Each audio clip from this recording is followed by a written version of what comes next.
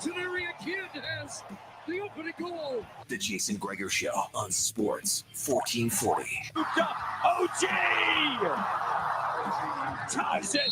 Presented by PlayAlberta.ca, Alberta's only regulated online gambling website. Trout to the end zone. Touchdown! Takedown! C.J. Stroud. You see him collecting his hair. She's just a woman, never a cat.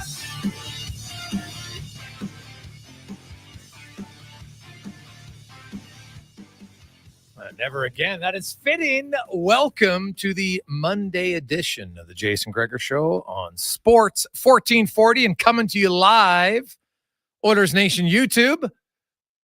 Thank you all for listening, watching, those who download the show later on podcasts, streaming everywhere. We love it. You got us on iHeart or Radio Player, Stingray app.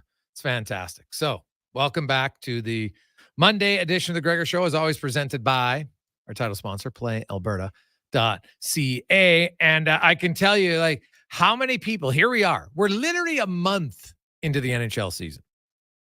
And the Edmonton Oilers have gone from a team that every prognosticator, every person on the NHL planet had picked to be a playoff team. And they're 2-7-1. And looking anything like a playoff team right now. But you know what's funny? At PlayAlberta.ca, even though they're 2-7-1 and the Canucks are off to a very good start, the odds are even. Oilers Canucks tonight. So Edmonton's still getting some respect there. I wonder for how much longer. Because, man, that Nashville game, rinse, wash, repeat. That's what it was. They have a decent first period. They score first. And then what happens? They give up a goal quickly right away. Again. And then in the second and third periods, you would have had to put a mirror under their nose to see if they were breathing at times in the second and third period. Like the lack of effort, frustration, whatever you call. I get that they're frustrated. They should be better than this. I get it.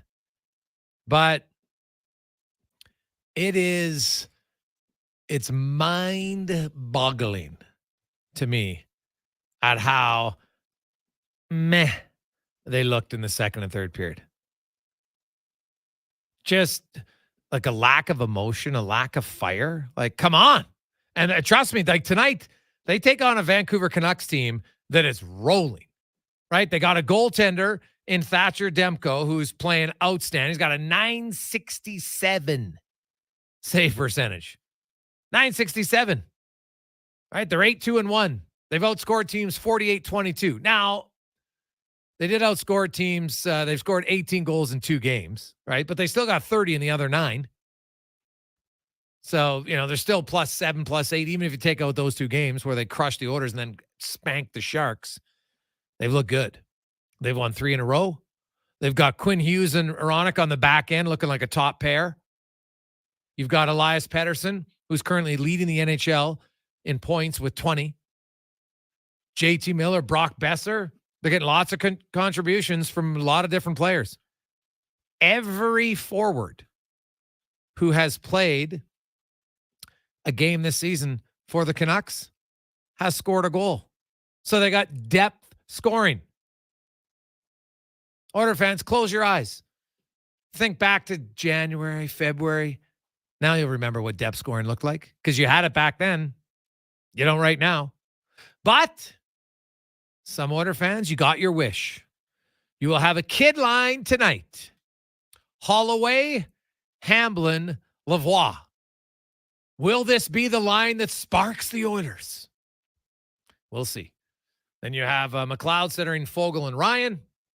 You'll have Nugent Hopkins, Kane, and Gagne. And then McDavid, Draisaitl, and Hyman. And man, do the Oilers, you don't say this very often, but they really need 97 and 29 to get going. 6 games, no goals for those two and Nugent Hopkins. Those are the 3 forwards on your power play, your main 3 forwards on the power play. They don't have any goals in 6 games. How's that possible? I'll have to go back and look, but I'm going to guess that is the first time, maybe not in his rookie season, but definitely the first time since 2016-17 that trio goes 6 games and none of them score a goal. I'd almost say guaranteed. So that's how bad things are right now in Oilers Nation. You can always get involved in the show. You can text us 833-401-1440. Be honest. Tell me. I want to give you on a 1 to 10 scale. Tell me, where is your level of concern that the Oilers make the playoffs or not? What's your level? Like if 2 would say, man, yeah, it's a bad start, but they'll get there. A 5, geez, that's like a 50-50 chance now. 7+, woof, not good. So I'm curious, because there's all sorts of different fans, right? There's all sorts of different fans. There's the fan who, even when they're winning, is always looking for perfection. There's the fan that when they're losing, everything's still good. Hey, I get to cheer for my team. Then you got the other fans who are like, yeah, you know what? Hey, it's fun. Yeah, I like McDavid. I got my favorite players, and they'll come out of it. They're the positive person. Great. Maybe then you got some of the realistic fans like, this is ugly, man. This is ugly now. I hope it gets better, but it is ugly. So let me know. 833-401-1440 in our Jiffy Lube inbox. I'm Jason Gregor. Connor Halley is with me today. Also on the show today, we will. We got a good lineup as always. The con man sets it up, so we'll hear from Spec, of course. Andi Petrillo will be by. Kevin Woodley. We're going to get into goaltending because I know, hey, the Oilers goaltending hasn't been good. Like the stat that I was looking up numbers, and I was looking at the NHL website, going over goals against and everything, and then I look at save percentage, and I was like, pardon? The San Jose Sharks became the first team since 1965 when Low Tide, it was just a young buck, early 20s, enjoying life. First time since 1965 that an NHL team has allowed 10 goals in consecutive games. 10 goals in consecutive games. How's that happen? Well, it did. So they allowed 20 goals in 2 games. The Oilers' save percentage is still worse than the San Jose Sharks' save percentage. The Oilers' team save percentage is at 867. The Sharks, 873. San Jose has allowed 52 goals on 40. Well, they're goalies because I don't count empty net goals. With the goalies in net, 52 goals on 411 shots. The Oilers have allowed 39 goals, 301 shots. Not good. Not good. So we will, we'll see. Is this the game? To me, the Oilers go in as an underdog. Is this the game where they find like Stuart Skinner's going to have to be good, man? Thatcher Demko's played great. Very well. And the Canucks got boatloads of confidence up and down their lineup. Everybody, third pair, second pair, first pair, 4 lines. They all got confidence. All got confidence. Cons, what concerns you most? So this week, the Oilers play Vancouver tonight, San Jose Thursday, Seattle on Saturday. They have to win 2 games. And like, let's be real here. Does anybody think they're going to lose to the Sharks? Right? Like, I know San Jose fans are probably looking at the standings and say, oh, well, we got the 31st place Edmonton team coming in on Thursday. That might be our best chance to win. And they might be right. But honestly, I can't see them losing to the Sharks. They're just so bad. No. I mean, that would be something, right? The Sharks aren't only losing, they're losing in just, mammoth ways, giving up 10 goals a game, 9 goals a game. Like it's absolutely awful. It's point night when you play them. So the Oilers better not lose that one. Tonight, though, a little bit more concerned. The Vancouver Canucks although one of their big wins did come against the San Jose Sharks and against the Oilers. A very good hockey team there. And I think it's going to be a tough one. You want to know my concern out of 10?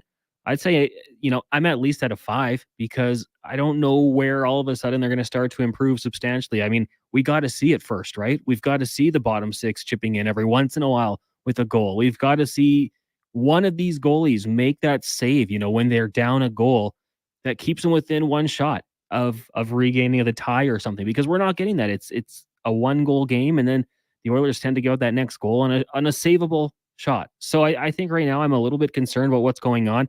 I don't expect it to change immediately, but you want to start to see some of these things start to work out for this team. And you said it, McDavid, Draisaitl, for anyone else's standards, they're having very good years, but we've become accustomed to them dominating at a whole other level. So got to get those guys going a little bit quicker. Hopefully it comes tonight playing on the same line, but they've got a lot of things they really need to get going before we can start to be too confident that they're just going to get right back into it.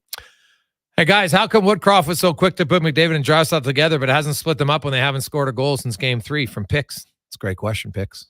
It's a really good question, right? The other lines go one game, they don't score. Let's switch them up. But these guys not scoring, not good. Nogi's concern level is an 11. It's not even in the top 10. It's going to 11. Yikes. Guys, I'll say this in regards to what happens if the Oilers lose to San Jose this week. I'm out. I don't even want to imagine that. Having to come in on a positive Friday after the Oilers lose to the San Jose Sharks team, a team that I'm going to say right now, I think they're going to win fewer than 15 games. I said 20 at the start of the year. It's down to 15 for me. I look at their blue line. I look at everything. They're just not that good of a team. Their coach has zero structure in place. It's not good. Hey, guys, I'm at a 3, but I'm at a 10 FPR, giving up on a J system. Once is a coincidence, twice is a habit, and 3 times is a pattern. They give up on the coach in year 3, pattern. Ooh, from Brendan. Interesting. There we go.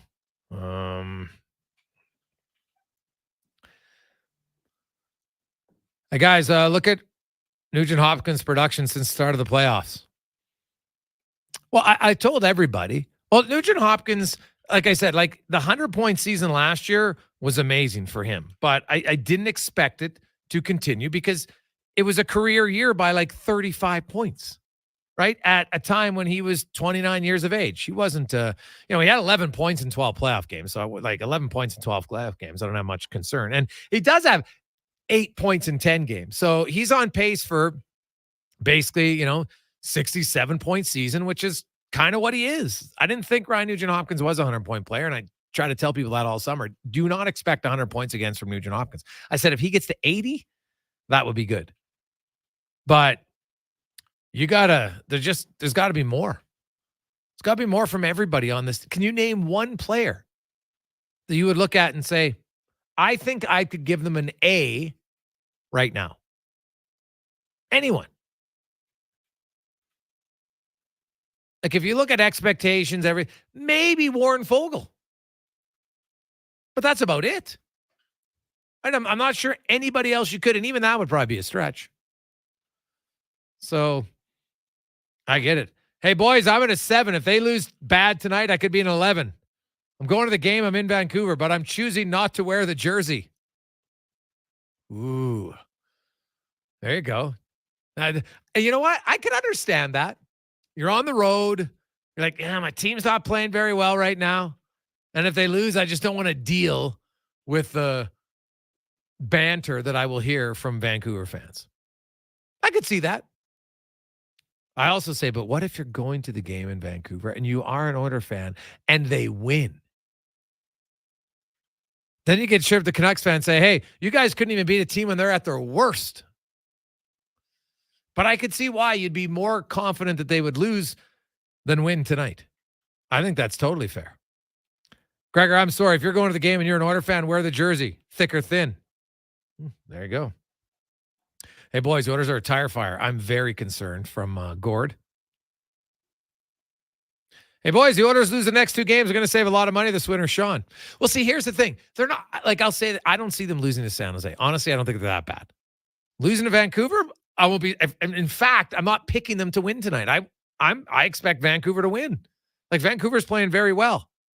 And I know that Edmonton has potential to play well, but until I see it, like, I don't know.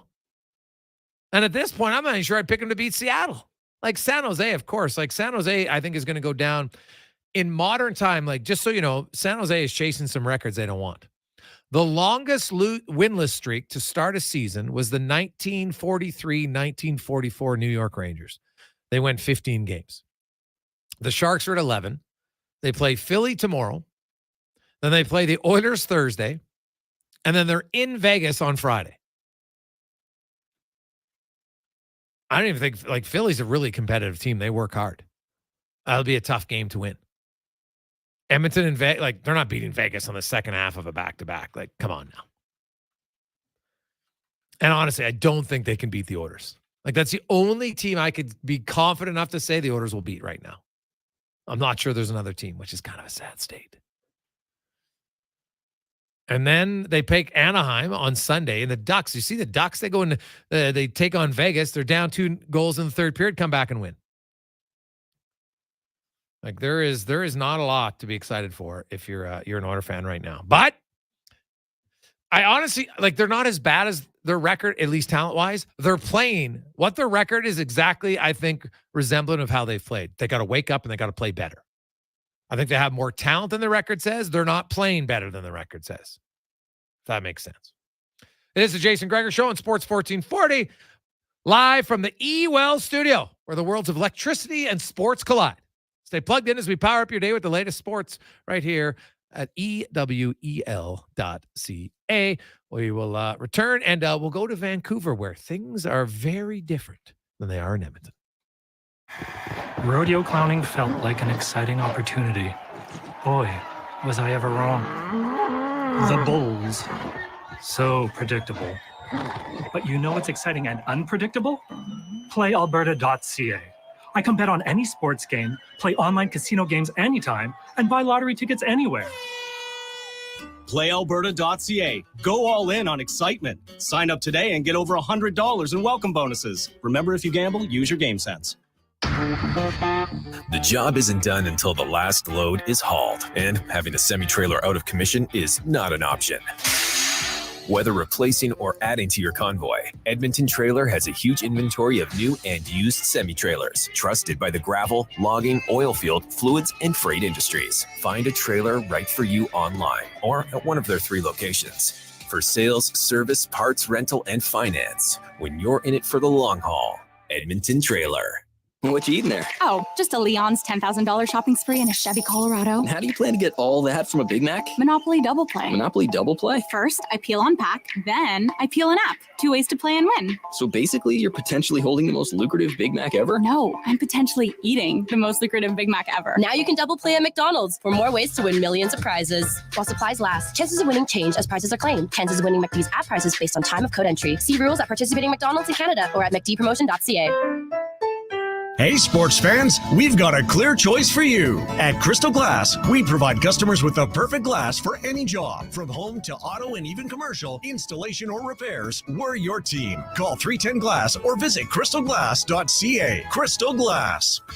Actions speak louder than words. Japa Machinery Group puts your construction plan into action with XCMG construction machinery you need. Available for rental or sale. Learn more at japamachinery.com. You've got a go-to coffee spot, a trusted barber, even a lucky game day jersey. But when it's about looking your absolute best, there's only one name you need. Mr. Dirk. Family run since 1939, we're experts in crafting impeccable tailor-made suits and offering a wide variety of everyday styles. Pair that with personalized one-on-one fittings and the convenience of on-site tailoring. Mr. Dirk elevates your style game. Visit our Edmonton store or explore MrDirk.com. Score big on style with Mr. Dirk. Since 1987, Ram Elevators and Lifts has been raising the bar and more by manufacturing superior elevators for both residential and low-rise commercial buildings. What drives them? A vision of accessibility, because they know that an elevator or lift is more than just a mechanical device. It's the freedom to go where you want. Ram's North American-made elevators, starting as low as $32,900, are rated as the best residential elevators by Forbes magazine. Grounded simplicity, elevated design. Click on trustram.com. There's 2 seasons in Alberta, winter and construction. During these days of traffic barricades and slower commutes, GS Construction reminds you those crews are improving our communities. They're rehabilitating and upgrading Edmonton's infrastructure all across the city. When you see the barricades and run into a traffic backup, remember, the crews are there to help. Drive slow and be patient. Help make our city better and join the GS Construction team. See what they're hiring for on Indeed.com. GS Construction, laying the groundwork for your community since 1974.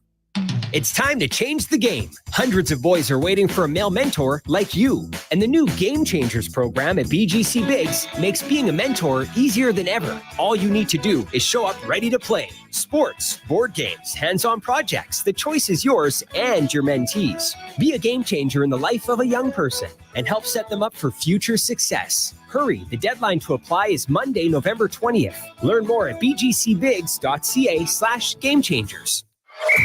Calling plays without a playbook would make it impossible to perform on game day. Without Google AdWords, it can be just as difficult for customers to find you.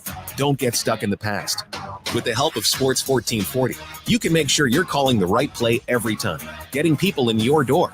Now that we've stepped into the digital world, we can tell you, every business needs Google AdWords. Because people can't get to you if they can't find you. Google AdWords. Contact us at sports1440.ca. How do we do it? Well, at Leading Edge Physiotherapy, we invest. Our money and time goes right back into technology and training, and it's all designed to get you back into shape. We invest in people, the people who really care, and they understand how your body works. Then they combine their experience, training, and skills to work with you to help you solve your issues, be it pain in the back, neck, arm, shoulder, heel, literally head to toe. Leading Edge Physiotherapy, always taking new patients because we keep fixing the old ones. Life shouldn't hurt. Find us at leadingedgephysio.com.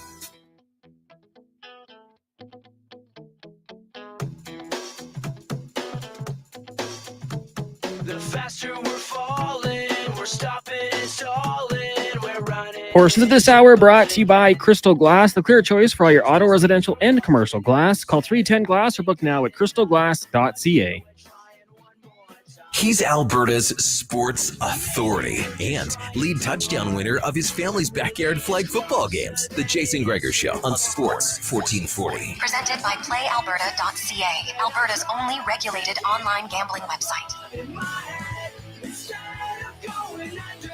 2:23 Monday afternoon, Sports 1440 live on Oilers Nation YouTube. Dizzy Craig sends in, hey guys, do you think McDavid could set the record for largest point drop-off after Huberdeau last year? Oh, my goodness. That's how frustrated Oilers fans are right now. So in case you forgot, Huberdeau went from 115 points to 50 points, which is a drop-off of 60 points, which means McDavid would have to be 93 points. Yeah. But he also, in order for it to be, you have to play the same amount of games or very close to, right? Huberdeau, I think, played one fewer game. So I got to think McDavid would wake up at some point and produce at his levels, right? Yeah, I don't see that, but I didn't even thought of that. Because he's got 10 and 8 games, right? So if you do the math, if you prorate it, because he's missed 2, right? What would he be at time? Yeah, no, he's still on pace for 100 points. So no, I do not think that's going to happen. But it shows you the level of concern in Edmonton right now. It's not good to put it bluntly. It is not good. Let's go around the NHL now. Brought to you by McDonald's. It's your final day, baby. Final day. Get in on Monopoly. You got some great prizes left. Get in right now at McDonald's or do it on the app. McDpromotion.ca. As we are joined now by Matt Sekeres from the Sekeres and Price Show, and also part of the Oilers Nation or the Nation Network, I should say. So, Matty, welcome to the team. How you doing? Hey, thanks for the big welcome, Jason. As a matter of fact, I was just having lunch with some of your partners and raced in from the to do this hit. And while we're handing out congratulations to you and everyone at 1440. It's been heartwarming as a sports talk guy to see sports talk radio started back up in Edmonton. Oh, awesome. Yeah, no, it's days like now, Matt, as you know, the fan base is fired up, and Edmonton, without question, is the most disappointing start to the season in the National Hockey League. Everybody around the league had Edmonton as a playoff team, maybe competing for their division. And right now they're competing with the San Jose Sharks, for goodness sakes. The Sharks give up 20 goals in 2 games, and they still have a better save percentage than the Edmonton Oilers. It's been awful. But in Vancouver, it's kind of the other way. The Canucks, everything's going right. Demko's healthy. He's back to the level that many expect him to be. Quinn Hughes is early season Norris candidate. Pedersen's leading the league in points. Brock Besser scoring. JT Miller scoring. Or their revamped defense looks awesome. Like, man, things look good in Vancouver from a distance. How is it up close? Well, I'll say this. I'm not sure what is more astonishing going into this game tonight, that the Oilers find themselves where they are, that they get themselves where they are. Jason, this team has been buried in October 2 straight years. Literally been dealing with meaningless games from Remembrance Day on. So the expectations were very low heading into this year. It was just survive the month of October, back-to-back with the Oilers to start, 5-game road trip through the East. These have been the undoings of the Vancouver Canucks in previous years. So I think everyone here is sort of, pinch me. I can't believe this is happening. Or, better yet, don't pinch me. Let's ride this. Yeah, well, it has been an excellent start for them, really across the board. It's when you have good goaltending, you have a really good team. And Demko, once he got back from his injury last year, down the stretch, Vancouver actually was pretty good. But they were good the year before down the stretch, and then nothing carried over. What has been the most impressive part of their game thus far?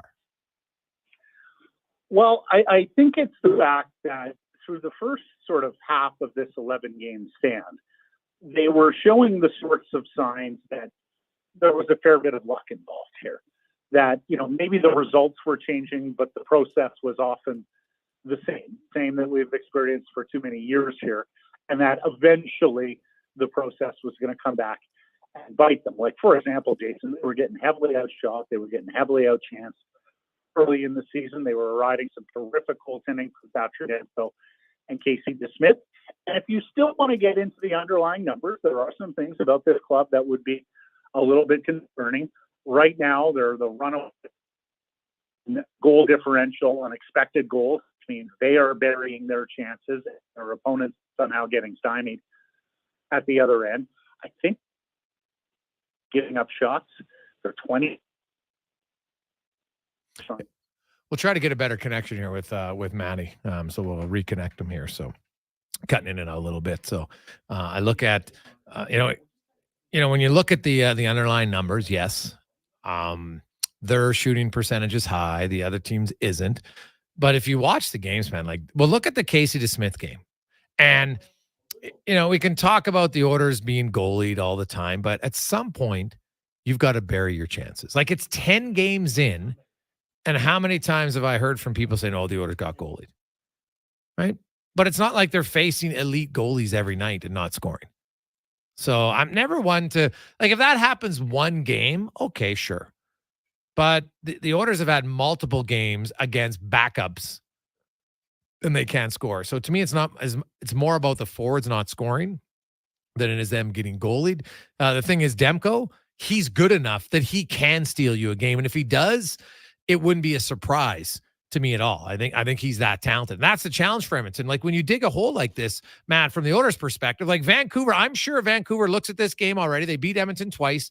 They win tonight. It guarantees them the season series, although they probably have it anyway because of goals for differential, even if Edmonton manages to win the last 2 meetings. But they win tonight in regulation against the Oilers. And I know it's only 11 games in, Matt, but you could make a strong argument that Vancouver has now eliminated a team, San Jose's out, Edmonton's out, from catching them in the Pacific Division, right? Like that. Yeah. This is a pretty big game, even though it's early in the season.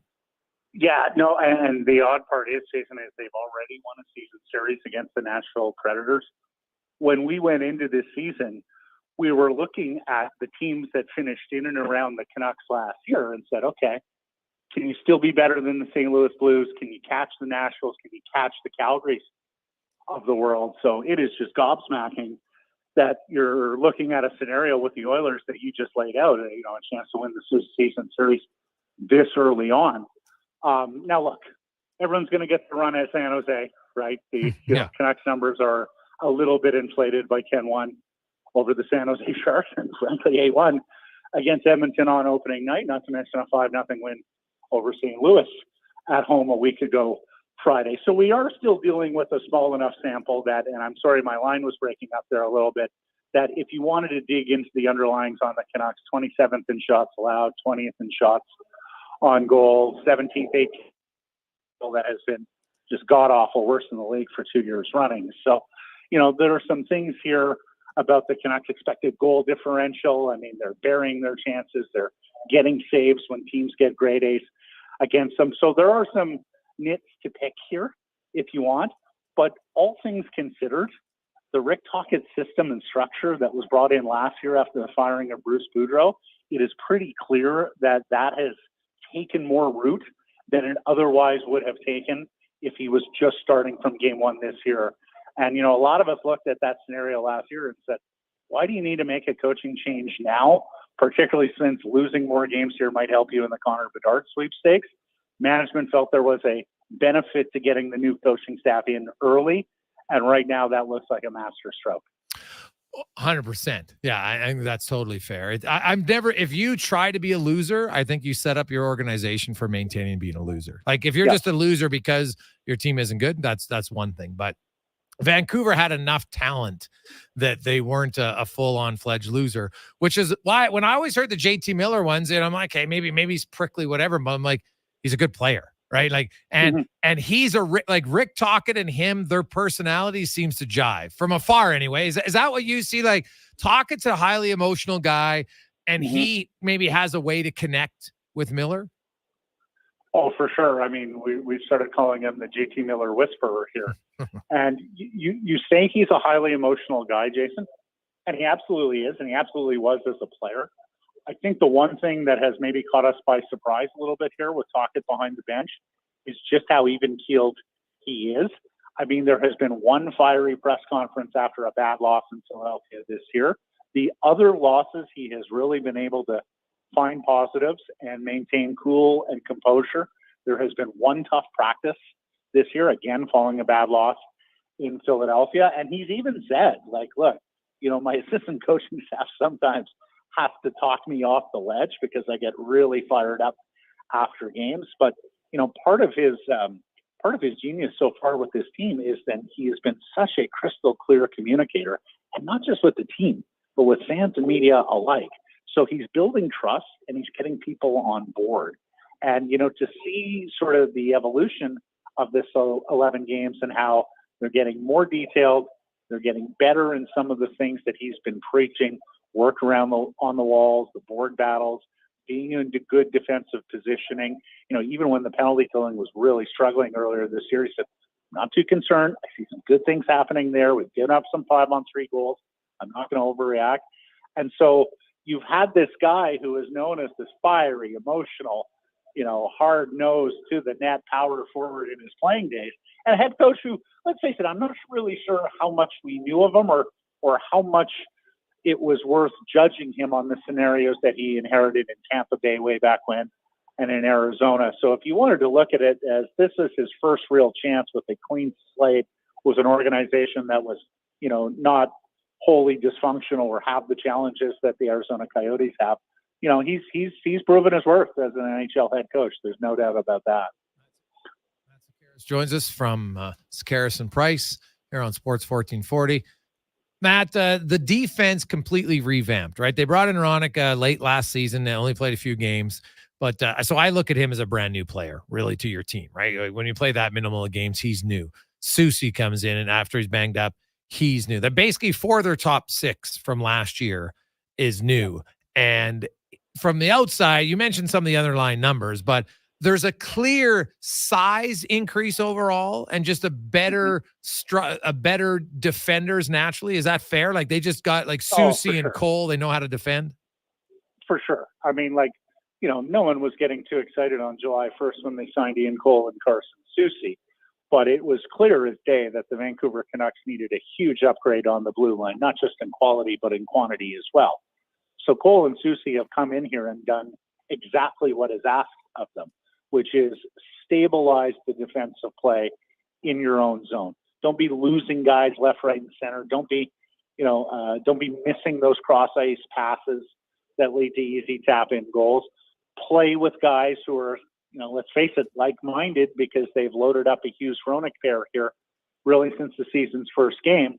So, those bottom two pairs, and, there's a part of me that's wondering, when is the next shoe going to drop with those guys? Because we're not exactly looking at an overtly talented group of defense, but so far the sum of the parts have been better.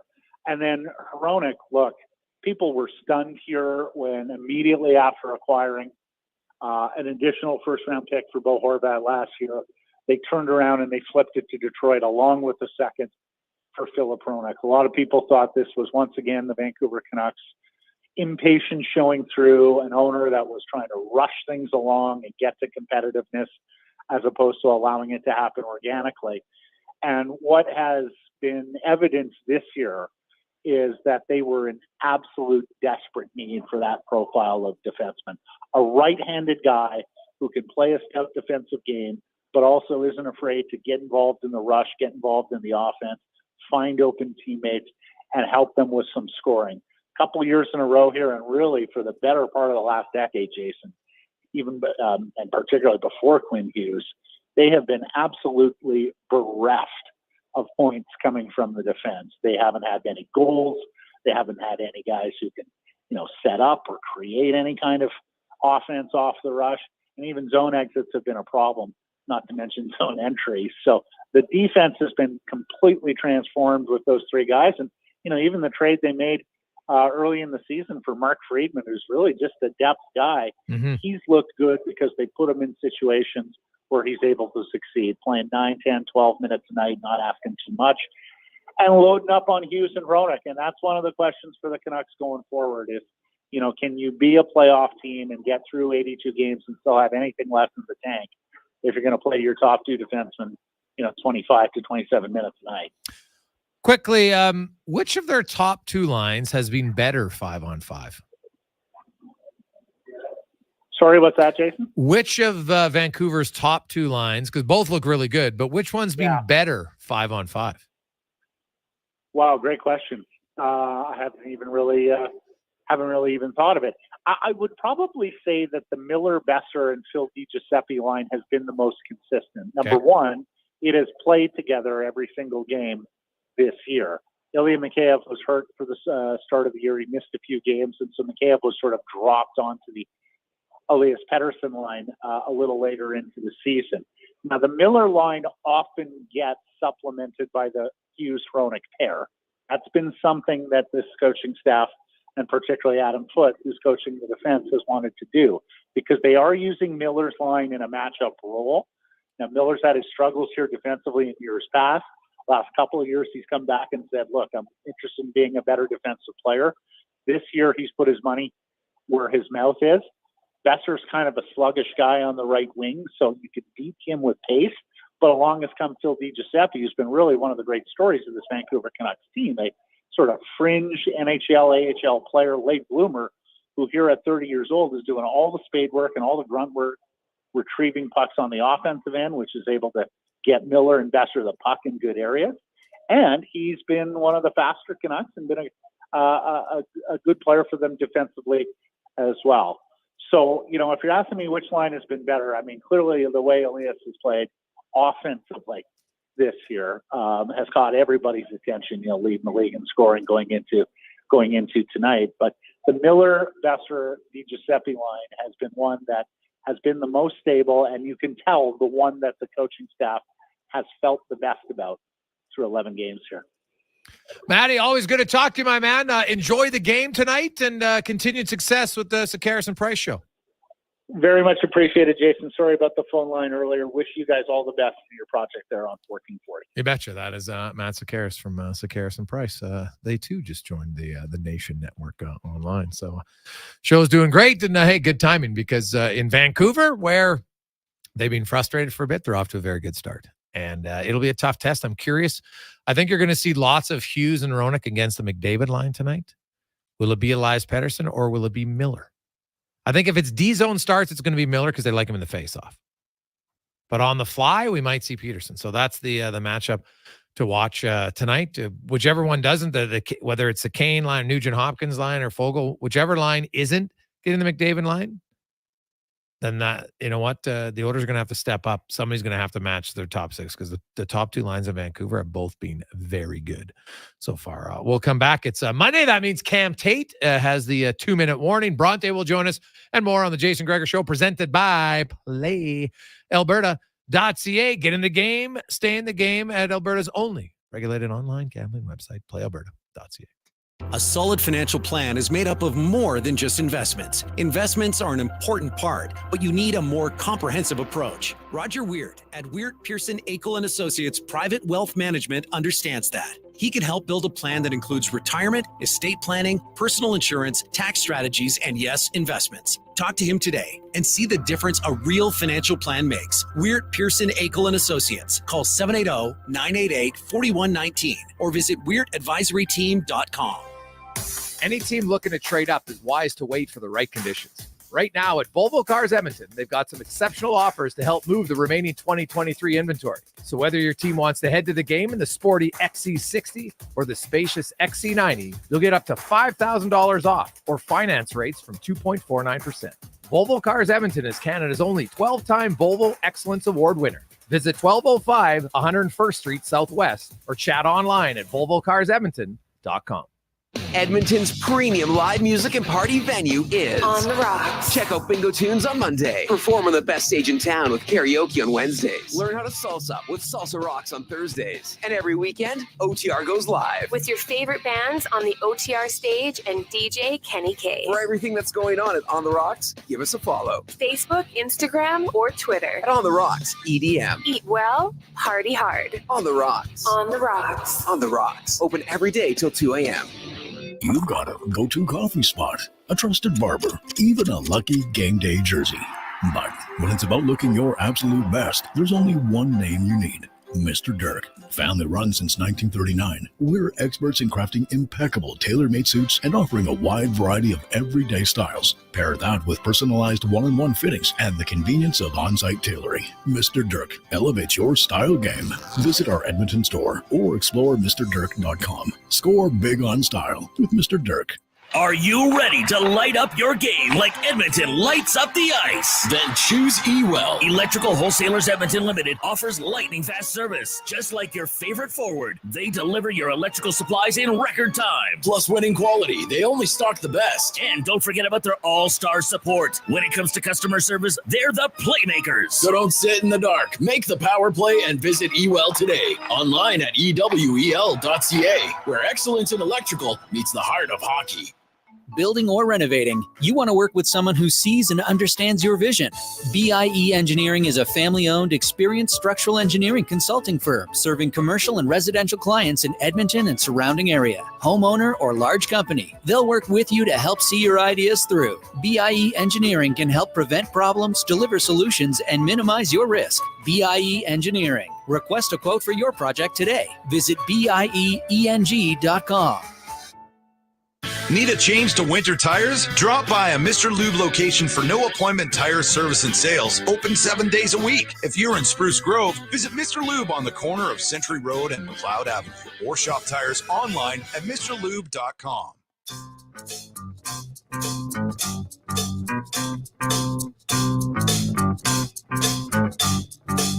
Portions of this hour brought to you by Cantork. They've continued developing tools and are excited to announce their newest design, battery-powered nut runners. 4 models from 500 to 3,000 foot-pounds with more on the way. Learn more at Cantork.com. Sports Radio is back. The Jason Gregor Show on Sports 1440. Presented by PlayAlberta.ca, Alberta's only regulated online gambling website.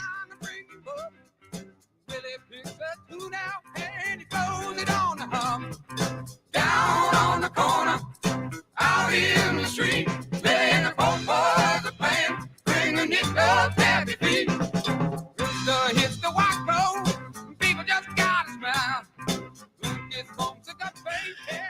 We are back on the Monday edition of the Jason Gregor Show on Sports 1440. Oh, Connor and I, Declan, having a few chuckles in the commercial break.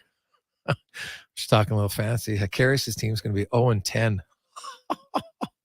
Gee, he's the San Jose Sharks of our Doopies Football League right now. Oh, wow. It's tough. Real tough. Every Monday and Wednesday on the show, we have Cam Tate, who, of course, a longtime journalist in the city. He has cerebral palsy. He's in a wheelchair. And through the power and wonders of technology, he's able to take part in his show so he can get his thoughts across a little clearer for you. And here is the 2-minute warning with Cam Tate. Thank you there. Big J 2-minute warning with what's his name, Cam Tate, Monday, November 6th. Fast Eddie here. Reading Cam's words. One of the most fundamental journalists' roles is to ask questions, and so he very hesitantly ventured down this uncharted path. Because these are, without question, uncharted times for the Edmonton Oilers. 10 games, 2 wins, 1 tie, 7 losses. Talk to me now, 7 losses. And for the Oilers, Stanley Cup favorite, we must ask, if we didn't, we, frankly, would not be doing our jobs. Connor McDavid and Leon Draisaitl are the 2 best players on the planet. Edmonton is so very blessed to have them, but McDavid and Draisaitl, both been Oilers since 2015. Peter Shrilly, Keith Gretzky, and now Ken Holland. 3 general managers, right? Todd McClellan, Ken Hitchcock, Jay Woodcroft, 3 coaches, right? Going on, 8 seasons? Let's go back to the 1980 Oilers. Talent all over the place. Glenn Sather, along with being coach and GM, was a father figure to Gretzky, Messier, Curry, Anderson, Lowe, Fogelin, Huddy, and the rest. So here's another zinger. Did Sather have the secret sauce to make superstars gel together and see the collective objective winning as a team? And because of that, did it take away the frustration of superstars not winning a Stanley Cup? Winning, it changes everything. This year, I know we've had the captain's skates. I know, too, we've heard the commitment of the Oilers at the start of training camp. But did something happen inside the dressing room, creating a rift, a distraction, an issue which has turned into a cancer running rampant? And the coaching staff doesn't know what to do. There's something wrong, very wrong with the Edmonton Oilers. And it's now time to ask tough questions. The 2-minute warning. Cam Tate Mondays and Fridays on the Jason Gregor Show on Sports 1440. Always thought-provoking from the Tate man. Has been some change for sure. I would now. The Oilers had some success. They lost in the Cup final in '83. They upset Montreal. They had the brutal 1982 miracle in Manchester. But then after that, it was lose a cup, win a cup, win a cup. Steve Smith, win a cup, win a cup. So a little bit different. The Oilers, I don't know did they have a lot? I would say maybe that Chicago loss was as close as they'll get to the miracle in Manchester, but very different, of course, because it was coming out of COVID. I think it was disappointing when they got swept by the Jets, but they never were, they didn't have a 5-0 lead in a game and blow it. So it is a valid question that if suddenly, I know people, I got to change coach. I understand that. Well, I understand why people say it, but I'm not sure I understand why it's suddenly the coach after 10 games when they had the second most wins in the first 120 games. So even with their terrible start, I think they're still 5th most wins since Jay Woodcroft took over. So I understand recency bias. It's a legit thing. So we'll see. Let's get to the oil report now, brought to you by Volvo Cars Edmonton. Stop in, see Jordy and the fellas or the ladies, and guess what? Any 2023 model, you can get $5,000 off the sticker price. Pretty sweet deal. XC60, XC90, or you maybe want the cool S60 car. Check it out. VolvoCarsEdmonton.com as we welcome in Ruben Bronte to the show. Robin Brownlee from Owners Nation. Rube, so the Oilers are in Vancouver tonight. I think they're the underdog. Then they go to San Jose, which we all expect them to win. But if they don't win in Vancouver and they don't win in Seattle on this 3-game road trip, do you think we see a significant change? What if they don't win in San Jose? Do they even come back? You know what? I understand all the angst and consternation, and I don't disagree that they need to turn this thing around. Tonight would be a great place to start. That's a tough ask. The team that spanked them 8-1 to start the season. I tell you what, everybody's unhappy. I was reading the comments on the side of the channel, and there's a lot of back and forth between the fan bases already. I mean, you know what? In one way, it's good, but in another way, it's pretty sour for the guys that are here. Nobody in that room expected this kind of start. That said, you don't feel sorry for them. And you said it earlier, had a good laugh over it. You know what? Don't give your fans and your public F-bombs after you've lost and say, see, we care. Show that you care when the game is being played. If you can't do something that helps you win the game, put a glove in somebody's face. Run over somebody.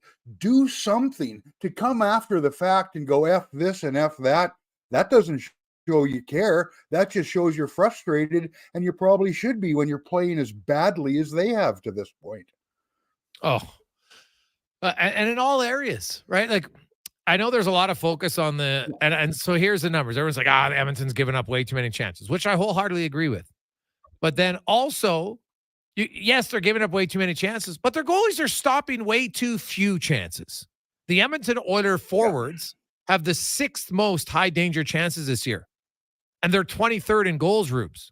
So guess what? Opposing teams' goalies are stopping some of these high danger chances. At some point, Skinner, Campbell, they got to do something. And I'm at the point where I can honestly see, like, what harm is it if you have to send Jack Campbell to the minors and call up Calvin Pickard? Like, honestly, like, I'm sure Skinner's going to play today. Skinner's going to play Thursday. Skinner's probably going to play Saturday. So you're like, well, what's the difference? Just keep him here. But at some point, if you ever want to, like, Skinner can't play every game. And at this point, I don't know if you can trust Jack Campbell to even limit it to 3 goals against a game. Yeah, I tell you what, there's lots of ways to look at goaltending, and there's lots of ways to look at every position now with advanced stats and analytics. And it's a waste of time to start talking about what are good stats and what are bad stats. But I don't care what high danger, low danger, in between danger. Make a save. Stop the puck. On the other end, we're getting lots of shots. Well, however you want to measure, score a goal. That's simplifying it down to the root, I know, and there's a lot more to look at when you're analyzing the game right now. But I'm not analyzing the Oilers game right now, and neither are their fans. Win a friggin' hockey game. That is what they want, and you need a save. You need a goal. Go out and get one. If you're frustrated, then show it in your effort. Don't think swearing into a microphone when the game is over and the decision's done shows that you care, because it doesn't. It just shows that you're PO'd, and you probably should be. Many have been asking for a kid line. I'm not sure this is the kid line they thought, but Holloway, Hamblin, and Lavoie will be aligned tonight. Do they get more than 5 minutes is the question. Well, I tell you what, it's a waste of time if they don't. As bad as this team's going, you don't want to lean on them too heavy, but let's open the gate for them a little bit. I don't know much about Hamlin, but I want to see a little bit more from Lavoie. They haven't had him stapled to the bench. His ice time's been okay for what I thought he might get. I want to see those guys, because I tell you what, there's nothing that other line does for me with Ryan, McLeod, Ryan, and Fogle. 2 of those guys have got 1 point, right? Yeah. Fogel's played pretty well. Yeah. Fogle has played very well. Yeah, exactly. But those other guys, there's nothing that when I look at that line outside of Fogle that says got to send those guys over the boards. So yeah, let's have a look at the kids. And also, let's expect more, as I know it's tough to say because everybody knows how good these players are. McDavid and Draisaitl and Nugent Hopkins. That stat about how long it's been, since they went this long without a goal. It matters. If McDavid is healthy enough to play, then you just have to have the same expectation of it. If he's hurt to the point where it's affecting how he plays, then maybe he doesn't have to play. But you need more from those three guys for the start, and then it filters down. But get a save early, get a goal early, and get going, because otherwise you're looking at a Canucks team that, what are they now? I'm just looking here. Oh, 17, they're 12 points ahead of you. And if it's 14, see you later. Thanks for coming. It doesn't matter if there's 70 plus games left in the season. Do the math about trying to make that up. So yeah, they better win. They got to win tonight because Vancouver is one of those head-to-head matchups for a playoff spot. You expect them to win in San Jose. Seattle, they look like they're okay, but who can the Oilers take lightly? There's nobody to look down on in the league at this point. Whoa. Don't discount the San Jose Sharks, the 32-place San Jose Sharks, who despite allowing 20 goals in the last two games, still have a better save percentage collectively on the season than the Edmonton Oilers, which is mind-blowing to me. Not a better goals against average, but a better save percentage. Robin Brownlee joins us. Rob, I can't even pinpoint one. There's not just one issue. There's goaltending. There's defense. There's individuals on defense. Then there's the offense that collectively guys aren't scoring. And even their best players aren't scoring. 6 games between a goal from Nugent Hopkins, Draisaitl, and McDavid. And I'm sorry, frankly, that's just unacceptable. You can't have that if you want to win. And I don't know, you can keep saying all the right things, but man, it is hard to envision something that makes this team turn it around. A win over San Jose would be expected, but I don't know. And even if they win 9-0, no one's going to be like, geez, you beat a team 9-0. They're like, yeah, other teams scored 10 the last week. You know what I mean? Not even a 9-0 game would really jolt much belief in anybody. I don't recall, correct me if I'm wrong, Gregor. Has a team ever talked themselves into a playoff spot? I don't recall that. So go out and win hockey games and do what you say you're going to do. And you know what? Vancouver's going great. They're a better club than I thought they would be. And Tocchet's got them headed in a better direction than I expected he might be able to, given how fiery he was as a head coach. I thought he might get frustrated out there. Well, we haven't had a chance to see him get frustrated because they're playing so well. But San Jose, you go in there, you better win. Seattle, you need to win. A sweep doesn't solve anything, but let's see how you play. You can't say we played well and lose 3. Then you're done. Then you get back and everything's on fire. Everything's upside down, and people, and rightfully so, are demanding change. And you've probably got management that has to make something at that point. And I don't say it's going to happen, but holy smokes. Can you imagine what happens if this team goes 0-3 on this swing? And hey, isn't the saying, well, one of these days they're due? I don't know if I believe it, but just for fun, what if San Jose put something together against the Oilers? I mean, again, they allow 10 goals, but the Oilers haven't. What's the save percentage again? So they better be ready to rumble, because I tell you what, there will. What is it? What does it all say? It says there'll be hell to pay, or one of those old sayings of him, and plenty of it if they get back and they don't get something done on this trip. Rubes, I'll say this right now. I honestly don't think the Oilers are going to win tonight. Maybe I'm wrong. I don't think so, but I'll say that if the Oilers lose to the Sharks on Thursday, I will grow out my hair and have the Leahy, the terrible bald guy look on. I will grow that out for 7 months starting Thursday if they lose on Thursday night. And And can you start the show with Buster Moon? Yeah, well, hey. We'll start with one thing at a time. But yeah, like that, I don't have much faith in them. I just think the Sharks are that terrible that honestly, I don't know how they win a game. I really don't. Like, I know, like I picked them at the start of the year to win less than 20, and people are like, oh, come on. I'm like, no, they're not that good. Now it's like less than 15, and in a month it might be less than 10. I just don't think they're very good at all. The Oilers, as bad as they have played right now, now they might not blow them out. They might only win 3-1. But I will, and you know, I hate not shaving my head after 2 days. So to have the Leahy for that long would be like, I couldn't think of a worse thing for me. So I'll now the listeners might want the Oilers to lose just for that, but we'll see how it goes. So we'll see.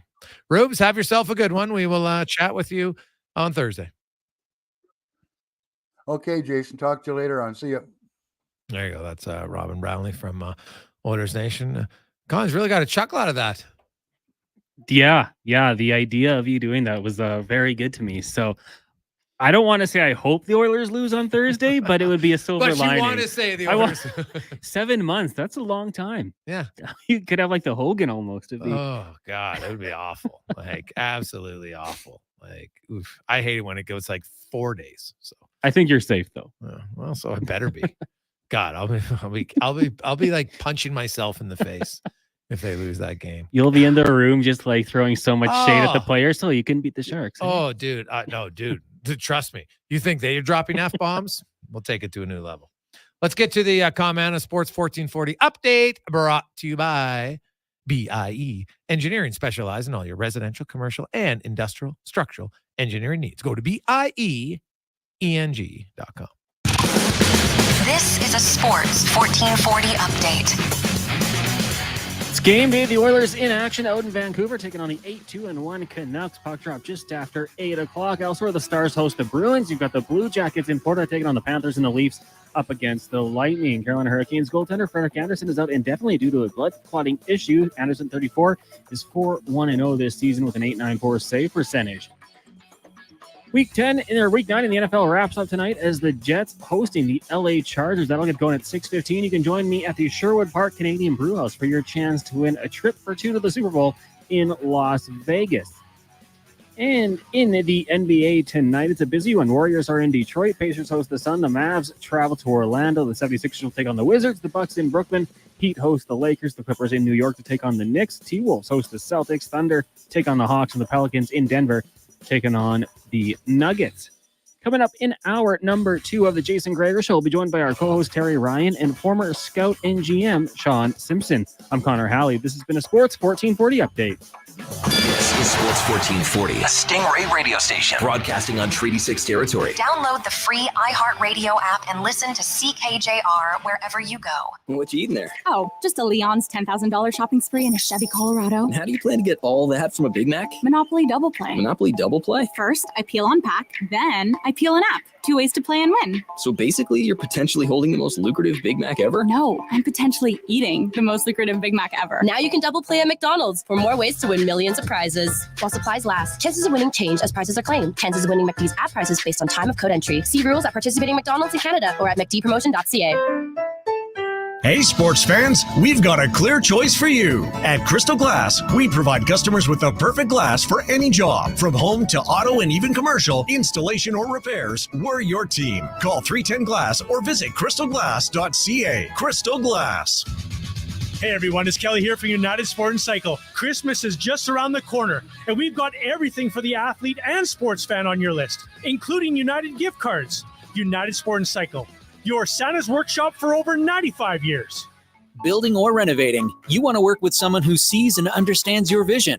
BIE Engineering is a family-owned, experienced structural engineering consulting firm serving commercial and residential clients in Edmonton and surrounding area. Homeowner or large company, they'll work with you to help see your ideas through. BIE Engineering can help prevent problems, deliver solutions, and minimize your risk. BIE Engineering. Request a quote for your project today. Visit BIEENG.com. Bringing every project to life requires the right team. By joining the Japa Machinery Group service or sales teams, you can be part of setting a new industry standard. Celebrating a legacy of excellence with Japa. Learn more at japamachinery.com. Get your vehicle ready for winter with Jiffy Lube. Drive-in, drive-out service with 25 extra air miles with your Shell Go Plus app. Be wise, winterize. Jiffy Lube, keeping you moving. Ding, ding. The champ is back in the ring going toe-to-toe with the best flock and chicken wing special in town. Only at the Canadian Brewhouse. A minimum 1 pound order ain't no problem for the champ when they're only 69 cents all day Wednesday and all day Sunday. 2 days to enjoy one unbeatable offer on wings. With featured wing flavors of the month, Wednesday and Sundays just became a very serious wing thing. Both days, all day, 69 cents only at the Canadian Brewhouse. At The Brick, we're not just proud of this city and its rich sports history. We're proud partners of it. The Brick started right here in Edmonton over 50 years ago.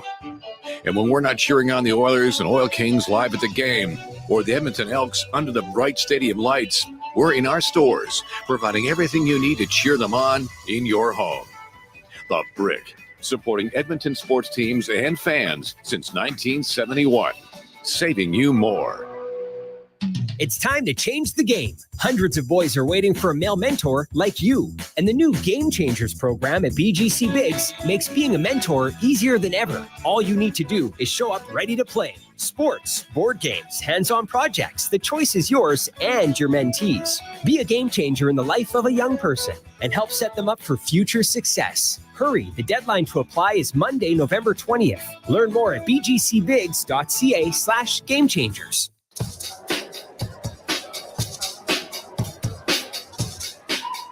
Portions of this hour brought to you by Jap Machinery. Jap is digging deep on their 50-year history of supporting Alberta's construction industry with their line of special edition blackout excavators. Visit japmachinery.com for all the details.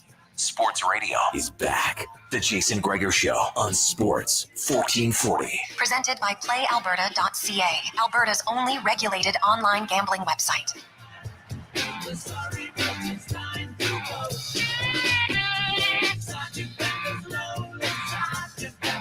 Just after 3 o'clock. Welcome back.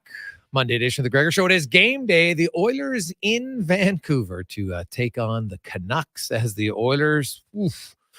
They're just trying to get a win. Any way possible, try to get a victory as they are 2-7-1, have 5 points. They're in 31st place in the National Hockey League. To say it's been a bad start would be polite. This is Jason Gregor Show presented by PlayAlberta.ca, where, of course, experience all the excitement of the casino on your desktop or mobile device. Go to PlayAlberta.ca, sign up today as a new player, and you will get a $50 welcome bonus. Use the promo code SPORTS50 or Casino50. Check it out at PlayAlberta.ca as we welcome to the program our regular Monday and Thursday co-host, former NHLer, first round pick, 8th overall back in 1995 right here in Edmonton.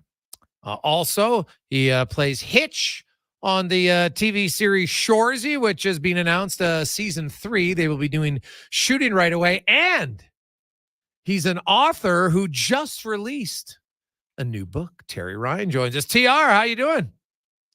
I'm doing all right. Well, I'm considering I haven't been asleep yet from last night. Those flights in Newfoundland, 5 a.m. I had to be there at 3 because I got a bunch of stuff. Because I'm in Sudbury now for 6 or 7 weeks. So, I had to get up at 1:30. And you know what? You know what's funny? Like my group of buddies, I don't really question it. We had to skate at 9 o'clock, and that's the slot we've been in for a while here. There's more desirable slots on Sunday, but I just call my buddy. I'm like, I don't know if I can go. And he's like, well, you're like, we got no one to balance it out. So I was like, yeah, okay, no problem. I should never have skated at 9 o'clock at night, No. but it's like an obligation to your buddies. It's like street hockey back in the day. Well, you got the net, you got to go, okay. Fair enough. We got Johnny Reed on one team and you're on the other. We got these because they balance the lines and everything. I'm like, okay. Anyway, I got home wired for sound at midnight. And did you say Johnny Rita? Johnny Reed. Oh, Johnny Reed. I was like, what? Johnny Reed is from moving out to Newfoundland? Holy cow. Former, I think it was Rita was a 13th or 14th overall selection. Mm-hmm. So you're in Sudbury. You got the filming starting. But your new book is out, is it not? The book came out in 2020 technically, but I've never like when I was with my first book, ECW, okay, and that's a publishing company in Toronto, and one of the deals with ECW is that it's automatically when you sign with them, it's in every Indigo store in Canada for it. At least my deal was, and I had a standard deal.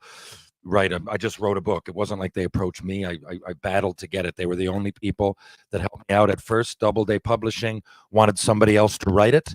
I think people wanted to hone in on like the "oh shucks" Montreal or the negative battle between me and Michelle Therrien, but I never wanted to do that. To be honest with you, Jason, I needed the money, and they offered me a company, pretty big one, $50,000, and I didn't want to do that. I'm like, it's not my story though. I go, when I read my journals, even though some bad stuff happened in the public eye in Montreal, because that's a big, historic organization, but my career, I look at it as positive. Like I had a lot of fun. I met some of the best people. I'm on in Edmonton now. I got, at least 20 direct friends for life right there, so I just never looked at it, I guess, as much of the public did. And really, I realized that, and I said, no, well, I'm definitely not having anybody else write it because I want total control. And ECW let me do that. Now, so they came out in 2015, and it became a bestseller. It really helped over the years, Spit and Chicklets, and then Shorzy. I mean, it went a bestseller again at least once, I think 2 or 3 more times. And it's my first book called Tales of a First Round Nothing. I'm really proud of it. It was, I had one shot. I never thought I'd ever get a book published, and that was it. It's more of a story of a boy, and his ride through life, and it happens to be hockey's that journey. I've always said I think a dressing room mirrors real life in many, many ways. So in the pandemic, I just, everybody was looking for something to do, and I don't know, 2 months of like playing video games at 10 in the morning. I just couldn't do it anymore, and I honestly, you know what I did, Jason? In Newfoundland, the first jobs to come back were in the film industry, if you can believe it. And there's a show, Hudson and Rex, still on. And I do crew once in a while. So I was like locking up, they call it, on locations, like just making sure that no cars or people walked into a shot. And I was just out there, and I didn't realize until then that I got word on my phone, and you could just text, speech to text. So I thought of like Darren Langdon, a player that I looked up to. And, I got to have a few pages on Langer. I'd tell a little story, and then maybe it would remind me of something else. And I had this mission, and I had journals that I always keep. And I just put it together. It really didn't take, I didn't put as much thought into it, but it's really, a lot of them are stories that have been around since, that happened to me 20 years ago that I look back on. I got the film stuff now in there. The first one, I was just feet wet. So there's a lot of different, but I've never, and the thing is, it's great company, Newfoundland, Flanker Press. They were nice enough to sign me to do another book. And, it's just, they don't have the same luxury. They're not all over Canada in every store. You got to kind of sell it. And I'm so busy. Like, it's not like I'm out there hustling it much. So I said, this holiday season, I'm really going to put some time into it. And honestly, a lot of people, it got good reviews. I'm not just trying to pump it on here. You asked me the question. I appreciate that. It's not like we had this set up. But, it did get critically, it got some good reviews, and I'm proud of it. And as much as my first, I just figured, I'd go, and maybe this will be the 3rd year, but I really haven't put much time into promoting it. So what's the second book called? Because I've read your first book. I didn't even know you had the second. What's the second one called? Yeah, no, not a lot of people did. It's called Tales with... You're not even promoting yourself to your friends, which I can respect on one side, but then on the other, I'm like, dude, at least like mention, hey, you know what? Yeah, I have a second book out. What? Yeah, what's it called? I thought about it, and I just thought it would do its thing. But Tales of a First Round Nothing is obviously more out there. A lot of people don't even. I just figured they'd find it, but that's not the case. And Flanker being a smaller company. But my second one is called Fights, Film, and Folklore. Now, in the first part, it's a little bit, I guess, poignant would be the word. Like, I try to explain. What happens when I missed a year, Jason, with concussion. I talk about an ankle injury, but really I made the Canadians when I was 19. I had a bad concussion. You can see it on YouTube. Kevin Pop hit me in Seattle. And I mean, it was a year, almost a year to the day of real, it's on the internet. If anybody wants to look it on YouTube, it's scary. I mean, I was out cold 4.5 hours. I woke up in the Seattle hospital, man, and I just didn't know. No one really knew much. I flew up to Prince George the next day for the All-Star game. I hit Sheldon Surrey, who's my buddy, and I just kind of, Sowers, I'm coming. Like I was just kind of, finishing my hit, but not wanting to hurt him. And I bounced off him, and all of a sudden, like I could see different things. Memories came back. I realized I was throwing up, and that happened for almost a year. So I know what that's like. My experience was that it happened with like I used to fight. I remember going at Brendan Witt and fighting him so he wouldn't hit me. Because I used to say to people, I don't mind the punch in the face. It's those shots in open ice, or got your head down and someone coming up. So that was always the thing with me, and it's it's tough to explain because everybody has different symptoms. But I just tried to put it, it goes hand in hand with a lot of people have mental adversity, and they say mental health awareness. Well, that's a form of it, man. You're going through a concussion.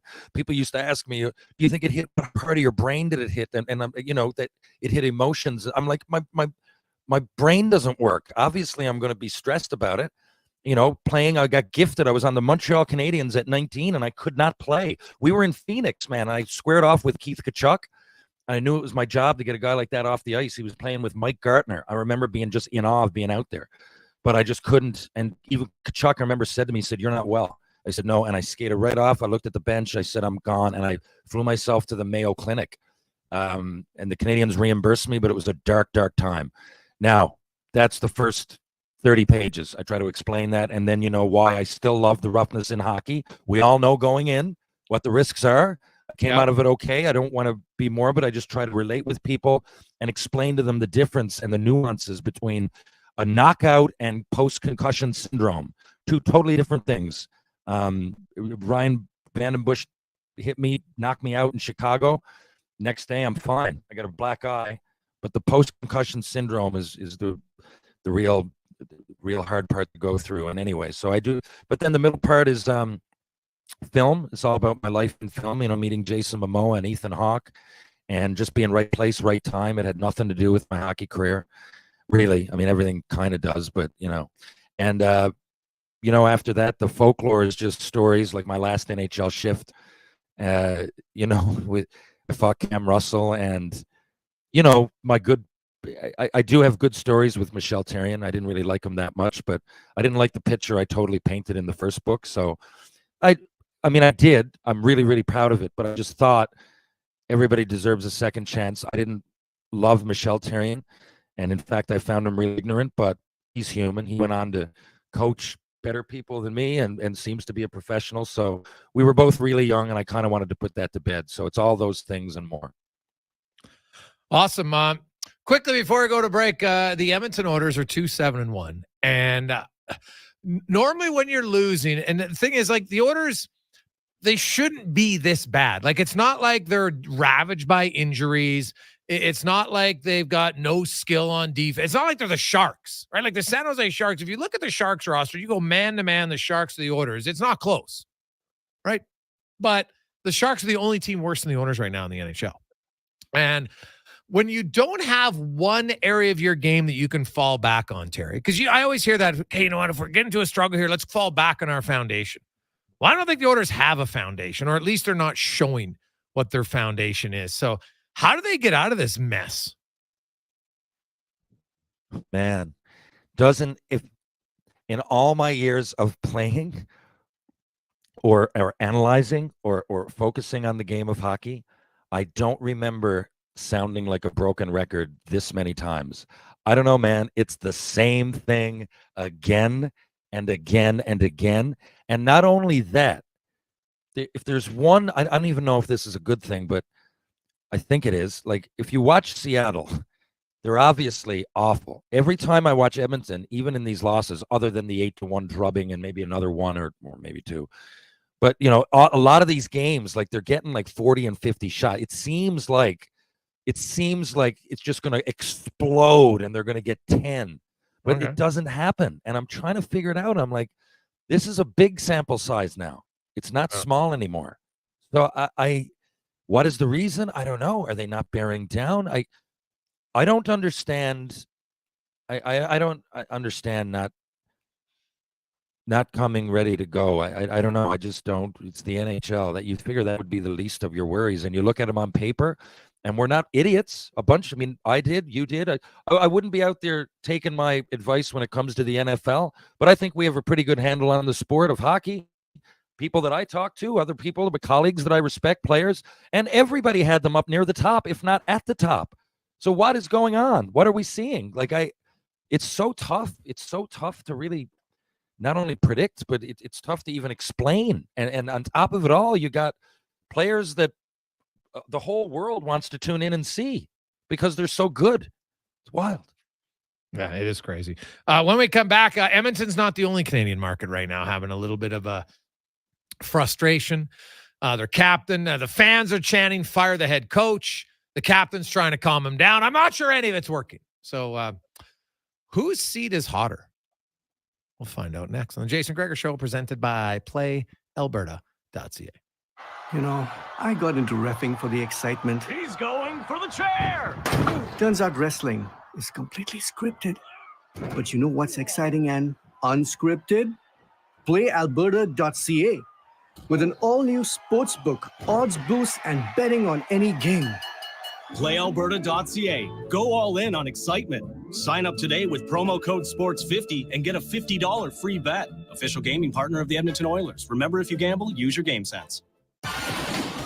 Action Electrical is expanding throughout Alberta. With the recent acquisition of Big Hill Electrical Services in Cochrane, Action Electrical is the most diversified electrical contractor in Alberta. What does this mean for Action Electrical and Big Hill Electrical Services? It means that they are able to support their clientele all over Alberta with the same high level of professionalism and integrity. From conception to completion and beyond, throughout Alberta, contact the professionals at actionelectrical.net today. That's actionelectrical.net. Some things just work together. Sticks and pucks, cleats and AstroTurf. Your love for the game and Papa John's passion for better ingredients. Better pizza. Nothing pairs with the game like Papa John's. Crafted with signature sauce, toppings, and original fresh dough. They're the champion of pizza. And now you're the champion of winning deals. Just order at papajohns.ca. Use promo code SPORTS20 and score 20% off any regular menu price order. Better ingredients, better pizza. Papa John's. That's Sports20. A solid financial plan is made up of more than just investments. Investments are an important part, but you need a more comprehensive approach. Andy Akel at Weird Pearson Akel & Associates Private Wealth Management understands that. He can help build a plan that includes retirement, estate planning, personal insurance, tax strategies, and yes, investments. Talk to him today and see the difference a real financial plan makes. Weird Pearson Akel & Associates. Call 780-988-4119 or visit weirdadvisoryteam.com. Looking to tackle your backyard projects with power and precision this fall? Look no further than Kubota compact tractors. Experience the perfect blend of compact size and unbeatable value with Kubota. Right now, take advantage of financing as low as 0% for up to 84 months and save up to $1,500 on select models. Plus, as the temperature drops, get ready for Alberta winters with confidence with Kubota Performance Match snowblowers, sweeper, and blades. Visit Edmonton Kubota today for details. There's two seasons in Alberta, winter and construction. During these days of traffic barricades and slower commutes, GS Construction reminds you those crews are improving our communities. They're rehabilitating and upgrading Edmonton's infrastructure all across the city. When you see the barricades and run into a traffic backup, remember, the crews are there to help. Drive slow and be patient. Help make our city better and join the GS Construction team. See what they're hiring for on Indeed.com. GS Construction, laying the groundwork for your community since 1974.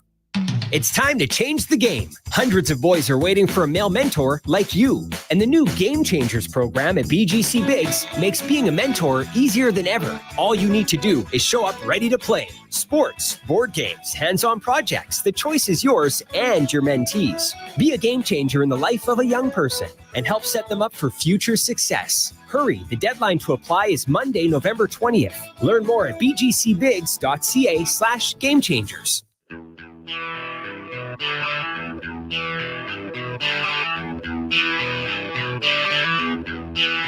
All right. Portions of this hour brought to you by Roger Weir and his team at Weir, Pearson, Akel & Associates Private Wealth Management, helping business owners and professionals build, protect, and enjoy their wealth. Earn more now and call Roger and his team at 988-4119. he's not just another pair of glasses. It's the Jason Gregor Show. Thanks for checking out Edmonton Sports 1440. Presented by PlayAlberta.ca, Alberta's only regulated online gambling website. My memory is muddy. What's this river that I'm in? New Orleans is sinking, man, and I don't want to swim. 325 game day on Sports 1440 live on Oilers Nation YouTube. And nice to see that many of you would rather see a loss just for me have a terrible hairstyle for 7 months. I respect it, but hate it at the same time. So, well, hopefully that doesn't ever happen. But my goodness, imagine losing to the Sharks. That would be awful. Awful. Now, there's lots of angst in Edmonton right now. And a fair amount, but maybe in a little bit different way in Ottawa, where they've already fired their GM. They've had, they've lost a first-round draft pick for something that happened before the owner was even there. I still think that was too harsh of a punishment, my own personal opinion. Shane Pinto suspended for 41 games. The fans are chanting, fire the coach. It has been like a season filled of drama in the first 10 games. And to talk about it, former NHL executive just launched his new podcast on the Sick Podcast Network. Sean Simpson joins us once again from Ottawa. Simmer, how you doing? I'm excellent. I do not want to talk any hockey. I want to talk Terry Ryan. First of all, when I was scouting for the Capitals, was the prospect game in Kitchener, Terry, when you got into the scrap? It certainly was. Good memory. Yeah. I think that the Montreal Canadiens executive creamed in their pants, and that's why they drafted you right away. And I just watched the whole special with Biz Nasty, and I've been to the island lots of times. Your dad and bringing out the Liza Minnelli picture was unbelievable. And I have to ask you, because I'm a big Anthony Bourdain fan, does everybody get screeched in at that same bar? Because it's the same fella that was in the Bourdain episode, right? Well, he's he's great. He's the best around. You can get screeched in, and some people go through this, and it's kind of with a wink and a nod, and maybe you're on your way in 5 minutes. But he puts I'm drawing a blank. Brian. It's the name of the place is Christians. He's been doing it for a while. He takes a lot of pride in it. Like, you go that episode with Bourdain, I think the other restaurant's closed. Sorry, Jason, to go off topic. No, but it's all good. I just loved it. And I've been a bunch of times, but I was like, I got to go to that restaurant. And then obviously he ended up passing away. But that episode with your dad, well, that was just beautiful. Just beautiful. Well, he's back on. It's great. He's back on the map now. What's happening is that a lot of his buddies, he played in the OHA. And, the WHA and the IHL, a lot of them weren't on social media, but they saw that. So the phone's been ringing off the hook. He's got reunions the last few years. But listen, if you're ever over on the Rock again, look me up. I'll take you to the restaurant. Jeremy Charles, the chef there, is my best buddy. Oh, he is always awesome. Yeah, it looks so good. He flew to Montreal. He was working in Le Chateau. He's my real good friend. Oh, okay. And Corson gave him a job in the restaurant, and then he went to culinary school. He became a chef because of that. Oh, no way. He's a real good friend. Oh, that's awesome. 6 degrees of separation with TR. It happens every episode. It's fantastic. Oh, exactly. I love it. Yeah. Simmer, the Ottawa Senators. Hey, I picked a good time to launch a podcast there. There's no shortage of storylines for you. I guess let's start with DJ Smith and the Sens. He's been there, and they haven't been able to get over the hump. And I don't care who the coach is. If you don't have good players, then I never really coach. But they seemingly have better players, and it's not a terrible start. Like Edmonton would tell you, they would wish they had an Ottawa start. But so, what do you think of how much pressure is there simply because it's a new ownership and a new GM? Well, it's certainly that. You guys were talking about Edmonton. Hey, Stanley Cup contender. You got no goaltending. I mean, how many times, guys, do we go through the league year after year? You got crap goaltending. You're not going anywhere. In Ottawa's case, it's not the story. I guess the story for DJ Smith is that we saw some forward progress, guys, over the 4 years, but the team has never learned to play properly. I'm pretty good friends with Bruce Cassidy and Jimmy Montgomery and different coaches. I've been fortunate to work with Barry Trotz and Ron Wilson and Butchie for that matter.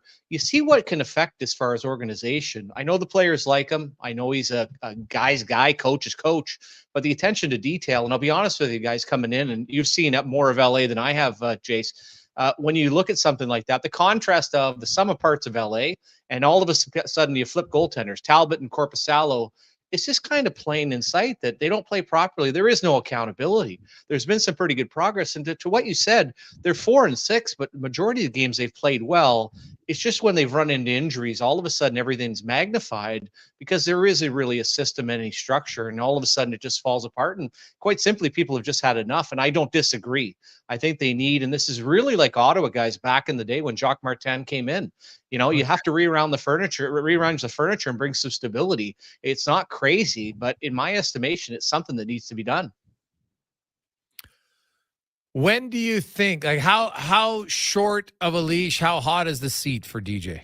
You know what? I have no idea because, as you said, the circumstance of what's going on here is so bizarre. And I'm sure, and you've been around it, Steve Staios, I'm sure, is a real nice guy. He worked 1 year in the National Hockey League in a front office. He's a junior hockey executive. You come in to say, people are saying he'd come in to support Pierre Dorion. He's actually coming in to try to learn the job. Next thing you know, of not your doing, Pierre Dorion's fired and you don't know what to do. So as far as the coaching dynamic and how this is playing out with the ownership, I have no idea because it's such a bizarre set of circumstances. Are you going to hire a GM first? It feels like he's a big DJ Smith. So I really have no idea other than the obvious. If it continues to slide, I think you get to a point probably from a new ownership after you paid $850 of your own money plus another 100 for the daughters.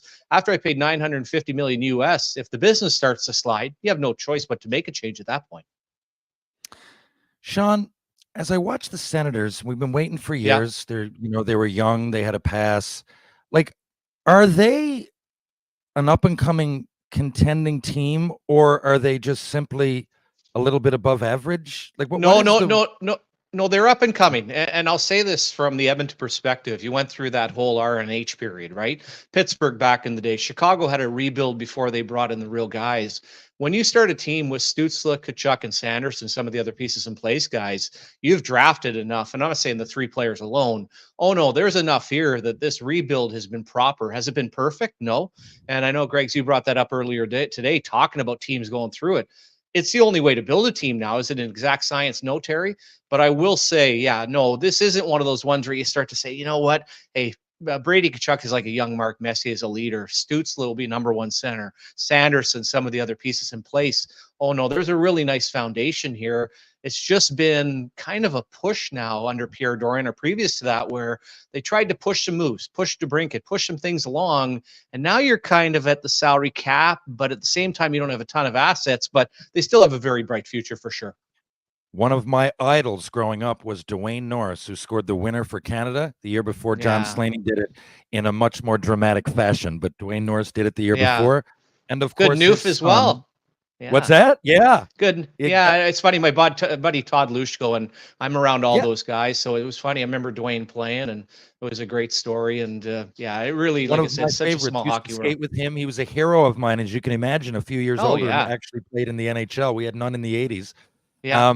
Anyway, as I don't know if everybody out there knows, but Josh Norris is Dwayne's son. He also, exactly. Dwayne had a brother, Warren, who played in the American League and overseas. Very, very talented family. But I want to know, Josh, man, that injury was tough, and he came back, and, he was sheepish for a while, but every time he gets playing, he looks dynamite. Like, what's the word on Josh? You think he's out of his injury woes? It sure feels like it. And again, nothing to worry about. I kind of question a couple of things, guys. When he went through the big shoulder surgery, I said at the time, hey, I love the guy. There was a big, obviously, scare the year before. Sorry, my dog Echoes right here wants a little love. I said, you know what? 8 years to me at that money's a bit much, a bit of a risk. Good for Craig Oster, protect your client. Josh loves hockey. He trains hard. He's a great kid. I haven't seen any issues whatsoever. What's unique about him, guys, though, is he's another one of these American kids that appears to be a better goal scorer than he is as a playmaker. So trying to find the right, and they're going to put him with Tkachuk and Batherson, which was a good line back in the day, and kind of move along. But I have no fears or no worries. Just get the reps in. But it's sure, and you kind of, like I said, I don't know the fella, but as a half Canadian, kind of cheering for him and hoping he can stay healthy. Sean Simpson joins us. So, Sean, you look, Brady Tkachuk is very emotional, him and Chychrun. And I don't mind when players get into it. I think people analyze some of that stuff sometimes. Competitive people are going to get into each other's face, and then they're 2 seconds later, it's no big deal. The goaltending in Ottawa, is it good enough? What's your plan, do you think, or what's your evaluation of their goaltending thus far? Well, that is, and I've kind of chatted up Corpusalo for a while, and I think we had a little talk about it on social media a few years ago. I kind of look at the contrast from LA to the system they're playing. I would say that between Corpusalo and Forsberg, if they were playing properly, I think they can get to the playoffs. Have I seen anything out of the tandem that can take you to the promised land? No. I do kind of look at Vegas, but yeah, I'm not pinning it all on them. And I thought, again, I guess what's a bit of a nervous trend, for Forsberg, but in particular Corpusalo, going back to opening night against Carolina, some of these short side goals high and a lot of Yes. goals high on the net are just kind of like that first night. I was like, man, you got to have that. And then when we've seen this kind of trend where it's going a little bit further, it's made me a bit nervous for sure. But I guess this is also the fun part, right? As you start critiquing around the team, you only have so many fires to put out. I'm not putting it quite on the goaltending yet, but when you're missing three of your defensemen, your expectations with two veteran guys late in their 20s certainly need to be better. Now, what's the update on status of the health of their blue line? Well, again, it sounds like Zub's going to play Wednesday against Toronto, in Toronto, which is a nice. They got a big back-to-back coming home against Vancouver, Calgary Thursday or Saturday, sorry, before they head to Sweden. Brandstrom is back skating. I think that'll be a while, and then certainly no word on Thomas Chabot. But as far as kind of the slotting, getting Zub back, and then at least kind of filling from there gives them a chance. That little layer on the right side of Chabot and Zub out, it was pretty tough for pretty much anybody. I think like anybody in the salary cap era, she thins out in a hurry.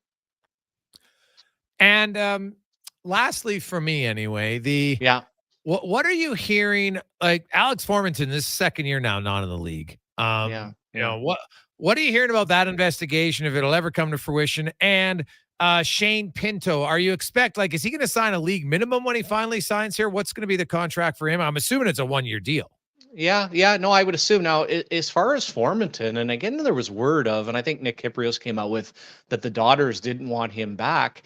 It was kind of a weird circumstance. And with social media now, these one of these subjects you don't even bother weighing in on, because if you try to back Alex Formanton now, even with nothing guilty, nothing happened, people are going to be all over you.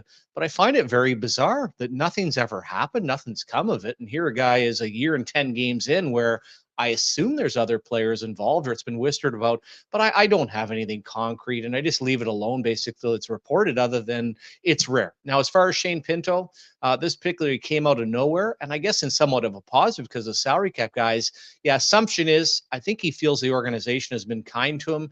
Come back and play on the 875. Be thankful that you weren't probably fined more had you signed a bridge deal. Then I think they should open up some space. And in a crazy way, it might have saved him some dough. But no, I would assume they sit down in the summertime, and maybe it's a long term. He and Ridley Gregg certainly have a future as far as top six forwards. So in a bit of a cap crunch and a cap going up, it wouldn't be a bad thing if you could ever do a Nashville style deal with both of these guys and extend them out without being at crazy money. I'd be all for it, both of them. And Ridley Gregg has actually been a huge loss. I'm sure you saw him a lot in the Western Hockey League. He's probably not talked about enough as far as what they were missing, man. He is just an absolute self-starter and a dream to have on your team.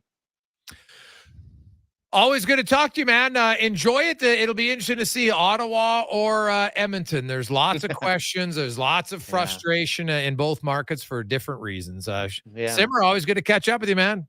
Good luck. Thanks for having me on. And Terry, absolutely got to get out there sometime. Like I said, love the people in Newfoundland. Mark it down. I'm your tour guide. All right. Thanks, brother. Cheers. See you, buddy. There you go. That is Sean Simpson joining us from Ottawa, where there's lots of angst there, lots of frustration for different reasons. Edmonton's, it's 10 games that has people fired up. Ottawa, it's like 6 years. So it's the frustration comes from different areas, but I think the pressure on coaching staff, on the players is pretty high. You see the captain trying to, hey, you know what? Calm down. We'll be fine. I don't think it's ever been a work ethic thing. And I kind of respect Brady Tkachuk for that. I think I agree with them. Work ethic hasn't been their problem in Ottawa, but execution, which is right now the problem in Edmonton, Terry. Like when I watch the Oilers and you look at the amount of chances they give up off the rush continually, that's not a systemic issue. That's an in-game lack of commitment or willingness to make the right play. Is that fair?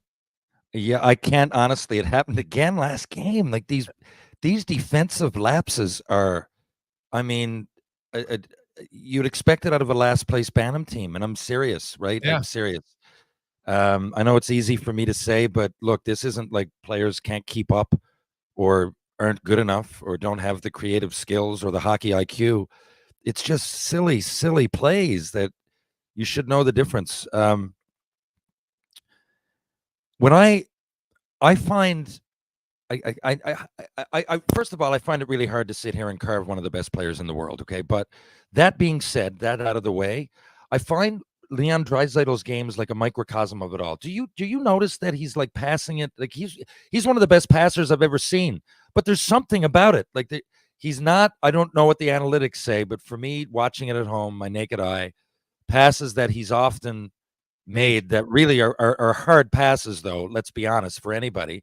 But usually, like it seems to me that they're significantly down. And then when they're in around the net, sometimes they look for that extra little play. So again, these are just decisions. They got it around the net in the first place is a good thing. But I don't know. I just find that like Draisaitl seems a little bit off. Yeah, sure you'll get it back, but it's just like just something, Oh no, Tara, I would agree with you. Like they're and the frustration, even for the best players in the world, I think confidence can wane, frustration could get higher, and then you start forcing things like Draisaitl. He might miss the net on his one-timer, and that happens lots. But he's been fanning on his one-timer, and that's what I don't see. And to me, that's a sign of just something's off. Like if you miss the net, like Brett Hull always said, and I remember we had Adam Oates used to do my show lots, and he would talk about it. Goes, man, I could put in Brett Hull's wheelhouse. He would never miss it. He might miss the net, but he would never miss it because he was a good shooter. And rarely, I look back on the last few years, Draisaitl missed the net lots. He's going high. Like he has a small area usually that he's shooting at, right? And he hits it more often than not. But lately, like he's just been fanning on one-timers. Like that doesn't happen. Like no offense. That's what Jesse Puljujarvi did for many years. He would fan on one-timers because he's not a good one-timer. But Draisaitl is. So for me to see a player doing that, something, I don't know if it's got to be confidence because it's not an injury. It's got to be confidence. And it's a weird thing how it can suddenly just up and bite you when you least expect it. And a lot of times, so that kind of on-ice mistake, it's often because you're not into it. But I believe with Draisaitl, it's the other way around. I think he's squeezing his stick and he's thinking about it a lot. I mean, the guy really does care. I mean, you can just tell in his post-game comments, the way he carries himself. I know I said sometimes, his body language, but that's a work in progress. Like he's upset in the first place. Like the guy cares and he's out there. And you're so used to seeing it be almost flawless that it's tough to sit here and critique it, but it's true. And, it just seems to almost be like contagious. I hate to use Bouchard again, and Ekholm hasn't been all that in a bag of treats either, but, considering what he's supposed to be, but Bouchard, it's the same sort of thing. These are, I'm not sure. It might be the other way with him. I can't put my finger on it. Is it with him not being in it in the first place? I don't really know. But, again, broken record. I could go down the lineup and they're all making mistakes that normally they wouldn't. And it's totally fair. It's totally fair. Jason Gregor, Terry Ryan with you on Sports 1440. You can always text us at 833-401-1440. Got a lot of texts coming in our Jiffy Lube inbox. We'll return. We got Ryan's rant, Andi Petrillo, Kevin Woodley on the goaltending spec and more on a busy Monday edition of the Gregor Show. Live on Sports 1440 and Oilers Nation YouTube, presented by PlayAlberta.ca. Hi, I'm Colin from Cantork. The call letters and studio have changed, yet Edmonton's passion for sports endures. Cantork proudly continues our partnership with Jason Gregor and is eager to get back in the game on Sports 1440.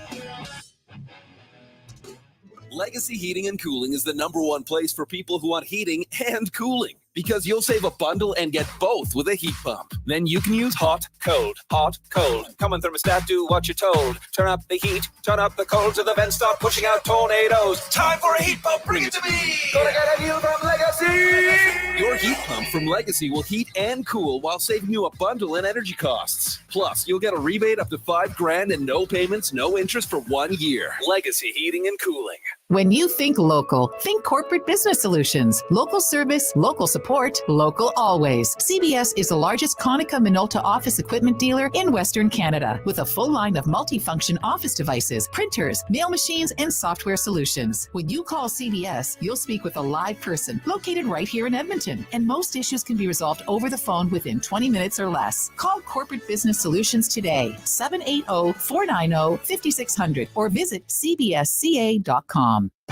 Thinking about solar power? Action Electrical wants to eliminate your entire home or business power bill and keep more cash in your pocket. With effective paybacks in 5 to 9 years, give solar a chance with Action and put your lazy roof to work. Alberta is the second highest province for the amount of full sunlight hours, and with system life exceeding 25 years, solar power is like a McDavid draft pick. Still have questions about solar power? Contact the professionals at actionelectrical.net today. That's actionelectrical.net. Winter weather is hard on your vehicle. Help keep it in top shape with Pennzoil Ultra Motor Oil from Jiffy Lube. Oil changes on your schedule and 25 bonus air miles with your Shell Go Plus app. Jiffy Lube, keeping you moving. First Round is Edmonton's NFL headquarters. Get in the game and watch NFL football this season at First Round, and you'll have a chance to win a trip to your favorite NFL city to watch a game in person next season. And the hits keep on coming with food and drink specials, big screen TVs, and more. Catch the Pro Bowl brunch every Sunday, Monday Night Football, and head in Thursdays for your chance to win an NFL replica helmet. NFL at First Round. Burgers, beer, sports. Downtown West Edmonton Mall and at 1strnd.ca. A full-service provider of heavy haul transportation and rigging at the highest level. Next Gen Transportation. We're developing new and innovative ways to transport oversized and overweight equipment to remote and challenging locations. Our Next Gen team leads with a wealth of experience and expertise. But most importantly, we put safety first, so everyone gets home safely. We also take great pride in supporting our local community programs and teams. Good luck to everyone this season and in the year ahead. Visit nextgentransportation.com. I've won my fantasy league 7 years in a row. Something we get to hear about every weekend. And he stops at nothing to win. I have my techniques. Oh yeah, like the time you got us all plastered the night before draft. Or the time you sent yo mama jokes to me until I agreed to your trade. But every year, I take my winnings and buy everyone Wilhauk beef jerky. Wilhauk beef jerky, because you don't win friends with salad. It's the only reason why I'm still talking to you. Yo mama still talks to me too. In Leduc, Spruce Grove, and West Edmonton Mall. Are you getting a share of the profits from your bank? Each year, Vision Credit Union returns about 75% of our credit union profits to our members through profit shares and cash dividends. Last year, our profit share payout was $14.25 million. That's a big cash infusion for our members and for rural Alberta communities. It's time you got your share of the profits. Find out how at whatsyourshare.ca. It's time to change the game. Hundreds of boys are waiting for a male mentor like you. And the new Game Changers program at BGC Bigs makes being a mentor easier than ever. All you need to do is show up ready to play. Sports, board games, hands-on projects. The choice is yours and your mentees. Be a game changer in the life of a young person and help set them up for future success. Hurry, the deadline to apply is Monday, November 20th. Learn more at bgcbigs.ca/gamechangers. Portions of this hour brought to you by EWELL. From LED lighting audits and retrofits to design build distribution systems, EWELL services can give you the edge you need to impress your clients. EWEL.ca. Sports Radio is back. The Jason Gregor Show on Sports 1440. Presented by PlayAlberta.ca, Alberta's only regulated online gambling website. Man didn't know about a rock and roll show. 348, Jason Gregor, Connor Halley with you. Terry Ryan joining us as always. Monday edition of the Gregor Show presented by PlayAlberta.ca. Got a lot of texts flying in. People wondering, yes, Stuart Skinner is starting in goal tonight. No surprise there for the Edmonton Oilers. Also, a lineup change. James Hamlin comes in. The Oilers will actually have 20 skaters tonight. 18 skaters, 2 goalies. Hamlin will center Holloway and Lavoie. There's your kid line. Will they get 5 minutes of ice time? That's the question. Ryan's going to play with McLeod and Fogle like they were in the playoffs. Gagne with Nugent Hopkins and Kane, and then Hyman, McDavid, and Draisaitl. And I think it's fair to ask, David and Draisaitl don't have a goal in 6 straight games. At one point, do you split them up? Because it's not working, which I know sounds crazy. But let's be real. 6 games, no goals, McDavid or Draisaitl. The hell's going on? Let's get to Ryan's rant, brought to you by Action Electrical. They keep expanding in their 50th year. They got commercial solar, residential solar, and of course, electrical preventative maintenance for all commercial buildings. Learn more at actionelectrical.net. Here is Ryan's rant. Well, thank you, Jason. So it seems this far in, 10 games, give or take. As far as the Canadian NHL landscape looks, it's almost turned on its head from what you would expect. Almost. It's a little bit topsy-turvy. If a lot of sports writers, like I said, and critics and players and fans and whatever had to predict this 2 months ago, I think you'd think they were Nostradamus-like. This is a little bit odd. So as you look, there's one common denominator. So you hear this comes from every team that's struggling, okay, in Canada.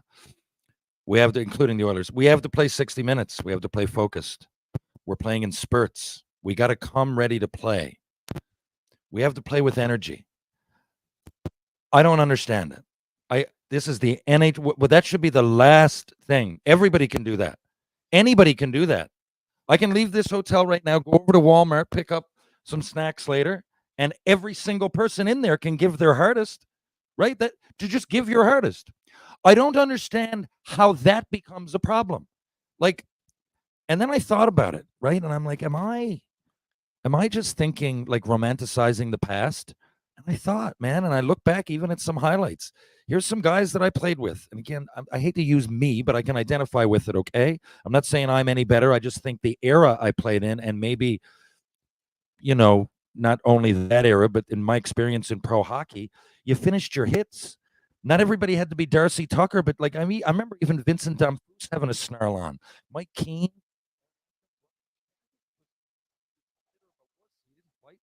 But man, the guy finished his hit. Like, I remember Ben Chambers didn't. And I don't want to bring this guy's name up because I don't want to bring any. I like him as a player. But picture this situation, okay? You're playing on the Oilers or any team. The defense, you know, you've had a forecheck. The opposing D gets it, and they're like in the corner, and they're going high off the glass or passing it out or whatever, and they're skating forward towards the far goalie, and you're now on defense, and you're skating next to him. Like, that, to me, that's a golden opportunity to hit. Like, I honestly felt weird as a player. Like, not weird. What's the word? I had empathy for hitting someone coming through the middle, and I didn't do it. Like, I played rough and everything, but I didn't ever try to hit a guy with his head down. I know people do. Hats off to them. I couldn't be Brendan Witt. I could not do that. I skate straight up. I don't have a great center of gravity anyway, but it just didn't. I didn't have that in me. I grab somebody and have a temper, but I was never think that way. It was put the puck in the net and, you know, separate the forwards or the player from the D and all that, or the net.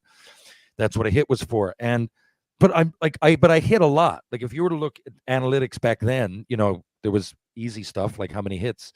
I would always be up there, but none of them were. But I remember, like, towards the end of the game, I remember Nolan Baumgartner, who was a great D. I mean, in NHL, he was pretty good. In junior, he was one of the best defensemen ever, the most decorated. And I remember, like, halfway through the second period, more than once, like, right, just finishing my hit, and then Nolan trying to get it out, and given that means that I'm affecting him, and that maybe with a minute left, Nolan doesn't have as much energy, and I just get it. The puck whistles free, and I get it out to Langkow, and he snipes. Right. And I don't know. To me, it's like it's math and it's logic. And when I see guys not doing it, man, there's a few on the Oilers. Like, these are easy layup hits. I'm not saying you got to go out there, man, and take somebody's head off. I know the game changed a bit, but I don't think it changed that much. And I look back at the teams who win, and they at least finish their hits. And then you hear all this stuff. Like, I brought up on one of these rants on one of the shows I'm doing, how I didn't like the shootout. And I'm like, give me 5 more minutes of overtime. And then someone brought up that the NHL PA would have something to say because it's more hockey. Sure, what are you tired of? What are you tired? Like, if you don't make that play, like, if you watch a game now, I get it. The people are fast, but a lot of them are floating. And I don't know if it's trendy. I don't. But, I mean, people, you know, we often talk about the Western League when I played there like it was the Wild West, and it kind of was. But at least you'd get an effort out of everybody. You know, like, if someone on our team didn't try, we'd get benched. Bob Laux, at every single time I remember getting benched, it was because of that. Terry, what are you doing? You didn't finish your hit. You didn't block that shot. And it was just, that's the way it went. You had to sit the rest of the period. Sorry. That's it. And I was a first-round pick at 110 points, 50 goals that year. I just don't understand how It can be such a prevalent problem to these teams. I mean, I'm not even paying attention to teams down south. I don't know. Is it a league-wide thing? I mean, we've been looking for a while, but I don't know. These aren't excuses. Like, I don't know. I'd rather we're taking too many penalties. Okay, I guess you give a crap. I don't know. It just we didn't come ready to play. I don't know. Well, come ready to play. You know what I mean? This is easy stuff. Penny Lane, my 13-year-old, comes ready to play. What are you talking about? It's a National Hockey League. The Stanley Cup's on the line, and the difference between you making $62,000 and $800,000. I just don't get it. Yeah, no, that's fair, man. I like the rant. It's an interesting one, and I think it's people just revert to it. Oh yeah, we got to do this because here's the thing: the Edmonton Oilers, when they say, "Oh, we got to come out better," I don't buy it. The Oilers' first periods is the only period they've outscored teams. They're 14-11. In the second and the third period, they're absolutely getting destroyed. That's where their problem has been for this team. And they can start okay. Not like they're dominant because obviously 4 of those goals came in one game against Nashville. But if you look at their overall play, it's not the first period that's killing them. It's the second and the third period. So here's just some numbers for folks if they're curious. If you look at the Edmonton Oilers, and by the way, they led the NHL in goals for last year in the first period and in the second period, and were 4th in the third period. Like, they were pretty consistent. This year, they've outscored teams 14-11 in the first. They're getting outscored 17-8, a 2-to-1 ratio in the second period, and they're getting outscored 12-5, over 2-to-1 ratio in the third period. So you do the math. That's 29-13 in the second and third periods. And that, to me, is, I don't know what has gone wrong, Terry, but it's not that they're not coming out, or unless they're saying, we don't come out of the, I don't know what happens in intermission. I don't know if there's what the coach's message is, what the players' message are, but their first 20 minutes, decent. Their last 40 minutes are absolutely awful. Awful. And I don't know how to fix that. I think it's I love that your, your give a damn meter needs to register a little bit higher. And the simplest thing, I agree with you, the simplest thing you can do is finish off your check. And you're right. It doesn't mean that you have to lambaste the guy every time, but it's a little bit, maybe he felt that one. Ooh, now it adds up and away go. And maybe it creates a little animosity in the game, right? Like right now, opposing teams are like, Derek Ryan, Dylan Holloway, Ryan McLeod. Right, go down the list of guys who are like easy to play against as forwards. They don't mind playing against them. Right? Like Evander Kane's your most physical forward, and that's great, but there's not a lot of other guys following suit, and they need that. It's a very good rant. I love it from Action Electrical. That is Ryan's rant. Grab some art. Guys, I love TR's rant, especially about heart. It seems like it's the simplest thing. So to further up on it, how would you say, as a coach, how would you motivate them to show a little bit more consistency in their willingness and desire?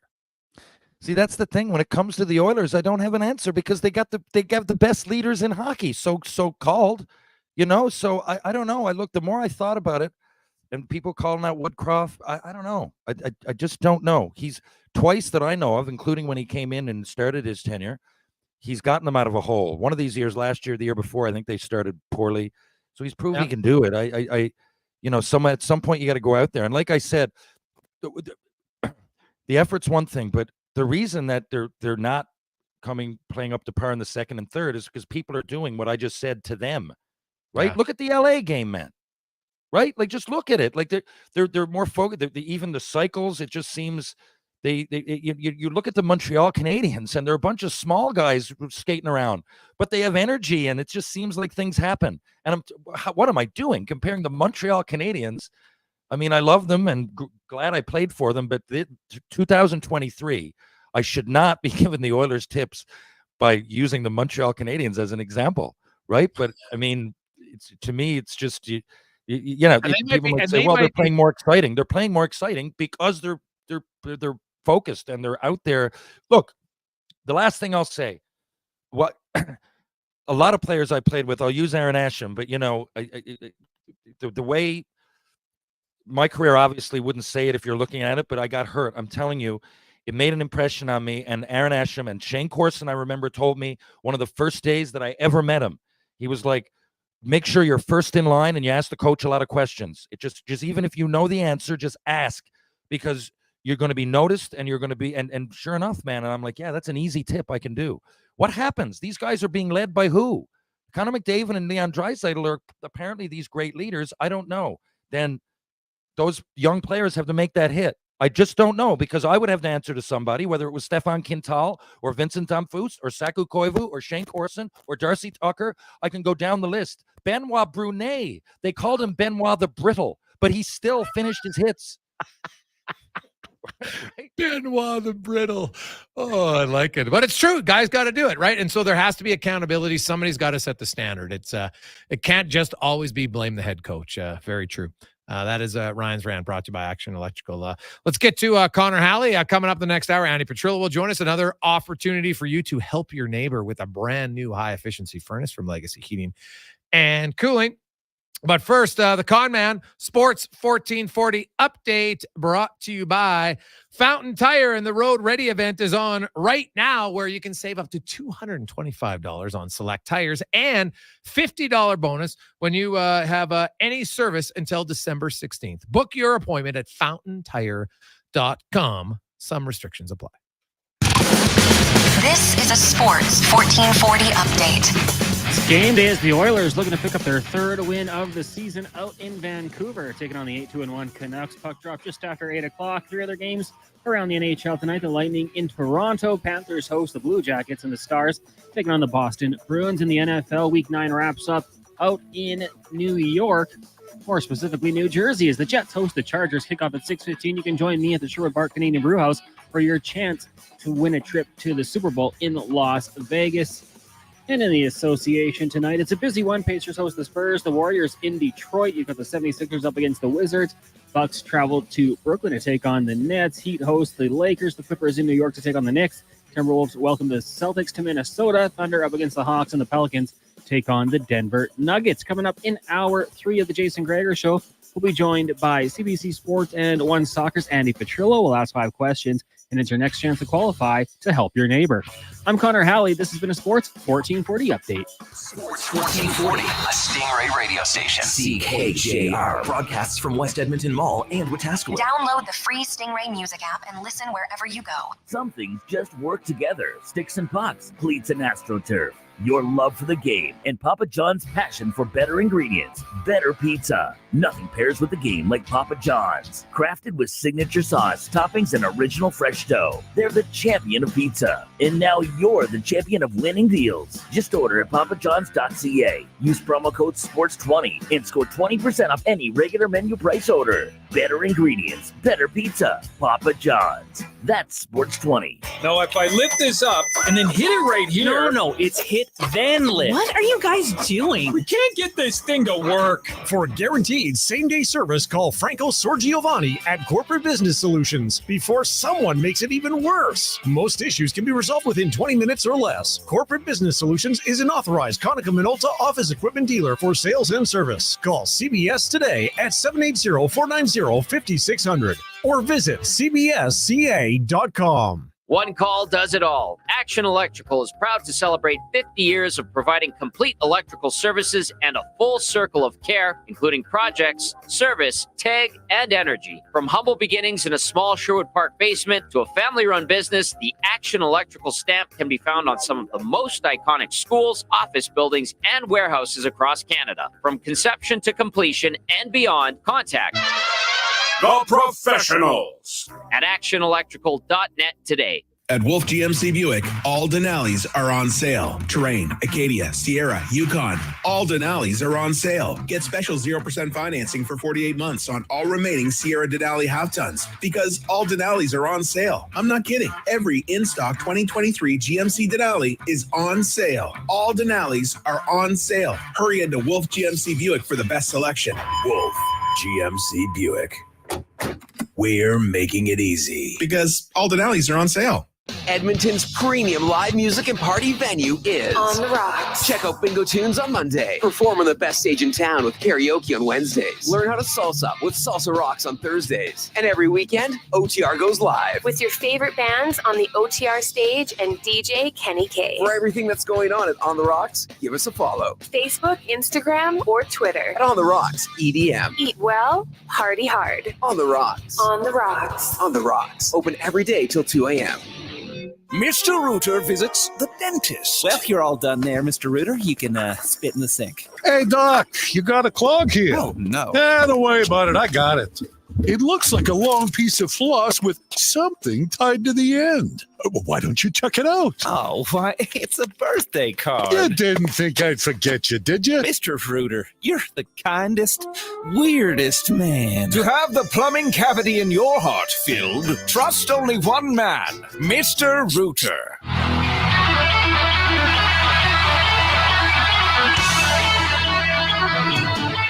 Portions of this hour brought to you by Leading Edge Physio. Professional athletes use aquatic therapy, radial shockwave, zero gravity treadmills, and pneumatic recovery devices for rehab. Leading Edge Physiotherapy offers those to you because sports shouldn't hurt. LeadingEdgePhysio.com. Sports Radio is back. The Jason Gregor Show on Sports 1440. Presented by PlayAlberta.ca, Alberta's only regulated online gambling website.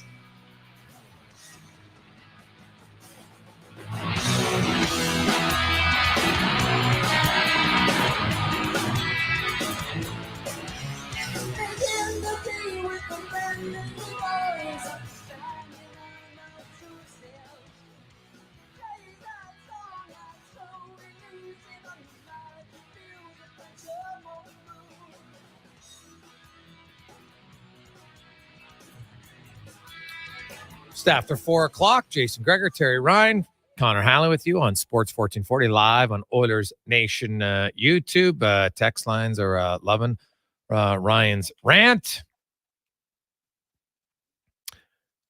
Boys, we should get Terry Ryan for the coach. It's amazing. Oilers should just start watching Shoresy and play hockey like men. It's a little bit different how you play in Shoresy. There's no doubt about that. But I think it is fair to say that the Oilers could their give a bleep meter could be a little bit higher in the second and third period, no question. We have talked quickly about it. Hey, Gregor, how come no one's talking about the Oilers' inability to finish? To me, once that happens, they'll start winning. Well, it'll help for sure, Doug. I would agree with you. It'll help. But if they keep leaking goals to that level, then they're going to have to score a lot to win games. They're creating a lot. They are sixth best as far as high danger chances created, but they're 23rd in goals. So their finish right now has not been remotely close to good enough. And that's a skill. I believe that's a skill too. Like, you get paid to be a scorer, you got to score. That's just that's how it goes in my eyes anyway. Like, I can't give them just a free pass on that.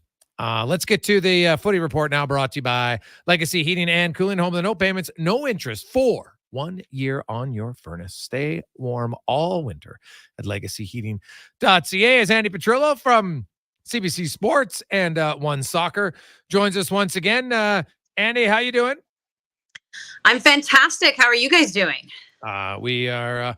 well, we're good. We're better than a lot of Oilers fans. They're fired up. Ottawa fans are fired up. You know what? There's not. Hey, Toronto fans are fired up. Their team's not protecting when Brad Marchand's cheap shotting. So there's lots of angst in Canadian hockey cities right now.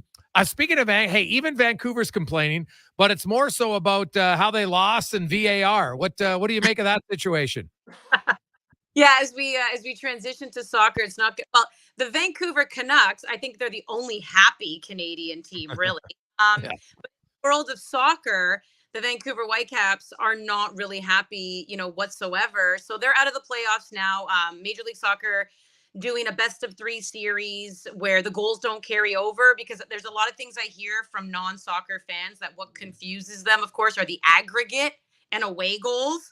It's like, what is all this? I can't keep up with whatever. So MLS this year has actually scrapped that. So even though LA beat Vancouver 5-2 in game 1, it didn't matter. It was start from scratch in game 2. But the thing is, LA was awarded a penalty, which if you look at it, I mean, and I'm not even saying this is like a Canadian homer. There was barely anything there. Yeah. They got the ball first, but he goes down 24th minute. LA goes up. And then it was just like bananas at the end of the game. So Vancouver has a chance to tie it off a corner. LA clears it, and the referee like body slams a Vancouver player, like takes him out. Pure just like elbow down and into the guy's chest. And so obviously, I mean, it's a collision that, wasn't on purpose, but typically in those cases, the referee will blow the play dead because he interfered with the play. The referee did not do that. LA gets possession of the ball, bombs down the field. They end up scoring. Now it gets called offside, but that's not the point. The point is the play should have been blown down. Vancouver had possession. Vancouver should have been given possession. And Vanni Sartini, their head coach, fully believes that they could have tied it up. What coulda, shoulda, we'll never know at this point. But it was so bad. He got so angry. He gets red carded in the 95th minute. He's out of the game. So it's all bananas, and now Vancouver's eliminated. But so it's a hard break. But I still think if you look back on the Vancouver Whitecaps season, back-to-back Canadian champions, and as you know, when you win the Canadian Championship, you earn a berth into CONCACAF Champions Cup, which is a massive tournament. So that's 2 for them being in it. So there's a lot to be happy about. It's just really unfortunate that it ended the way it did. Yeah, I watched that. I saw the replay of the official, and it did see like I seen when there was like an official and a player run into each other. Yeah. But rarely did I see him taken down that way. Like that seemed like you don't like when you run into someone and then it's like, oh geez, and you fall down. That's one thing. But that to me, I don't know why, but I watched it over and over. I'm like, well, it looked like he did it on purpose, like the actual grabbing of the player. Am I wrong? I don't know. I mean, in the heat of the moment, maybe he was just like so focused on the ball, knocked somebody over, was like, get out of my way. And then continued. It's like, you can't do that. In soccer, as the referee, you interfered with the play and you're supposed to use judgment and blow the play dead. And he didn't. So I just think there was, unfortunately, and I hate, like, I don't like doing this. I don't like piling on the refs. It is one of the hardest jobs. And I never want to be a ref. And if there's one thing I hate in the world of soccer, I'll say this. What I always love in hockey is the captain goes and speaks to the ref. You got a problem, whatever. Like, it's one guy who goes and talks to the ref. In soccer, this is one of my pet peeves, more so than diving guys, where they just crowd the ref. Yeah. And they're all up in his face and they're all like, they put their hands behind their back. And some of them are just, making all these gestures, whatever. But it doesn't matter. They're all trying to make it seem like they're not touching the ref, as they should not. But that drives me bananas. Your captain should be the only one to step up and speak to the ref. And I absolutely hate how that happens in soccer. But anyways, I digress. Bottom line, though, is that this was pretty much abysmal refereeing, and I do feel bad for Vancouver. Andi, Christine Sinclair, as we prepare to say goodbye to one of the best athletes ever from the country, and I suppose worldwide, right? But it almost feels like she's in the way. Bev Priestman made it clear that they're moving on. They've moved on. But should she start? So this is a tough one. Like in that first game, so they did their 2 games in that FIFA window where they lost 1-0 to Brazil and then beat them in the second game. So in that first game, she came on in the 68th minute. Second game, she came on in the 78th minute. So clearly Bev is having her come on because she knows that there are a lot of fans who are there to see her, tons of signs in the stands. It's pretty obvious they're there, to say goodbye to Christine. No doubt about that. But Christine is not going to be in Paris. And if there's anything we did see from those 2 games is that Bev still has a lot of work to do in figuring out the right lineup, not just the starting 11, but the tactics and being able to even change up tactics mid-game when things aren't going well. She has a lot of work to do before Paris.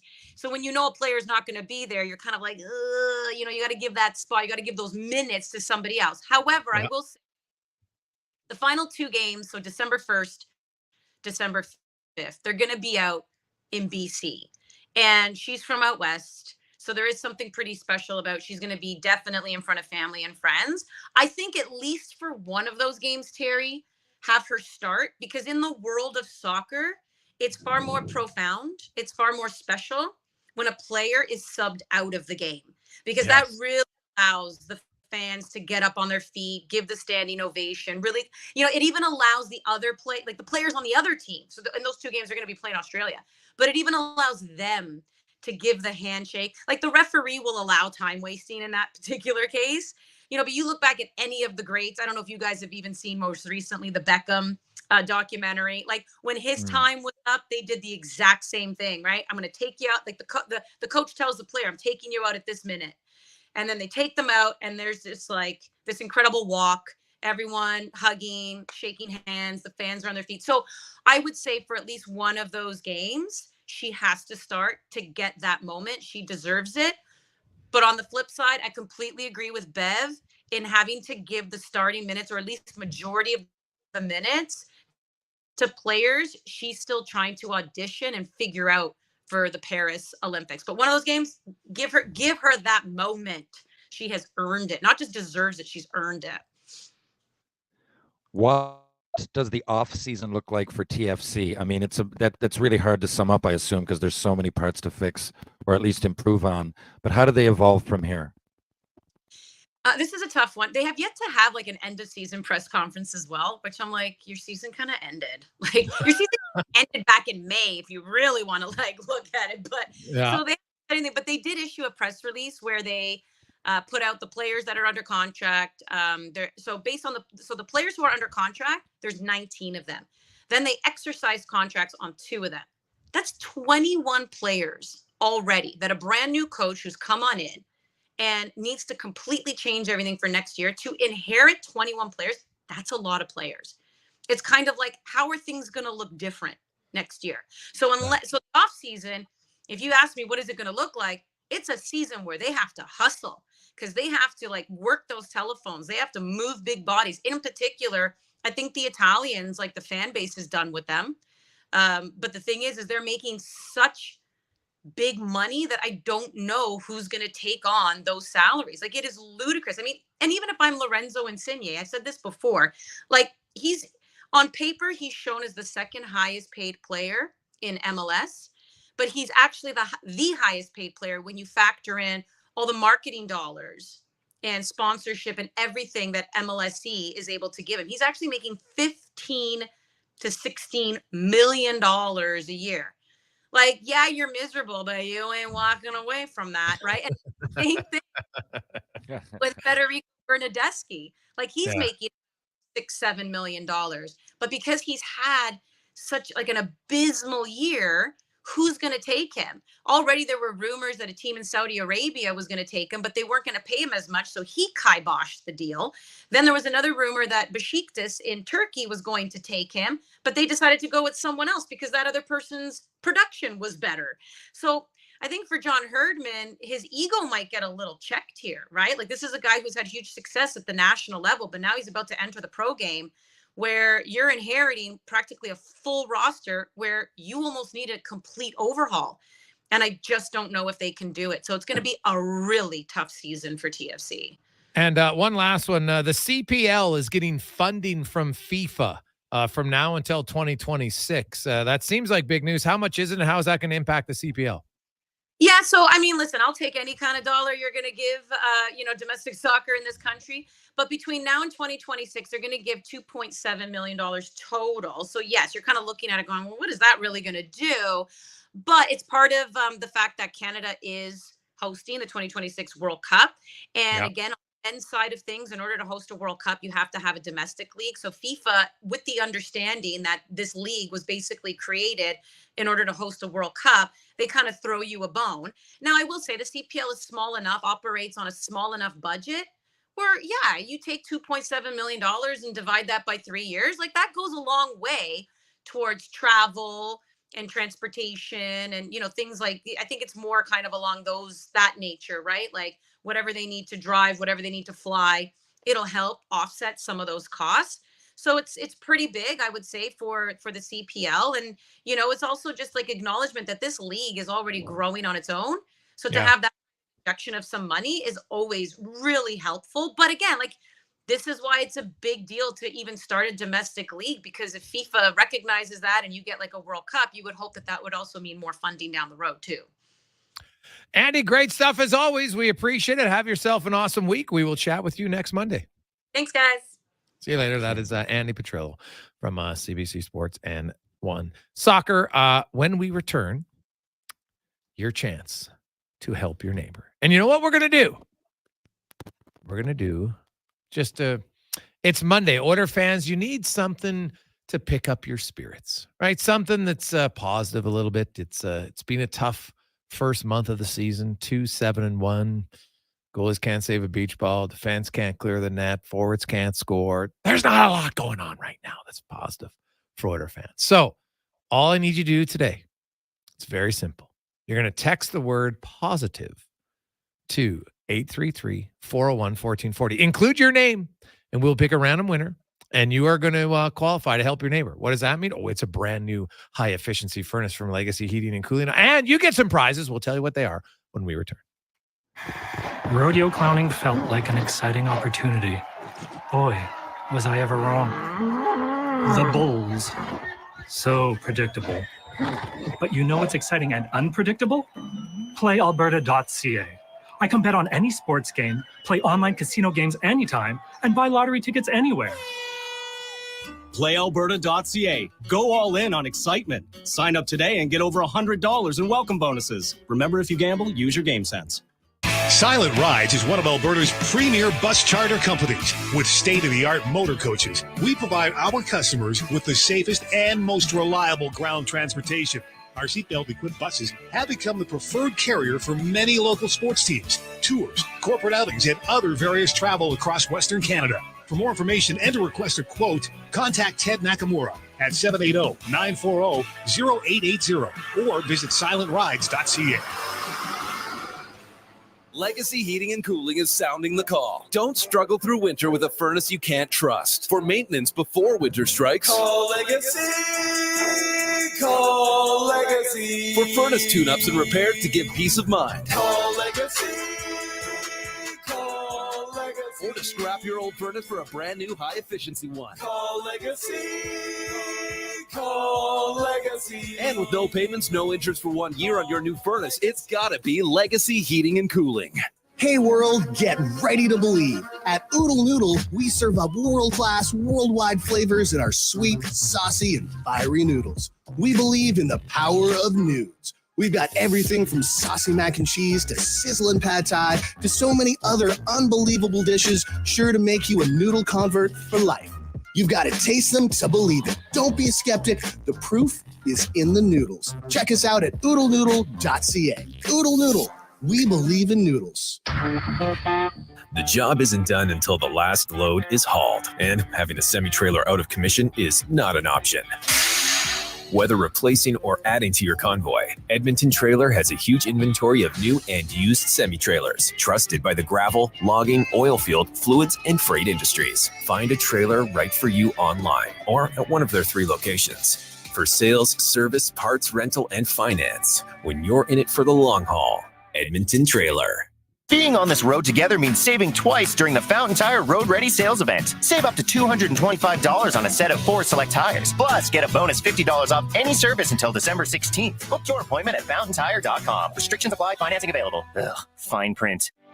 Looking to tackle your backyard projects with power and precision this fall? Look no further than Kubota compact tractors. Experience the perfect blend of compact size and unbeatable value with Kubota. Right now, take advantage of financing as low as 0% for up to 84 months and save up to $1,500 on select models. Plus, as the temperature drops, get ready for Alberta winters with confidence with Kubota Performance Match snowblowers, sweeper, and blades. Visit Edmonton Kubota today for details. Hi, Dennis from Weiss Johnson. Are you one of those people out there looking for something different to heat and cool your home? Weiss Johnson is Edmonton's cold climate heat pump specialist and would love to explain to you how Trane heat pumps are a reliable, cost-effective alternative for your home's heating and cooling needs. Order your Trane heat pump now and take advantage of the generous government rebates that are available. Trane, it's hard to stop a Trane. Call the most experienced HVAC company around with over 45 years in business. Visit wjcools.com today. Does anyone buy an RV in the fall? I mean, why would you go to all the trouble to find just the right one when you can't enjoy it until the spring? Only someone like Rick Showers from Noble RV would know the answer. Ain't that right, Rick?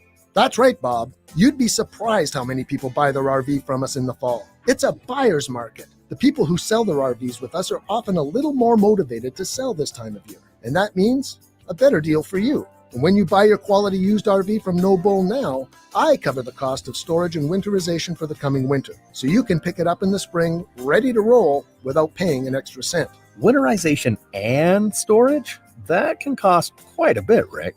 Not when you come to No Bull. Our inventory is constantly changing. Something we have today, we might not have in the spring. So the best time to find the RV that's right for you is anytime. And that's No Bull. NoBullRV.ca.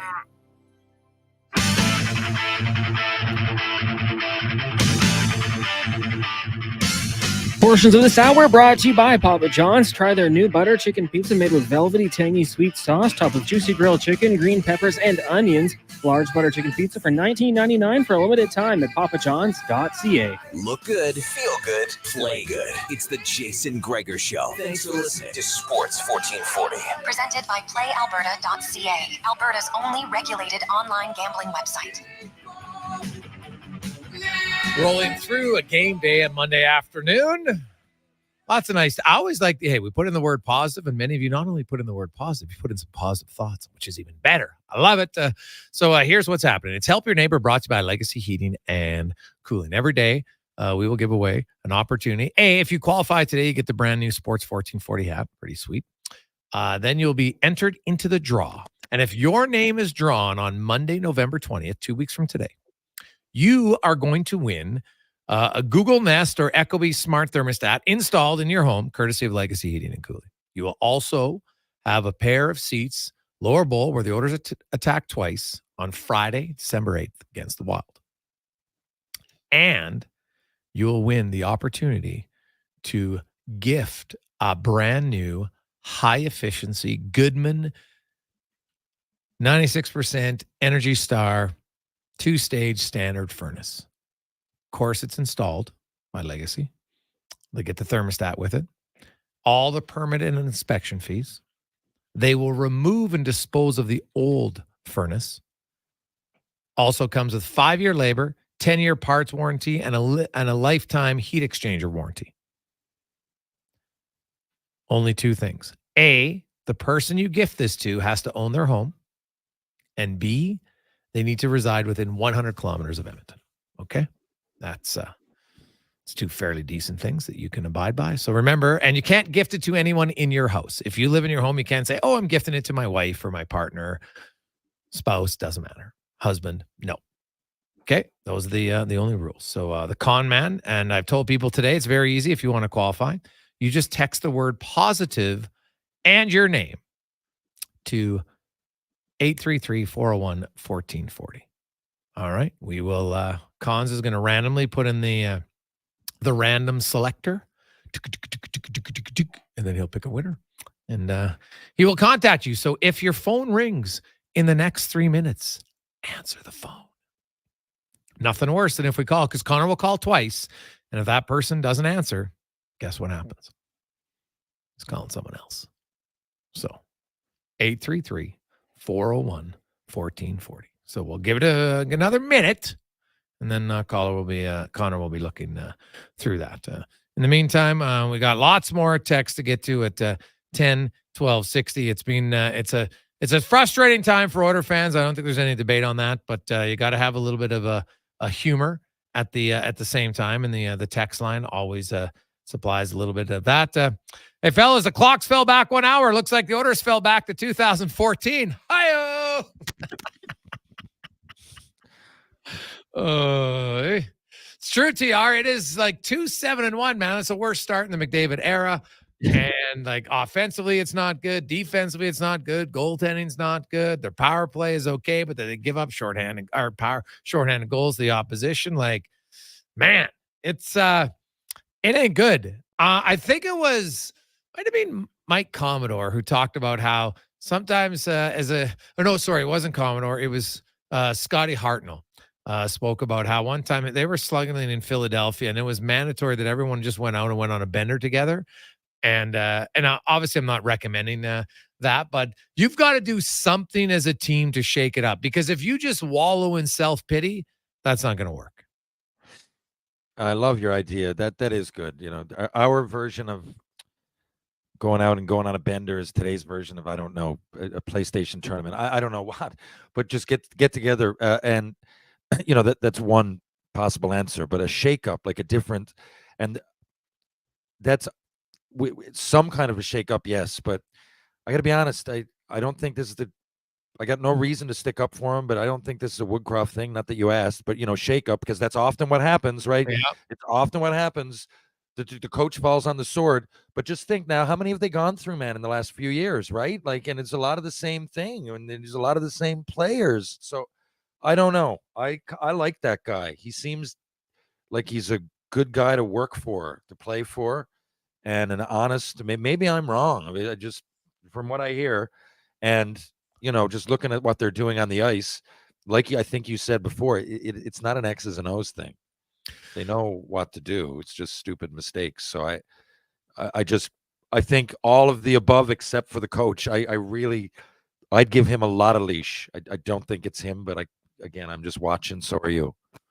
So my question, Terry, and, you know, you played a lot of different levels, obviously played the highest level in the NHL and the American League. When good, because if you're on a bad team and you're losing, like the San Jose Sharks, like they can say all the things they want, they can talk about everything, but at the end of the day, they just don't have a lot of talent to match the other teams. No, right? To say the least. Yeah. Like the Edmonton Oilers, like they've created the 6th most high danger chances. Like they have talent. They're not living up to their talent. They're not playing up to their capabilities, but they have talent. So I think it's different when you're on a team and the players know, like, you know, if your team's competitive or not, or should be competitive. And then you know that, you know, geez, we're just not a really good team. And so we'll try our best, but more often than not, it's not going to go our way. So I'm thinking the message just has to be different. You can't come out and, you know, walk into the dressing room and he's slamming and throwing garbage cans at your team. Oh, you guys are terrible, when they are terrible. You know what I mean? So you probably got to try to just squeeze every last drop out of them. But you got an Oilers team who isn't playing very well. At what point does it come where somebody's got to stand up and there's got to be some conflict in the room? There's got to be a, I don't know, players only meeting, whatever you call it. And what's the best way to get a team out of that funk? You must have played on good teams that have went in a funk. I did. And look, this is why people think you just stick the captain on the leading scorer. Now, I'm not saying that in this. I'm not saying McDavid's a bad captain. I'm just saying overall, fans that have these opinions, I'm like, this is what the room now, right now, is where leaders are born. Yeah. Right here, you got to take the team, but especially if you got a good team. And there's no, just this is it. This is where they're born. You tell me, for every Alexei Yashin that goes one way, you got a Mark Messier or a Steve Yzerman or a Wayne Gretzky, or this is where they're born. Mario Lemieux, step up, right? They've got every reason to do it. They've got the capabilities. I just think this is a thing. Someone on the team has to step up here, right? And like I said before, remember when we looked like Evander Kane, captain, right? It doesn't have to be the captain. It doesn't have to be the captain. It does not have to be the captain. Like, it's little things, and I don't know, like, how much communication is going on. I was telling the story the other day on my own podcast how Stefan Quintal, I just thought he was great at getting the puck out, like making that first pass. And I remember he said to me, he's like, it's not always who's or making the pass and finding the seam. He's like, it's also who you're passing it to. Like, I take all that into account I'm like, I'm not saying that there's no one to pass it to. What I'm saying is that I just remember going, like, every day, like, absorbing all of that from the older players and listening to things going, wow, like, no wonder it's the NHL. Like, I've been playing hockey my whole life, and these little things, these nuances of the game. And I really talked to my leaders. I don't know. And it seemed that did never seem to be a problem. Now, did we have enough scoring? Probably not. There's reasons that the Canadians lost those years, but I just really, I don't know. I'm like, if the room is what it should be, you wouldn't see guys out there and not whiffing on pucks and not getting it out and not giving an effort in the corner. That's what gets me. I did the rant on it, but I know I would have been called out for that. I know it. And so would a lot of people in my era and a lot of people now. I don't know. Would Steve Stamkos call people out? I don't know. Like, It seems to me that players that aren't supposed to play that way play with an edge on certain teams, and those certain teams, Boston, I don't know. Yeah, well, they're playing pretty well. Hey, I think if the minute a player is above being challenged in a professional manner by his teammates, then you got a problem. I don't care who it is. Anybody should be able to say, hey, we got to be better. And you can go around the room and you know what, to me, go try to find it in a positive way. Cause there's days where you can hammer on guys for sure. But then, and that's why it's up to me. A good leader is going to read the room and know, okay, what do we need now? Maybe, you know what? And who knows, maybe you have your two best leaders go to behind the doors and say, okay, you know what? You and I are going to get in a real heated conversation here just to try to stir up some stuff in the room. Or like I remember Strutty telling the story how he did that once in the room. Like he lied and said the opposing team was mocking. I was in the warm up with these guys and he made up a story. Not even true, just made up a story. And guys were frothing at the mouth, annoyed. And then afterwards, Ethan Morrow's their captain goes, that didn't happen. He goes, oh no, they didn't say that at all. But you do something to try to inject a little bit of emotion into your team. Exactly.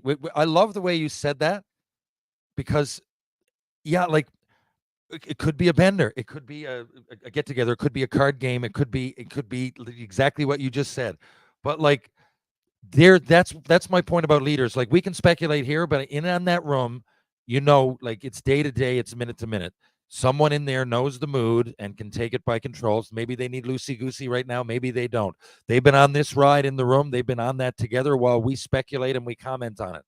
But all I know is that the common denominator is that someone steps up.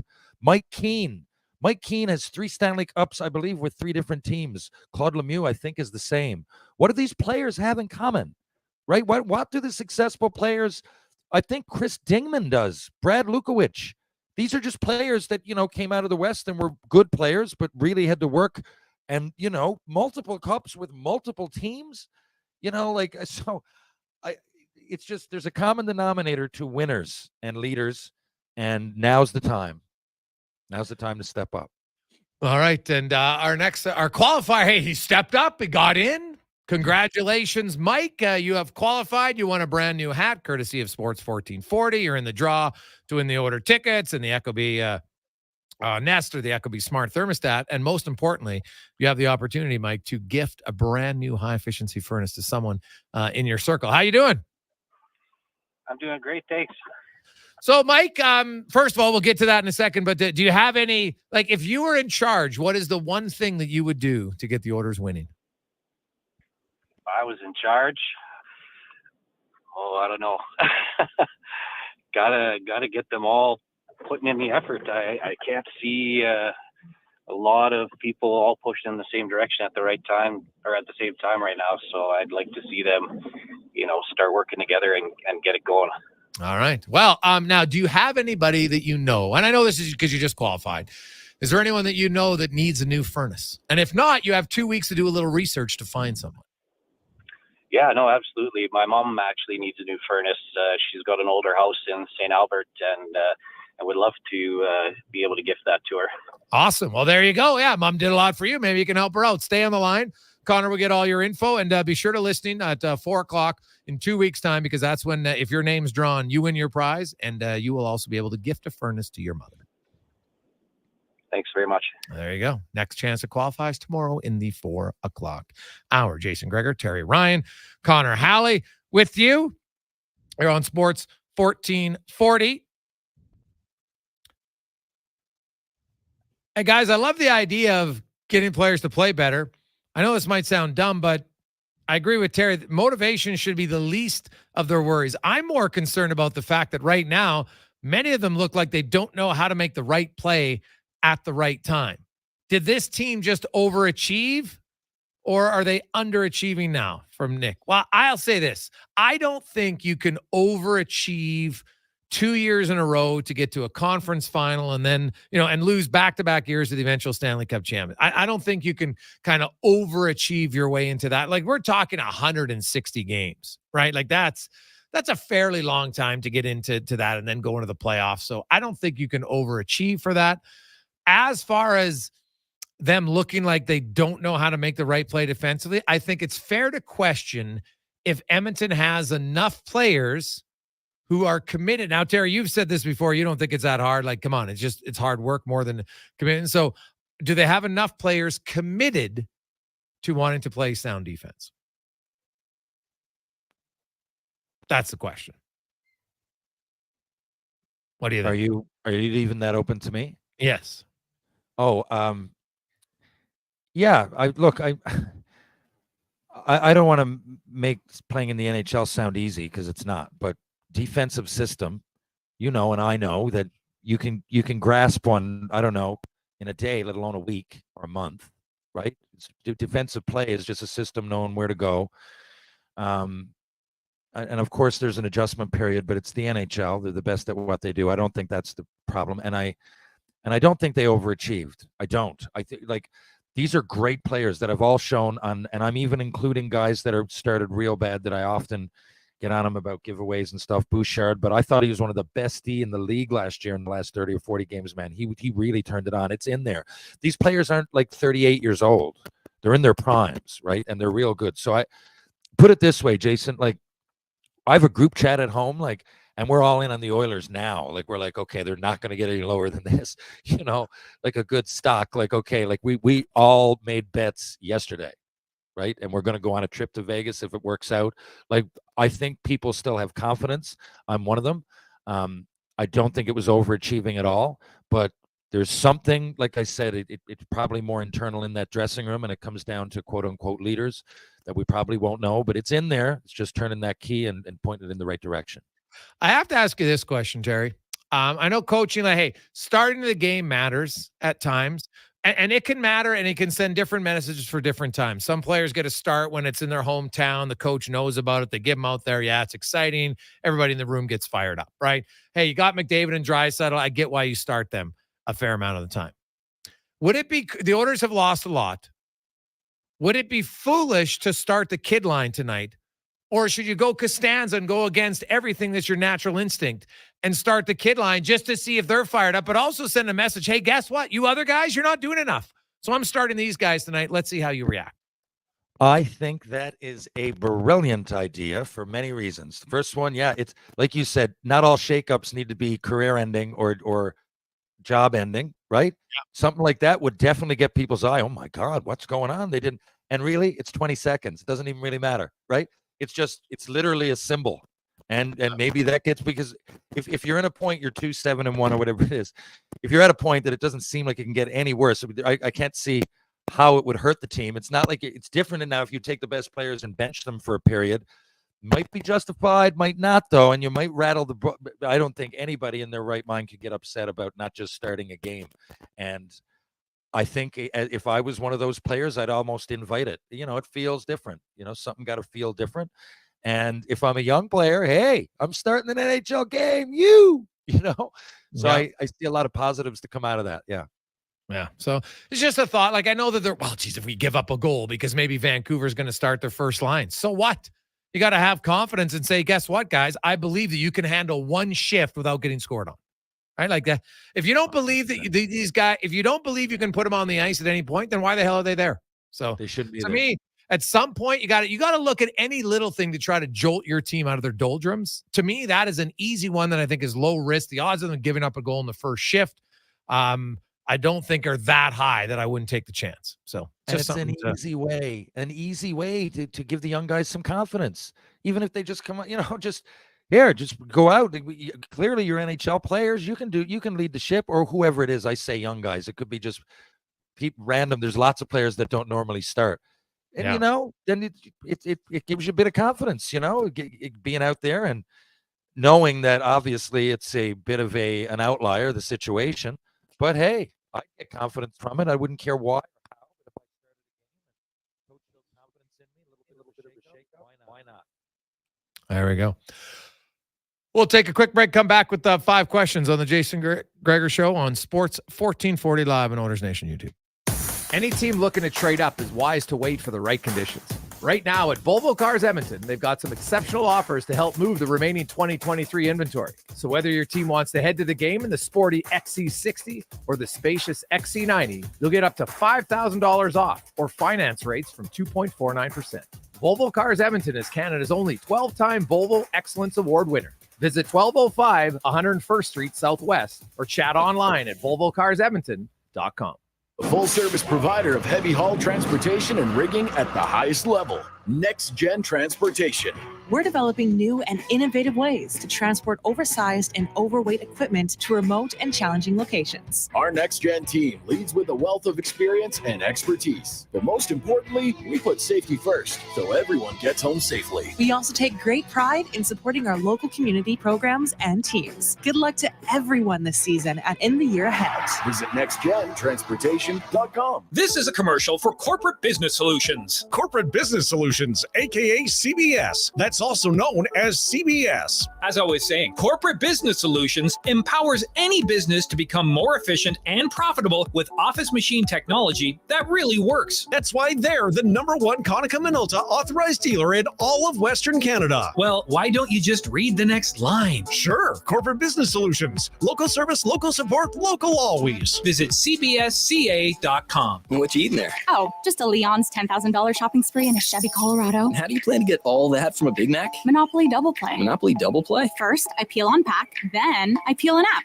2 ways to play and win. So basically, you're potentially holding the most lucrative Big Mac ever? No, I'm potentially eating the most lucrative Big Mac ever. Now you can double play at McDonald's for more ways to win millions of prizes. While supplies last, chances of winning change as prices are claimed. Chances of winning McD's at prices based on time of code entry. See rules at participating McDonald's in Canada or at mcdpromotion.ca. Our cars are our lifeline, and every now and then we need to take care of them too. Cochran's Automotive services your vehicle with pride. When you need to fix it up, bring the whole family fleet. Junior's WRX, Mom's MPV, Dad's 1500, or even Grandpa's old 88. All makes and models are welcome. Trust Cochran's Automotive to professionally repair your family's pride and joy. They've got you covered for Volkswagen diesel timing belts too.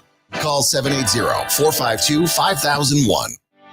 Looking to tackle your backyard projects with power and precision this fall? Look no further than Kubota compact tractors. Experience the perfect blend of compact size and unbeatable value with Kubota. Right now, take advantage of financing as low as 0% for up to 84 months and save up to $1,500 on select models. Plus, as the temperature drops, get ready for Alberta winters with confidence with Kubota Performance Match snowblowers, sweeper, and blades. Visit Edmonton Kubota today for details.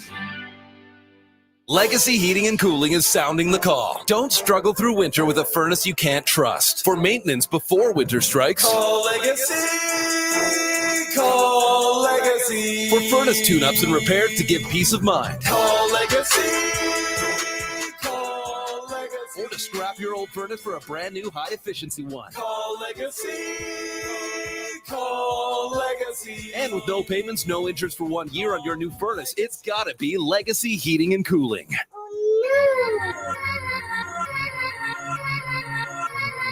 Yeah, y'all know what it is.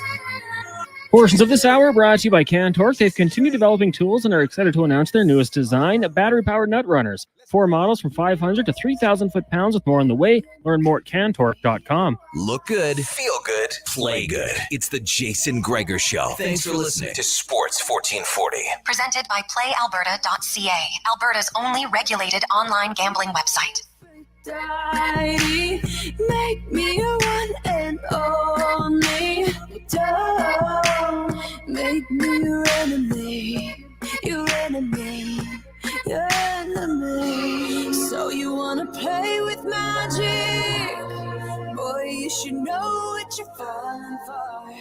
Baby, do you dare to do this? 4:47. How are you? Game day, Sports 1440, a late one. Of course, puck drop around 8:10 tonight. The Oilers in Vancouver. Stuart Skinner will start. You'll have McDavid, Draisaitl with Hyman, Kane, Nugent Hopkins, and Gagne, McLeod, Fogle, and Ryan. Then the kid line, Holloway, James Hamlin, and Raphael Lavoie. There's Ceci, Ekholm Bouchard, Kulak, and Desharnais. The Canucks come in playing pretty well, lots of confidence. They got the league's leading scorer thus far with 20 points through the first, 13 games for them. So 11 games, excuse me, not even 13, 11, 8-2-1 for the Canucks. So they are already 12 points ahead of the Oilers. So you think about it, you lose tonight in regulation, Edmonton, that's 14 back of Vancouver, and they're 18 back of Vegas. could almost say that home ice advantage in the first round of the Pacific Division almost out the door after 11 games. Like, it's hard to make up that many points. So they, it's early on, but it's a fairly big game for a variety of reasons tonight, I think, for the Edmonton Oilers. Let's get to 5 questions, 5 questions, brought to you by The Brick. Skip the stress of Black Friday and shop early at The Brick. Update your guest room with mattresses starting at only $149. Pillows starting at just $12. Get it sooner with next day mattress delivery right now at The Brick and thebrick.com. It's time for 5 questions on the Jason Gregor Show. All right, guys, question number 1. Over the weekend, I put up a poll on Twitter or X, whatever you want to refer to it as, asking where would you, if you had to, put the blame for the Oilers' start to the season? Coaching, management, skaters, or goalies? For you, if you had to vote, which one would it be? TR? Skaters for me, for reasons I already explained, rather than beat a dead horse. Skaters. Yeah, there's 18 of them, and there's one goalie in the game. So, could I put all of the above, though? Was that an option? Because if it was, I would put that. That was not an option, but it was by far the most added in there. A lot of people were like, where's the yes option? Where's the all of the above? Just quickly, skaters won at 30%, with goalies at 26.6%, management at 28.3%, and coaching only getting 15%. And that was 1,500 votes. So a lot of people shared their opinion on that one. Question number 2. When it's all said and done, where do you expect the Oilers and Canucks to finish in the Pacific Division? Oh, man, that's a really good question. It's hard for me to see the Oilers not making the playoffs still. It's 10 games. But I picked Vancouver to make the playoffs, so I'm not surprised. I'm a little surprised they're 8-2-1. I am going to say, because injuries are the big change here. I will say 3rd and 4th in the Pacific. Vancouver 3, Edmonton 4. God, this is. Am I trying to be different, or am I going to go with my instinct? I think Vancouver are going to come down a little bit, and the Oilers will pop in there. My question is, are the Oilers going to be 2 or 3? I'll be ambitious and say 2. All right. Question number 3. After the weekend in the NFL, we saw the Bills and the Dolphins fall. So who do you think is the strongest team in the AFC East right now? I'm still going to go with the Dolphins. The Bills, too many holes, and I don't know. They're inconsistent in a lot of different ways. I got confidence in the Dolphins, and I've already bet on them, so I'm going to say them. Well, the Bills, man, could they be more Jekyll and Hyde? They're 5-4 now. Like, they're just one game above 500. They seem kind of like a meh team. So yeah, I got to stick with the Dolphins as well. But I'll say I'm not. Well, neither one of those teams is the top 2 in the AFC. And the Jacksonville Jaguars, the way they're playing, might be pushing to be the 3rd best team in the AFC soon. So Miami's got a lot of ability, and that was a close game against the Chiefs, right? Like, the Chiefs score that fumble return that ends up being the ultimate touchdown that wins in the game. They were up 21-0, then they win 21-14. So it's close, but Miami, I like them. I think they're more consistent than the Bills. Dolphins right now 6-0 against teams with losing records, 0-3 versus teams with winning records. So it'll be interesting to see who wins that division. Now, question number 4 for you guys. The Raptors yesterday were victorious over Victor Wembanyama and the San Antonio Spurs. But for me personally, Spurs becoming must-watch because the rookie's pretty good. Is there a player in the NBA that you go out of your way to watch and, you're not even a big fan of the team? For me, it's Damian Lillard. He's the one guy, right? I like to watch him as much as I can, enjoy him. But I will say, man, that Wembanyama, like, he is such a specimen at that time. Like, did you see when he blocked Scotty Barnes? Like, it was almost like, an adult playing basketball with kids, and then he just stands, doesn't even lift his hands, and the kid can't shoot. And Scotty Barnes, a big human. Like, in the scream of real world, Scotty Barnes is huge, but he looked tiny. It was unbelievable to watch. And really what was crazy was about the Raptors. Most points they've ever scored in the second half / into overtime. Like, that 35 points at halftime. Looked like they were down 19. Looked like they're just getting ran out of the building.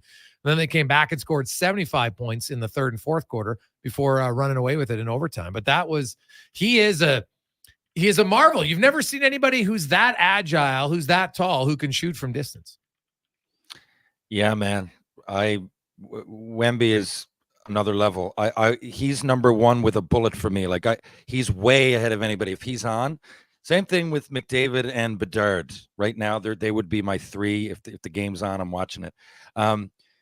But for me, going outside of that, because that wasn't the question. It was who else do I tune into? And I hate to say it because I'm a Jordan guy. I'm a Michael Jordan guy. And I hate LeBron's passive-aggressive, cryptic messages here. And it's always me. It always points back to him. But I do really love watching him play. He's a great player, and I'm usually left jaw dropped in some way. And right now it's his age, and he's still doing it. So I got to give credit where credit is due, whether I like his personality or not. And a final question for you. Sam Reinhart celebrates his birthday today. Of course, his brothers Griffin, Max play in the NHL, as did his father, Paul. When we talk about sports families, and I've asked that question before for years here on 5 Questions, the Reinhart family doesn't always get a lot of love. So who do you think is one underrated sports family? Sports family, who do I know? That's right. Who knows? Terry Ryan Sr. maybe, and Terry Ryan Jr. No. I kid. I'm going to go with, definitely, I mentioned them earlier, and great Newfoundland sports family, the Norrises. You've got Ian, Warren, and Dwayne, who are all brothers, all great players. Warren played pro. Dwayne played in the NHL, I believe, 100 games or more. And big goal for World Junior. And now Josh is well on his way. Real athletic family. My mother's maiden name is Norris. I think there's a relation way back. And I've just always been a fan of their family athletics. Okay, that's fair. I'm gonna go now. Cons, do they have to be players, or can they just be involved in coaching? I think they can be involved in any way. Yeah. Because what about the Phillips, right? You had Bum, who was the grandfather, Wade's the father, Wes is the son. Wes was like a pretty good coaching tree, right? All in the NFL. They have like over 50 years of combined coaching experience. And I know that Wade gets a lot, but Bum Phillips is a pretty good coach for a long time. So I'm gonna go probably with the Phillips. See, that's where you shine. That's where you shine right there.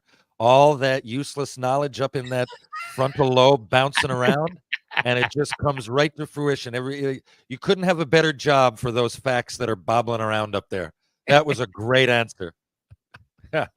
Oh, nice. I like it. Well, Cons game, you're trying to think of different ones, because if you go like, the greatest family, there are some unbelievable ones. Like it's freakish to see how some families like genetics play a big part in sports. I don't think there's any doubt about it. Like you're gifted some natural abilities. And obviously you have to have the work ethic to do it and everything like that. But when you look at certain families, right, like the Sutters to have 6 brothers, like especially when their oldest brother was, didn't do it. That's crazy to me, right? And you look at the Williams sisters, like not only good, but like dominant at their sports for a long, long time. So the Howes, obviously. Brett and Bobby Hull shoot different ways, yet it's the same shot, and their wrists are massive, and they're hardest shots for their eras. Wild. That's really good that you say they shot different direction, because we had Adam Oates on, and he talked about is his skills coach, and he made sure that he has a skills coach who shot the other way, because sometimes it's hard if you're a lefty to teach a right shot guy what to talk, because you want to demonstrate, and then you go to demonstrate it and you put a right hand stick and you look like a fool. So, it's interesting because, obviously there's some genetics there, no question. And like they had the same thick head too. So, like, and I don't mean that in a wrong way, just like I know. Box colored, pretty certain. So, it was also like you look at Cheryl and Reggie Miller as siblings, like dominant, right? And their brother, Daryl, was a Major League Baseball player. So that's pretty good. You're a mom and dad, and you're like, what do your kids do? Well, my son plays in the NBA. Oh yeah, my other son's in the MLB. Oh yeah, I have a daughter. Yeah, well, she's one of the best female basketball players. Oh, that's good. Like that's pretty. It's pretty unique for sure. Right now, there's obviously we could go into other things that we're a sports station, so we talk about sports athletics. But there's some families that have unbelievably smart, right? Where they're just genetics in their brains and, they're astrophysicists and other things. You're just like, pardon me, like it's amazing. So, but for sports athletics, it's pretty good. So TR, I enjoy that you brought the jersey. So you're doing your show on location now for the next few. So are you in Sudbury the whole time or do you get some days off? How does it work for shooting season 3? Yeah, I get most of the weekends. I get two of the 7 weekends. I think I got to do promo stuff. The rest I generally get Saturday, Sunday. And then there are a few days. If you watch the show, you'll notice the girls, Nat, Zig, and Mig, when they're in there, we're often not in those scenes. Right. So I will get a few days off, and I'm going to go. I go to TO normally, taking a game of some sort. One of my favorite bands, the 1975, is playing on the November 18th. So I'll definitely go down for that. I'm off that day. Even if it's just drive down in the morning and come back after. We're not that far. We're about 3 hours from Toronto, and not a bad drive. Okay. Well, buddy, it's always great to have you. We will see you on Thursday. Get some sleep, and we'll chat on Thursday. Oh, man, if the Oilers lose tonight, by the time we get to Thursday, they'll be playing the San Jose Sharks, and Oiler fans will be like beside themselves. What happens if they lose that game? Trust me, I'll be beside myself if the Oilers lose to the San Jose Sharks. Well, you're going to have to, because you're going to have to look like Dr. Doolittle from what I heard earlier. God, that'd be the worst. So, yeah. God, they can't lose that game. Like, tonight, they I don't can't have do much faith within 2 goals in that game. Well, yeah. Hey. Right. I can't believe an NHL team gave up 10 goals in consecutive games, man. That's mind-blowing to me. Mind-blowing. How bad are they is the question. We'll find out. Are they record-setting bad? I think they're going to be close, man. They'll be modern day. Like, I think they lose to, like, they got a really good chance to if they lose their next game, that'll set the modern day record for worst start in an NHL season, winless in 12. They're not even coming close. It's not even in the ballpark, right? It's one thing to lose. These guys are getting crushed. Yeah, you got to figure if you just randomly put pro hockey names into a bingo machine and spit them out, if they beat them. I mean, I don't know. It's just an absolute embarrassment of riches. Yeah, it's bad. TR, have a good one. Have some sleep. We'll talk to you Thursday. Thanks, JG. Thanks, Connor. Thanks, Edmonton. Catch you guys on the rebound. That is Terry Ryan. Join us every Monday and Thursday here on Sports 1440. Let's get to the con man and a Sports 1440 update brought to you by Edmonton Kubota. Now, I say the word, but you know it's coming eventually, so plan ahead. The SNO word, okay? Snow, well, with a W on the end of it. But plan ahead with their top-of-the-line snow removal equipment tools and all the accessories you need to make your winter a lot less stress, I should say. EdmontonKubota.com. This is a Sports 1440 update. It's game day. The Oilers in action out in Vancouver, taking on the Canucks. Puck drop just after 8 o'clock. 3 of their games around the NHL tonight. Maple Leafs Lightning just about to get going, as are the Blue Jackets at Panthers. At 6 o'clock, you got the Stars taking on the Bruins. Week 9 in the NFL will wrap up tonight as the Jets host the Chargers. Kick off at 6:15. You can join me at the Sherwood Park Canadian Brewhouse for your chance to qualify for a trip for 2 to the Super Bowl in Las Vegas. In the NBA, lots going on tonight. You've got the Spurs in Indiana. Pistons host the Warriors. Wizards take on the 76ers. The Nets will host the Bucks. The Lakers travel to Miami. Knicks up against the Clippers. Kings in Houston. Timberwolves hosting the Boston Celtics. The Hawks in OKC. And the Nuggets taking on the Pelicans. Coming up in Hour 4 of the Jason Gregor Show, we'll be joined by Mark Spector of Rogers Sportsnet and Kevin Woodley from In Goal Magazine. I'm Connor Halley. This has been a Sports 1440 update. Sports 1440 in West Edmonton Mall and Wetaskiwin. CKJR is a Stingray radio station. Download the free radio player app and listen wherever you go. At The Brick, we're not just proud of this city and its rich sports history. We're proud partners of it. The Brick started right here in Edmonton over 50 years ago. And when we're not cheering on the Oilers and Oil Kings live at the game, or the Edmonton Elks under the bright stadium lights, we're in our stores, providing everything you need to cheer them on in your home. The Brick, supporting Edmonton sports teams and fans since 1971, saving you more. Legacy Heating and Cooling is the #1 place for people who want heating and cooling. because you'll save a bundle and get both with a heat pump. Then you can use hot, cold, hot, cold. Come on, thermostat, do what you're told. Turn up the heat, turn up the cold, so the vents start pushing out tornadoes. Time for a heat pump, bring it to me! Gonna get a deal from Legacy! Your heat pump from Legacy will heat and cool while saving you a bundle in energy costs. Plus, you'll get a rebate up to $5,000 and no payments, no interest for 1 year. Legacy Heating and Cooling. Christensen Communities, the name in active adult living. Enjoy retirement living without compromise. At Christensen, we understand that each lifestyle is unique. We are committed to providing choice through optional dining, personal services, recreation programs, and care plans to suit your current and future needs. Enjoy maintenance-free living and build new friendships in a safe, independent community. Large suites with full kitchens and in-suite laundry, on-site amenities, and so much more. Find out more today about our communities across the province at cdlhomes.com. Does anyone buy an RV in the fall? I mean, why would you go to all the trouble to find just the right one when you can't enjoy it until the spring? Only someone like Rick Showers from Noble RV would know the answer. Ain't that right, Rick? That's right, Bob. You'd be surprised how many people buy their RV from us in the fall. It's a buyer's market. The people who sell their RVs with us are often a little more motivated to sell this time of year. And that means a better deal for you. And when you buy your quality used RV from No Bull now, I cover the cost of storage and winterization for the coming winter. So you can pick it up in the spring, ready to roll, without paying an extra cent. Winterization and storage? That can cost quite a bit, Rick. Not when you come to No Bull. Our inventory is constantly changing. Something we have today, we might not have in the spring. So the best time to find the RV that's right for you is anytime. And that's No Bull. NoBullRV.ca.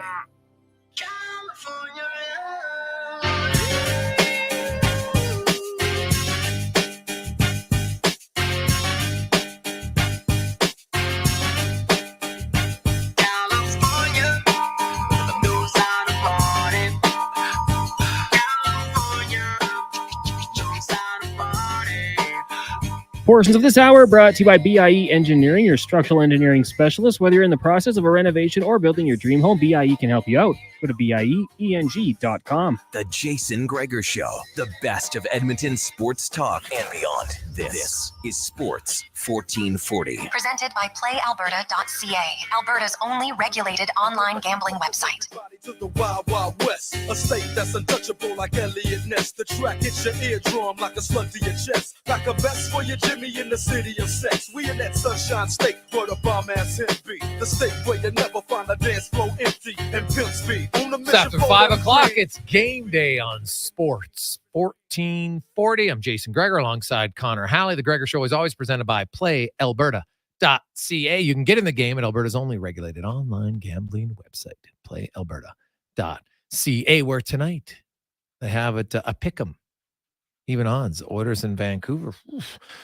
Hey, so you're telling me there's a chance, Oilers fans? You're telling me there's a chance? Because I'll be honest, I don't have a lot of faith in the Oilers tonight in Vancouver. Who knows? Maybe the dam busts open. They finally score some goals because I don't see how they can win a low-scoring game against Vancouver. The way they've been playing, eventually it looks like they'll make a glaring error that leads to a goal against. So I think they're going to have to score 4 goals to win.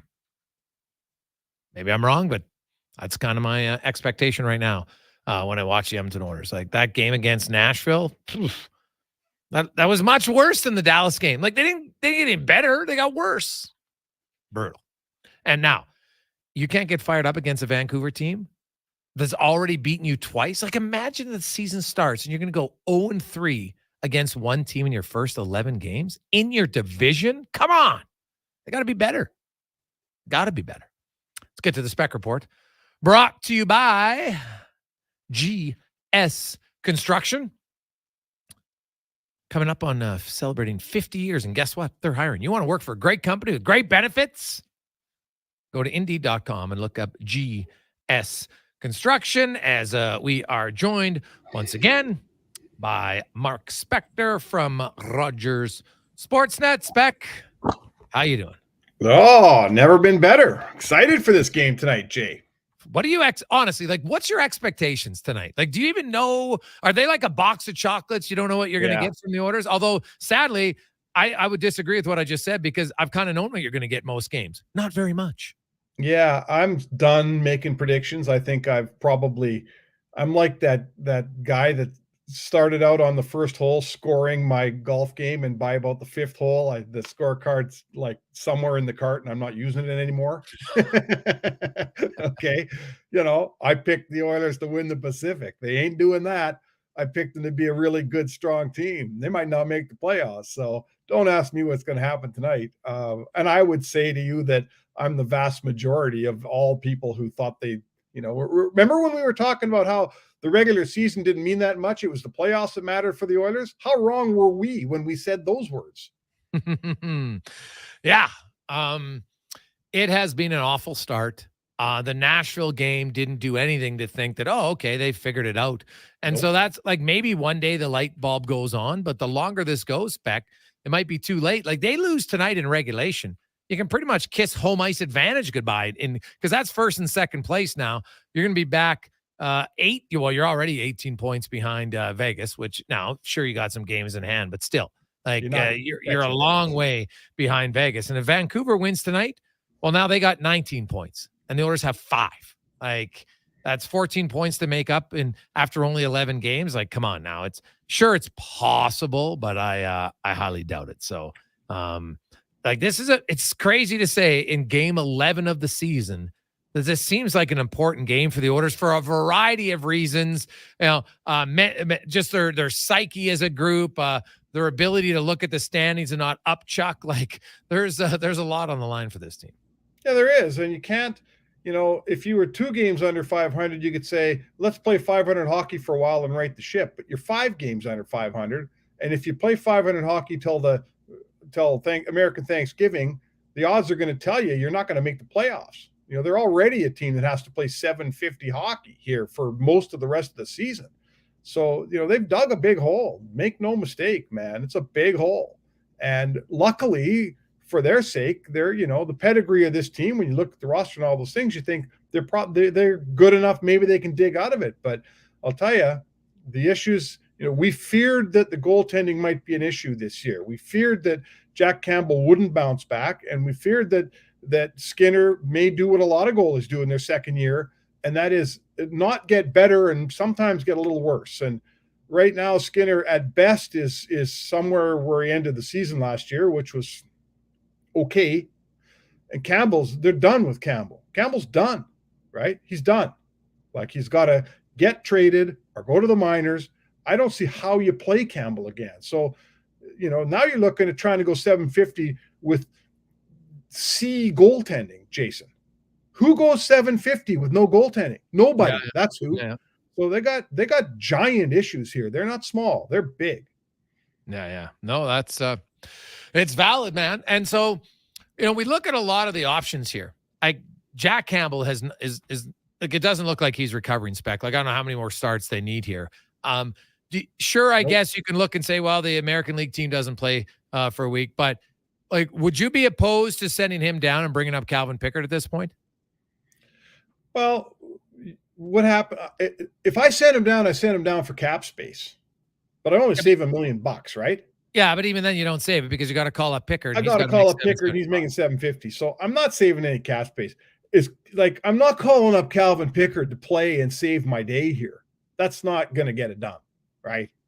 No, but what if he just is your backup and so he plays once out of every 5 and you're like, hey, maybe he can give us a 900 save percentage? Well, if you don't think Campbell can play once out of every 5, I guess. Let's cut to the chase. Are you telling me Calvin Pickard's a better goalie than Jack Campbell? Is that what you're telling me? Maybe right now, based on recent play. Yeah. I'm saying I don't know the answer, Spec, but you're at the point where you might have to find out. Well, I guess my thinking is if that's where we're at, where Campbell can't even give me one ever out of 5 games, then I don't know, and it doesn't matter anymore. It's a moot question, Jason.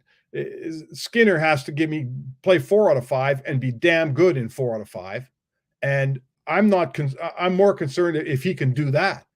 If I'm only going to have to worry about my goaltending in 1 out of 5 games, that's a huge victory right now. Because right now, if I'm the Oilers, I'm worried about my goaltending in every single game. Okay? They got the worst save percentage in the league, worse than San Jose. I saw your tweet today. Yeah. So forget the 1 out of every 5 games. Let's talk about 1 out of every 1 game. Yeah, no, that is fair, man. It is very valid when you look at kind of the issues of the Edmonton Oilers. There's been lots of people wondering, oh, geez, if they lose tonight to Vancouver, like on what level do you have Jay Woodcroft on the hot seat? Like, if you had to gain it out of it, like, do you think it's serious that he could potentially be on the hot seat? Oh, for sure. I mean, listen, we've been around hockey long enough to know there's conversations. Ken Holland's brain is working. Like, every GM has a guy, okay, in their head that if something goes bad tomorrow, who's the first coach I'm going to call? Every GM has that guy. It's a guy he respects. It's a guy he knows. It's a guy he's had before. You know, I'm going to say this to you. For some GMs, and I'm not saying it's Ken Holland, but for some GMs, about 4 days ago, that guy was Joel Quenneville, right? Joel Quenneville was the highest pedigree of coach, particularly for a good team or supposedly good team like Edmonton, that was sitting out there unemployed. Well, now that the thing's broken out again in Chicago, there's a second accuser.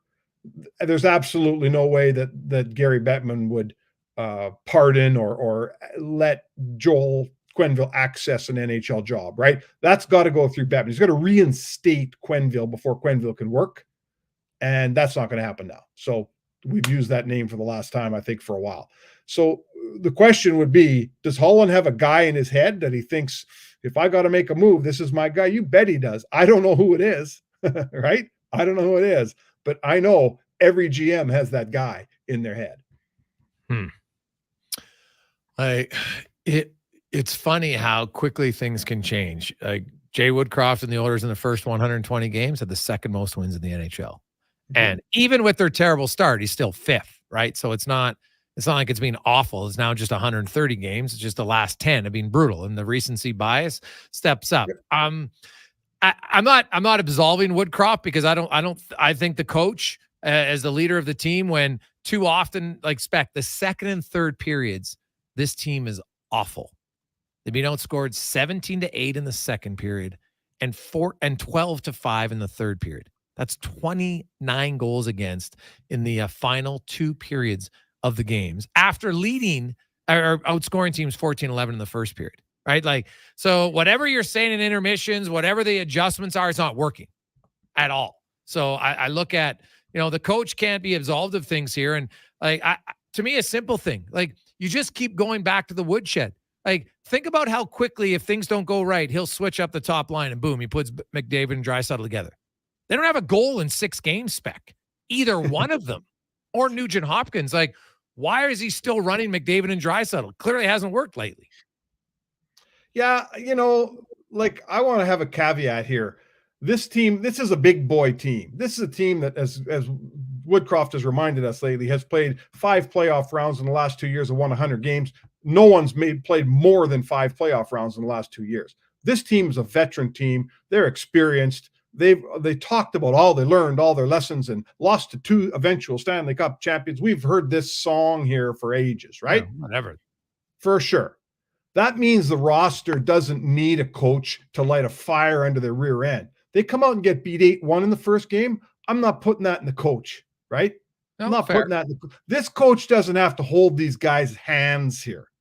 Draisaitl hasn't scored in 7 games. That's not Woody's fault, right? McDavid's been hurt to what level? I don't know. He's not as effective.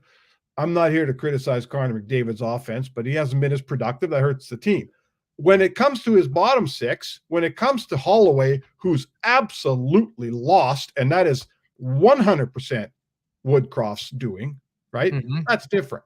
When it comes to switching up a defensive system that took him about 7 games to figure out, yeah, that's on the coaching staff. Dave Manson would be part of that. Absolutely. That's part of the coaching staff. So I would say it falls under the same, the auspices of everybody has screwed this thing up. And the coach gets his share. The goalies get their share. Darnell Nurse has had his share. Some defensemen had their share. The bottom 6, Ryan McLeod, has he played yet? Is he part of this team? I mean, this guy hasn't shown up from training camp. He missed training camp, hasn't shown up yet. Where's he? So everybody gets blame, but you can only fire one of them in the middle of the season, Jason, and that is the coach. Yeah. And so, yeah, I'm not saying it's only the coach, but my question is, you know what? You mentioned those points that, hey, certain guys aren't going. So as a coach, sometimes you got to push a different button, because pushing the 97-29 button has not worked lately. So, you know what? Maybe as strange as it sounds, because I get why I'd be like, hey, we'll go back to them when it's not scoring, because they give you the best chance to score. But for whatever reason now, they don't give you the best chance to score. Now, he'll play the odds and say, well, eventually it does. But it's a risky endeavor, and maybe you'll go, captain goes down with the ship because he's going to go down with his best players, together. And then no one can say that he didn't give it his best, because he's like, well, I put my best players on the ice and they didn't win. So I don't know, maybe that's the strategy, but I just I look at your bottom six isn't producing. I get it. But you mentioned Holloway, like they got the kid line tonight, and the over under is 5 minutes of what they play. It shouldn't be that way. I don't care who you can't say I want more for my bottom six and then never give them a chance to do anything. Hey, when this is the gamble that Woodcroft makes with his forward lines, he starts by going 11-7 a lot of nights. And I know that sometimes he's had no choice. He's only had 11 forwards. I understand that. But he goes 11-7 a lot of times when he's got 12 forwards, healthy forwards in town. So this is his gamble. He commits to his top guys. He overplays his top guys. He commits to those top guys, and he doesn't take care of his bottom six. He doesn't play them enough. He doesn't get them the ability to get any chemistry. There aren't two lines. There's 5 guys, right? There's a bunch of guys down there that really don't get the commitment from their coach that the coach would like them to commit to the team. So that's how he's playing his cards. I get that. But when the top guys stop producing, now what? Yeah. Right? Now the bottom six is like, oh, now you're counting on us to show up and score some goals. Well, let's see. I haven't played with the same guy all year, right? Half of us play 6 or 8 or 9 minutes a night. Now he's counting on the bottom six to chip in. Hey, guys, where are you? Well, where are we? We're sitting here at the end of the bench because that's where you put us half the time. No, it's tough sledding right now. Management, coaching, goaltending, defense, offense. The only good news, Spec, is there's no one that could look and say, well, I've done my job, because there could be very little of that going around the dressing room tonight. And they take on a Vancouver team that's rolling, right? Like they got a goalie playing great. They got a defense pairing playing great. They got a lot of forwards scoring. Every forward on their team has a goal already. Like, Edmonton, to try to get out of their slump, this is a pretty tough opponent to get out of it. They've got a Vezina, Norris, and Hart trophy candidate in their lineup. Yep. If I'd have told you when the season started that in this, what are we playing, our 11th game here, that one team be 2-7-1, the other be 8-2-1, who would you say would be 8-2-1? You wouldn't have said the Vancouver Canucks, man. So you know what? This is, good for Vancouver, first of all. Rick Tocchet, he does some things that are a little different, right? The other day, JT Miller made a couple mistakes. He sat him down for the whole period, right? When's the last time you saw McDavid or Draisaitl get sat down for a period?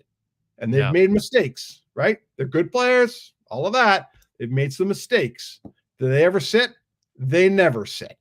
So that's one thing that Tocchet's done on this team. He's got this team playing hard. He's got them. There's accountability. And they got a goaltender, and they got a number 1 defenseman that if he doesn't win the Norris this year, he's going to win one day, because Quinn Hughes is, oh boy, he might be the best defenseman. Well, is he the best defenseman in the Pacific? I'd say he probably is. Is he better than Drew Doughty yet? If he's not yet, he will be one day. Yeah, I think he might be. He was my pick this year for the Norris. I just thought I thought Vancouver was going to make the playoffs, which always helps. Doesn't guarantee you, though, as Erik Karlsson and Adam Fox have proven, but I thought with Demko healthy, that's why I had Vancouver as a playoff team. Now, I didn't think they'd be this dominant, but they have played very well, and this will be a very tough game tonight for the Oilers. Spec, have a good one. We'll chat with you tomorrow. All right, Jay, thanks for having me. That's Mark Spector, and the Spec Report brought to you by GS Construction. When we come back, Kevin Woodley, as we dive deep on the goaltending. What has he seen? How we obviously know the Oilers have to cut down chances off the rush. Why will it help Skinner so much? And what does Skinner have to do to try to get his game back on track? We'll find out next on the Jason Gregor Show, presented by PlayAlberta.ca, live on Sports 1440 and Oilers Nation YouTube. Any team looking to trade up is wise to wait for the right conditions. Right now at Volvo Cars Edmonton, they've got some exceptional offers to help move the remaining 2023 inventory. So whether your team wants to head to the game in the sporty XC60 or the spacious XC90, you'll get up to $5,000 off or finance rates from 2.49%. Volvo Cars Edmonton is Canada's only 12-time Volvo Excellence Award winner. Visit 1205 101st Street Southwest or chat online at volvocarsedmonton.com. With sport and group events returning, are you looking for safe and professional travel options? Look no further than Silent Rides, one of Alberta's premier bus charter companies. Whether your group is big or small, Silent Rides has you covered. We offer state-of-the-art motor coaches, first-class service, and affordable rates. Get your quote today. For more information, contact Ted Nakamura at 780-940-0880 or visit silentrides.ca. Hey world, get ready to believe. At Oodle Noodle, we serve up world-class, worldwide flavors in our sweet, saucy, and fiery noodles. We believe in the power of nudes. We've got everything from saucy mac and cheese to sizzling pad thai to so many other unbelievable dishes sure to make you a noodle convert for life. You've got to taste them to believe it. Don't be a skeptic. The proof is in the noodles. Check us out at oodlenoodle.ca. Oodle Noodle. We believe in noodles. Christensen Communities, the name in active adult living. Enjoy retirement living without compromise. At Christensen, we understand that each lifestyle is unique. We are committed to providing choice through optional dining, personal services, recreation programs, and care plans to suit your current and future needs. Enjoy maintenance-free living and build new friendships in a safe, independent community. Large suites with full kitchens and in-suite laundry, on-site amenities, and so much more. Find out more today about our communities across the province at cblhomes.com. Order the juice, get the points. Now at Booster Juice, it's rewarding to be loyal. Introducing the Booster Rewards app, the reward program to give you a boost. Order on the app and enjoy 1 berry point for every $1 you spend. Redeem it for tasty Booster Juice treats, like your favorite smoothie, a booster ball, grilled fresh wraps and paninis, and cool Booster Juice merch. And with the Booster Rewards app, the more you order, the more you enjoy. Download the Booster Rewards app today. Order, earn, enjoy. Legacy Heating and Cooling is the #1 place for people who want heating and cooling, because you'll save a bundle and get both with a heat pump. Then you can use hot, cold, hot, cold. Come on, thermostat, do what you're told. Turn up the heat, turn up the cold, so the vents start pushing out tornadoes. Time for a heat pump, bring it to me! Gonna get a deal from Legacy! Your heat pump from Legacy will heat and cool while saving you a bundle in energy costs. Plus, you'll get a rebate up to $5,000 and no payments, no interest for 1 year. Legacy Heating and Cooling. Being on this road together means saving twice during the Fountain Tire Road Ready sales event. Save up to $225 on a set of 4 select tires. Plus, get a bonus $50 off any service until December 16th. Book your appointment at fountaintire.com. Restrictions apply. Financing available. Ugh, fine print.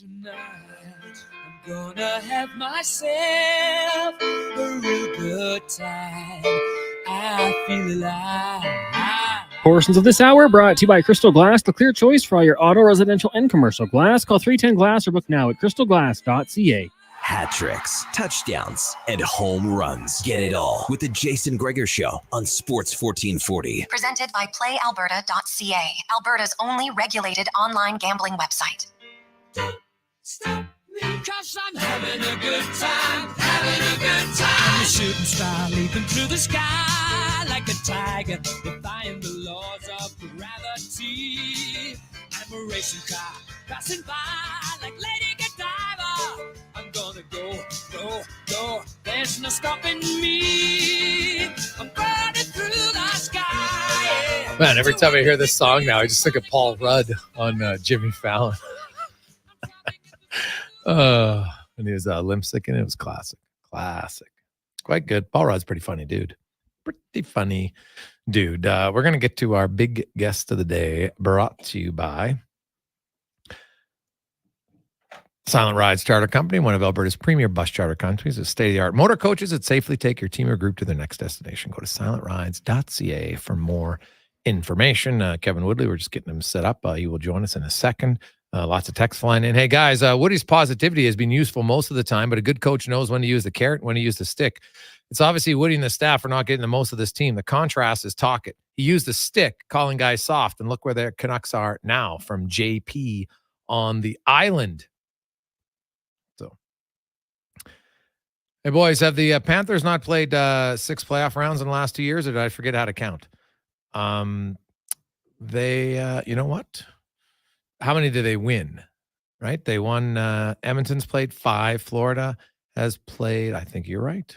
I think you played 6. Bang on, buddy. I like it. So, yeah, that's one to because they lost in the. Did they lose? No, they lost in the second round in 2022, right? So that would be 6. Yes, I think I said nobody in the West has played more, but Florida has played 6, and they have won 4. So 4-2. Oilers are 3-2. Good memory. Good memory.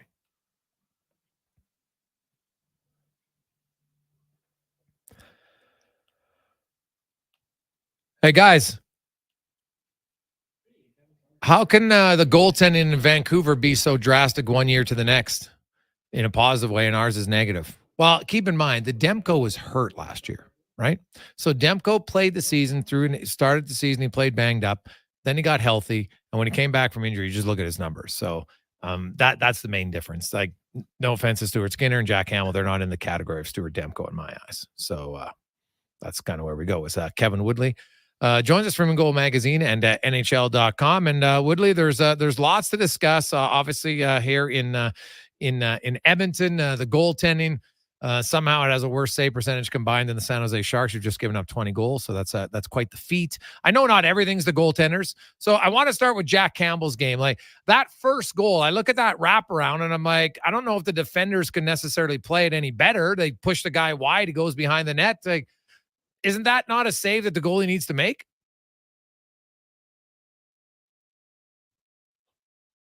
Not going to make excuses. I think the goalie might have to play that one a little differently. And let me just explain it from the goalie perspective. Like, we've actually seen new techniques. We had one at Ingold last year that we shared that Dustin Wolf kind of came up with the goalie coach in Calgary. They called it the Panda, where it was designed specifically for that type of play, because you kind of have two choices when you've got a guy attacking sort of not necessarily off the rush, but in a rush style. Like, it's not like a pure end-to-end rush, but they're sort of attacking downhill at you from that angle. If you square up on them outside of your post, or what we would call an overlap, because you have to have the skate below the goal line outside of the post when you do that. Otherwise, the act of butterflying gives up the short side. It pushes you away from that post. So you have to be outside your post to square up on the guy. If you bite that fake and you drop, you are facing the boards below the dot. That is a massive rotation. As much as it's like, hey, that should be an easy push across, that is one of the biggest rotations you can have in goaltending. And you're starting from outside your net. And so your alternative, some guys will tuck Thatcher Demko. If you were to see that play tonight, he's likely to tuck inside his post into a reverse VH. But we know shooters now are looking short side high off the ear. So if Jack Campbell tucks into a reverse VH as that guy's coming downhill at him and he picks that spot, we're screaming bad goal there. He squares up, guy fakes him to the ice, beats him around to the back post, doesn't look great. So it's kind of one of those ones where, like, I'm not excusing it. Like, please, let's be clear here, because I know I come across as a goalie apologist, and let's be honest, in some ways that's my job. The goalie union card abides. But at the same time, like, it is a tough play. Like, it's a massive rotation. So we've actually seen goalies where I'm seeing this more and more around the league, where they will overlap, but rather than squaring up on that shooter, they're going to flatten out that backside leg, not be square on purpose, so that push across, understanding that shooters are looking for this. If I go RVH, he's going to try and go short side high.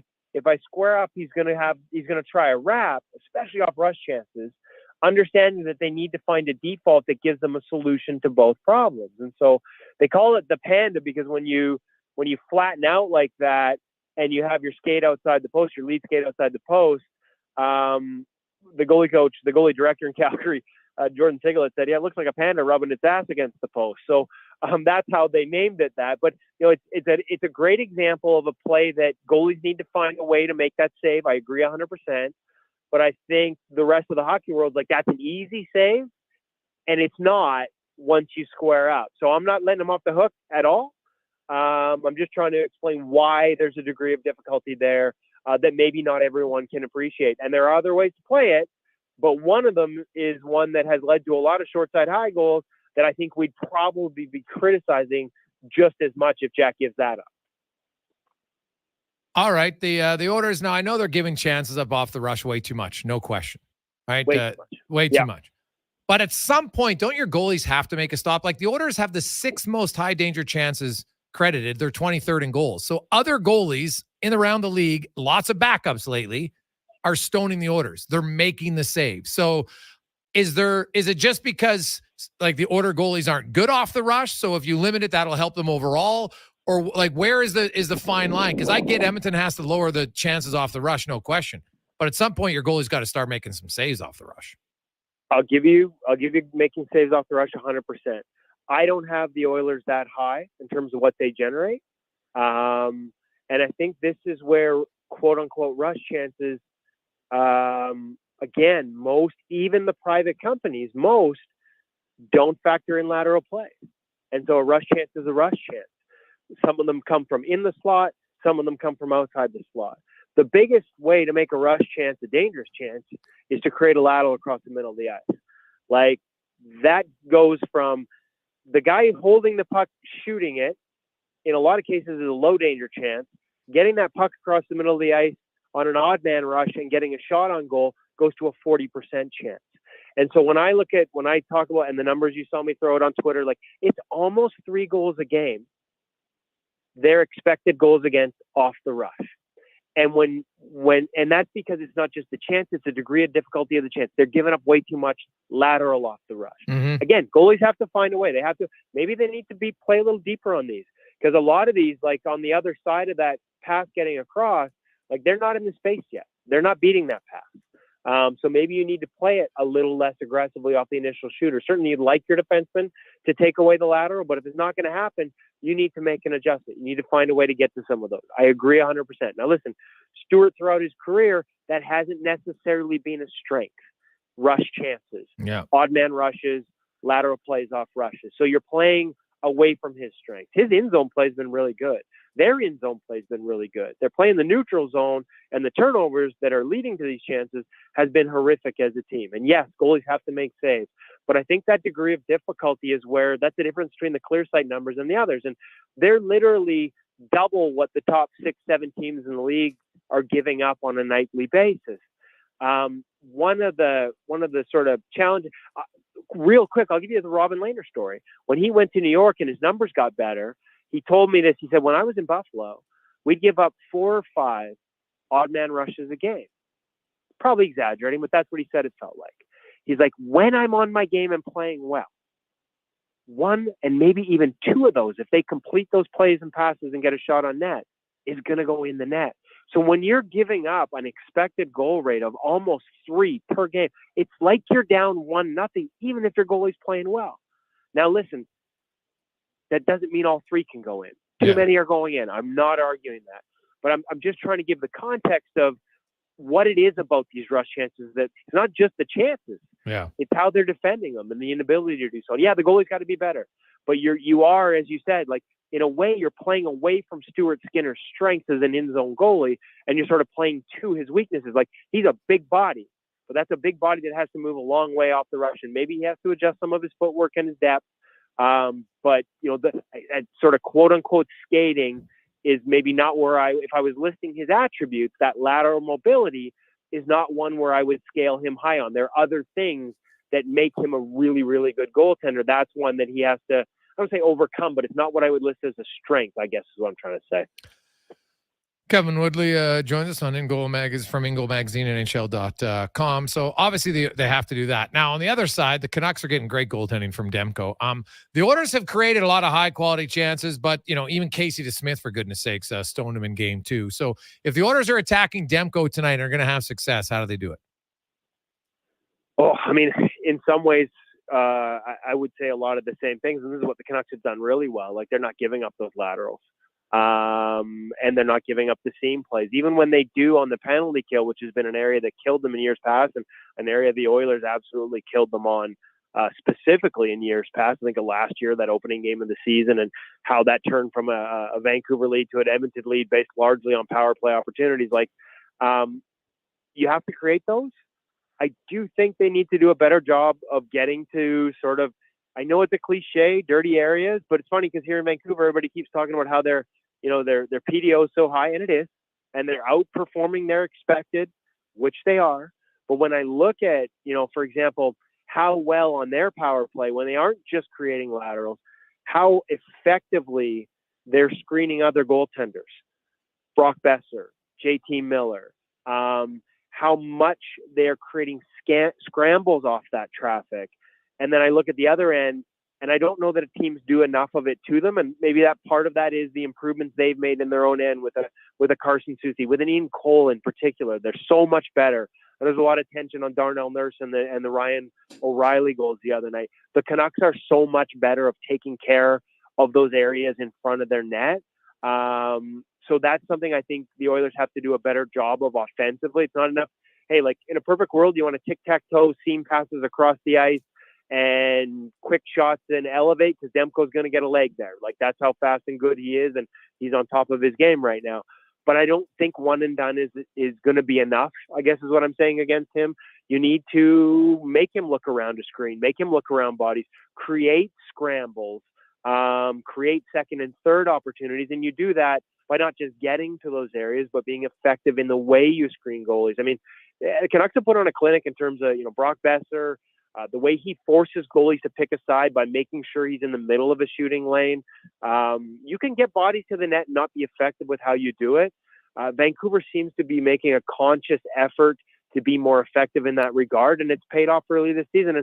And as much as the PDO still is off the charts good, and they are outperforming their expected, I think some of that quote-unquote expected goal measurements, like outside of one company, ClearSight, they don't even account for screens. And so when I watch the goals individually and see how much of a factor that traffic is in the goals, like, I think that's one of the reasons they're so much better than even the underlying numbers suggest they should be. And when I look at similar on the Edmonton side, I'm not seeing the same things in terms of, this goes back to the first game of the season, and they've been better of late, but man, you need to create a little chaos down there. That's where a lot of broken plays, that's how a lot of goals get scored in the NHL. When you don't have the pretty ones, you got to earn the gritty ones.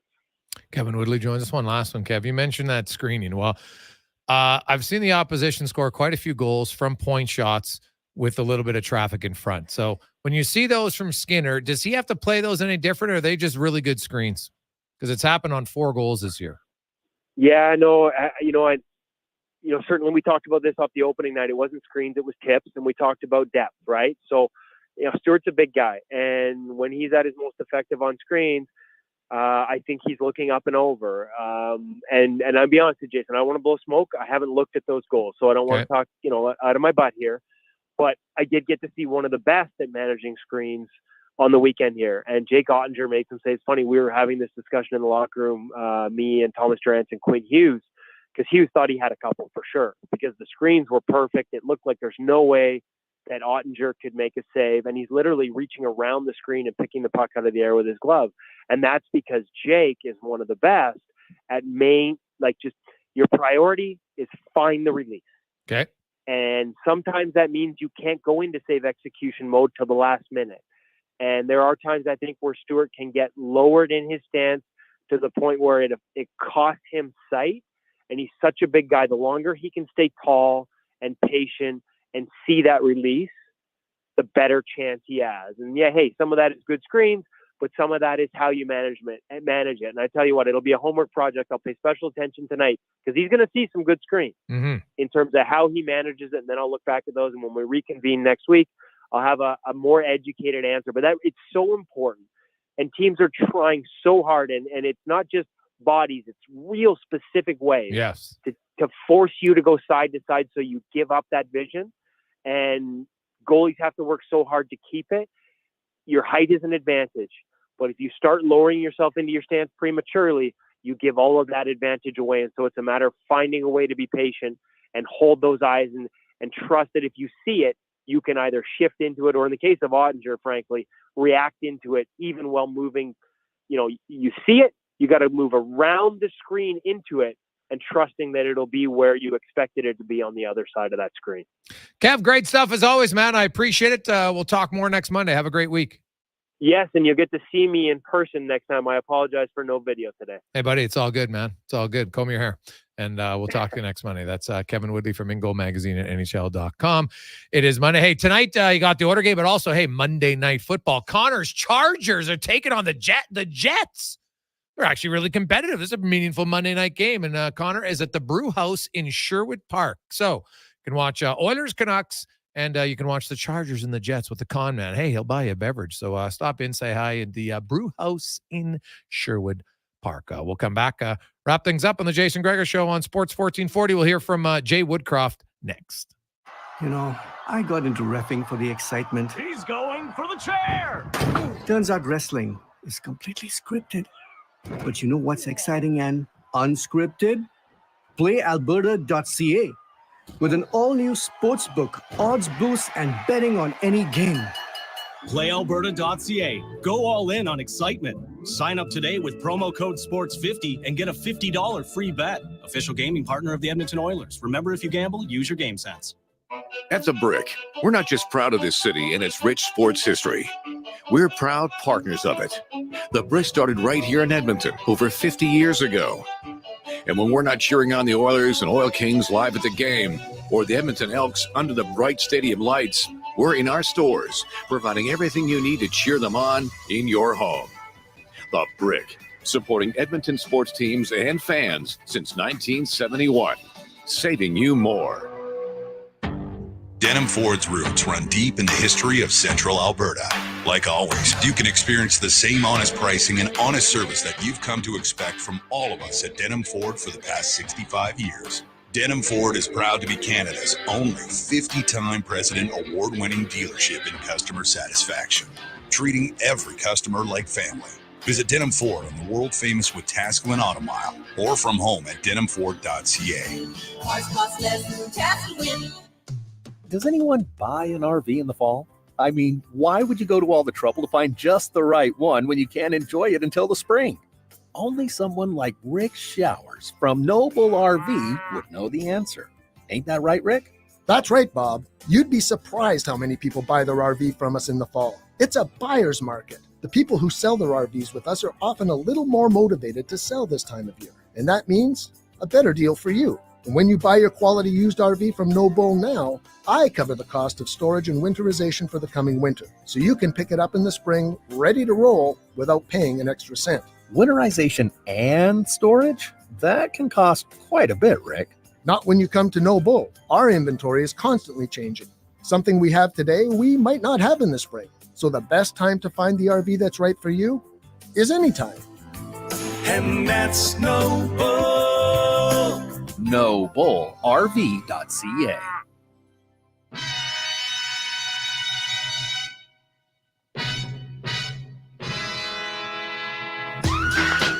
Portions of this hour brought to you by On the Rocks. There is something going on every day at OTR tonight. Bingo tunes, Taco Tuesday, karaoke on Wednesday, Salsa Night Thursday, and live music every weekend on the OTR stage with DJ Kenny K. On the Rocks, Jasper Ave, and 118th. Sports Radio is back. The Jason Gregor Show on Sports 1440. Presented by PlayAlberta.ca, Alberta's only regulated online gambling website.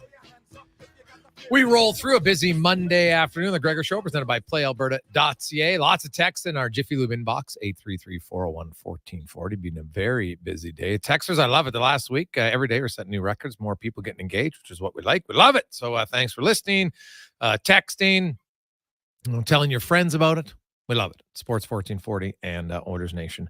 YouTube, as we go in the room now, brought to you by Next Gen Transportation. Their new platform trailers have arrived and are ready for work.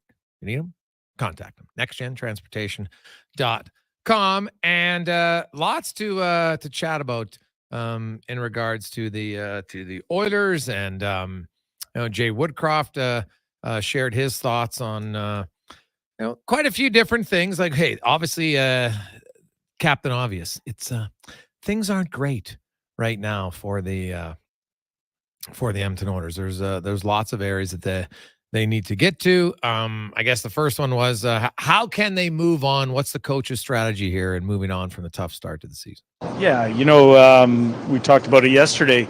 Didn't love our first 10 games and able to flush that segment and begin anew. And what better place to play a game than where we started the season so poorly.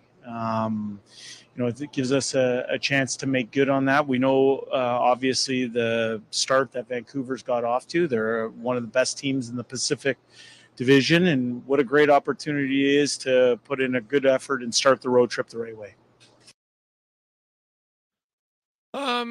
He was asked, the third question was, is there one specific area defensively that he feels they need to improve on as a team? To me, there's some moments, that have cost us, big moments, individual decisions on certain plays that have hurt us. We've given up more on the rush than we want to this year, but sometimes those come down to individual decisions. We're working hard to correct it. As I said, there are positives in our game, and we're continuing to build to try and put one together. And as I said to Gene earlier, what better place to do that than in the place where we were shellacked on opening night. Yeah, shellacked. It's an underused term, but I think appropriate in this case. Far Analogy then asked him on the slow start. They had a lot of expectations, talking about winning games in the playoffs. And is that a factor that, maybe they were looking too far ahead? Now, you're going to alert and focus. I think our group we're a professional group. As I said, and you weren't there during the outdoor game we played, but this team's won over 100 games in the last 2 years, 5 playoff rounds, as many as any team in the National Hockey League in terms of playoff rounds. We believe we have a recipe. We don't think we've consistently played to that recipe hard enough or long enough. And as a result, we're getting the results that we're getting. This is the National Hockey League. Every night is a battle, and you can't afford to not have everybody going. And you can't afford to have certain parts of your game faltering. You have to be working on ways to find 2 points.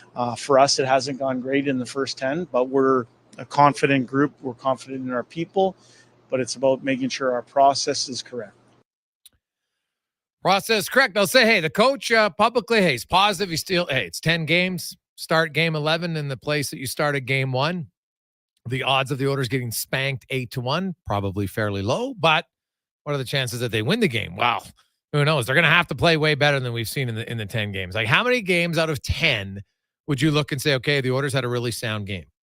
I thought Calgary and Winnipeg. Even Nashville, I'm like, I didn't think they played great in that game. I thought the Winnipeg-Calgary games were their 2 best. Problem is, some of their worst games were on the road. Philadelphia, they were dreadful in Philadelphia. So they're going to have to wake up here. They're going to have to get a lot better in my eyes in so many different areas. You had Woodley on earlier talking about the importance of limiting the chances off the rush, right? Their in-goal defensive play has actually been fun. He's pretty good. That's Stuart Skinner's strength. So just be sure in the neutral zone. So when you're watching tonight, watch to see if the Oilers can slow down the Canucks or the neutral zone, because that's where they're getting killed. The numbers don't lie. They're getting murdered in how much they give up there. And the problem is they're seeing goals now, like the Forsberg goal. That was like a 3-on-3. You take it wide, and I know, Kevin explained why it was difficult for the goalie. Well, whatever. Like, I'm not sure what the other position guys are supposed to do at that point, right? Like, you're always like, hey, if you can push them wide, man. Like, I know there's lots of coaches that like to call it between the dots is the highway. That's where you're going fast. That's smooth. You want to get outside the dots? A lot of guys used to call it the ditch. Brian Betty, you used to call it the highway, and then there's the ditch. You want to try, as a defensive team, you want to try to get them into the ditch as much as you can. Right? Makes a big difference, right? Those are low percentage chances to play. That's where you want. If you can, push them outside. And if you're confident that you're in the right position, you're going to limit it. You let them in the highway more of the time, that's when they're going to run and gun. That's where they're going to have a lot more production. So, well, we'll see where it goes in regards to that. But I look at the Oilers, and man, the one thing I'm watching for tonight, like, you can't fix all of your problems in one game, but you're going to have to. You're going to have to look at it. So, hey, Gregor, something McDavid's banged up, but if I see things keep going south, do the Oilers need to think about shelving him until he's healthy or ride it out? What do you think from On-Away Jay? Well, here's the thing about McDavid. Like, if he was really banged up, would he still be playing 23 minutes a night? So, and when if he is banged up, like if it's a hand injury, because to me, if he's mishandling the puck, I don't think that has anything to do with his legs, right? So to me, I have I don't have any real insight into it. I watch McDavid; he's not missing practice. Like, if he's banged up, like, you'd think you'd see a lot of other things here where he wouldn't be skating, right? Like, you'd be resting up as much as you can. So enjoy the night. Can the Oilers calm the frustration, or does it even become worse? Tomorrow's going to either be a good day for Oilers fans, or we'll have a lot to talk about. Either way, should be fun. Thanks as always for tuning in. We appreciate it.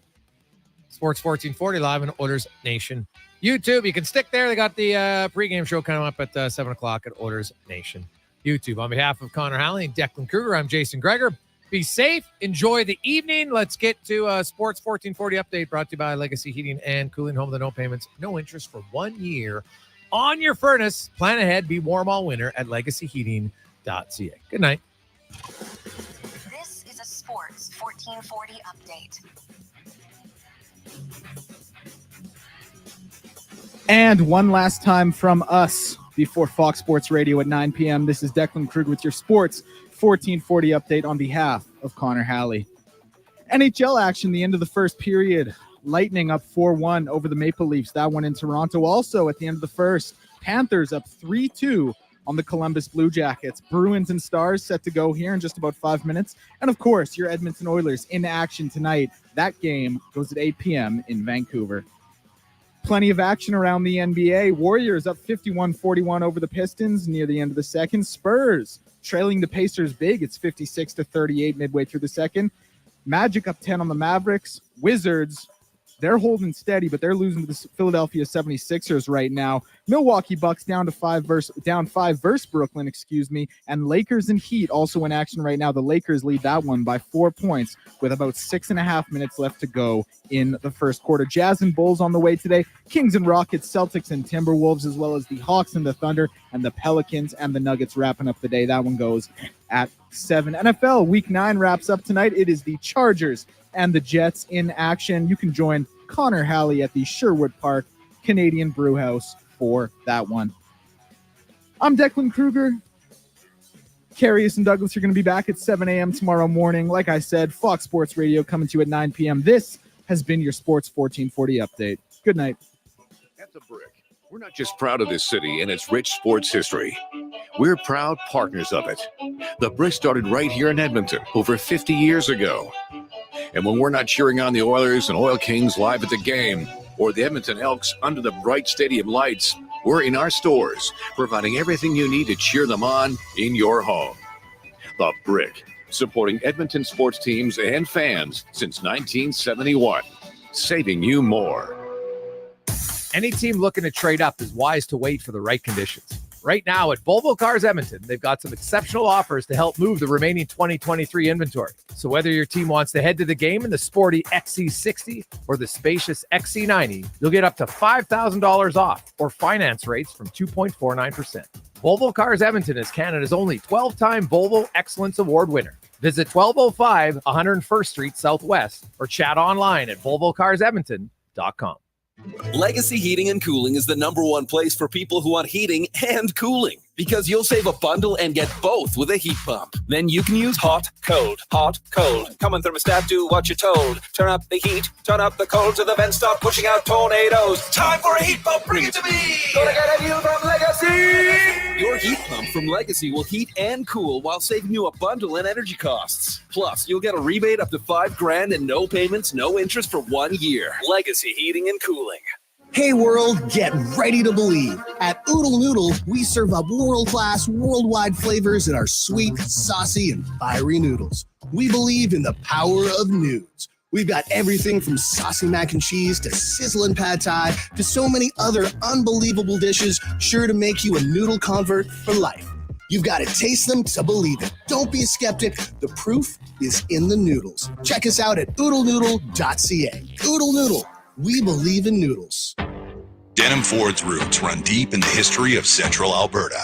Like always, you can experience the same honest pricing and honest service that you've come to expect from all of us at Denim Ford for the past 65 years. Denim Ford is proud to be Canada's only 50-time President Award-winning dealership in customer satisfaction, treating every customer like family. Visit Denim Ford on the world-famous Wetaskiwin Auto Mile or from home at denimford.ca. This is Sports 1440, a Stingray radio station broadcasting on Treaty 6 territory. Download the free iHeartRadio app and listen to CKJR wherever you go.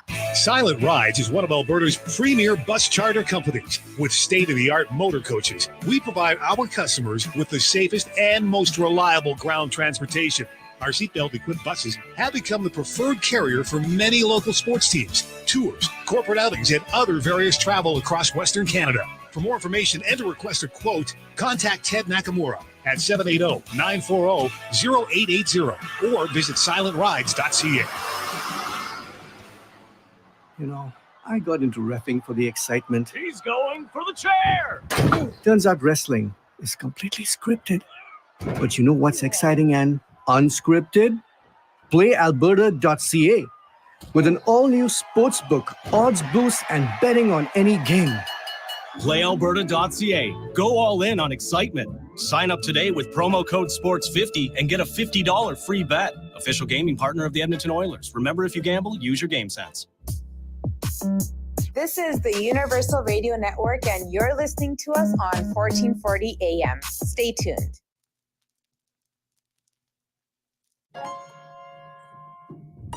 like it good.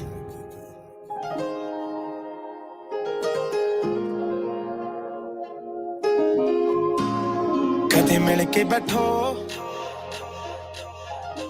गल करिए प्यार दी आज काली काली रात मार दी देखो तारियां दी लो हाथ ता फड़ो कदे नहीं छड्डदा यार नी तेरी तू दम जान वार नी तुसी हुक्म करो कदे मिल के बैठो गल करिए प्यार दी आज काली काली रात मार दी देखो तारियां दी लो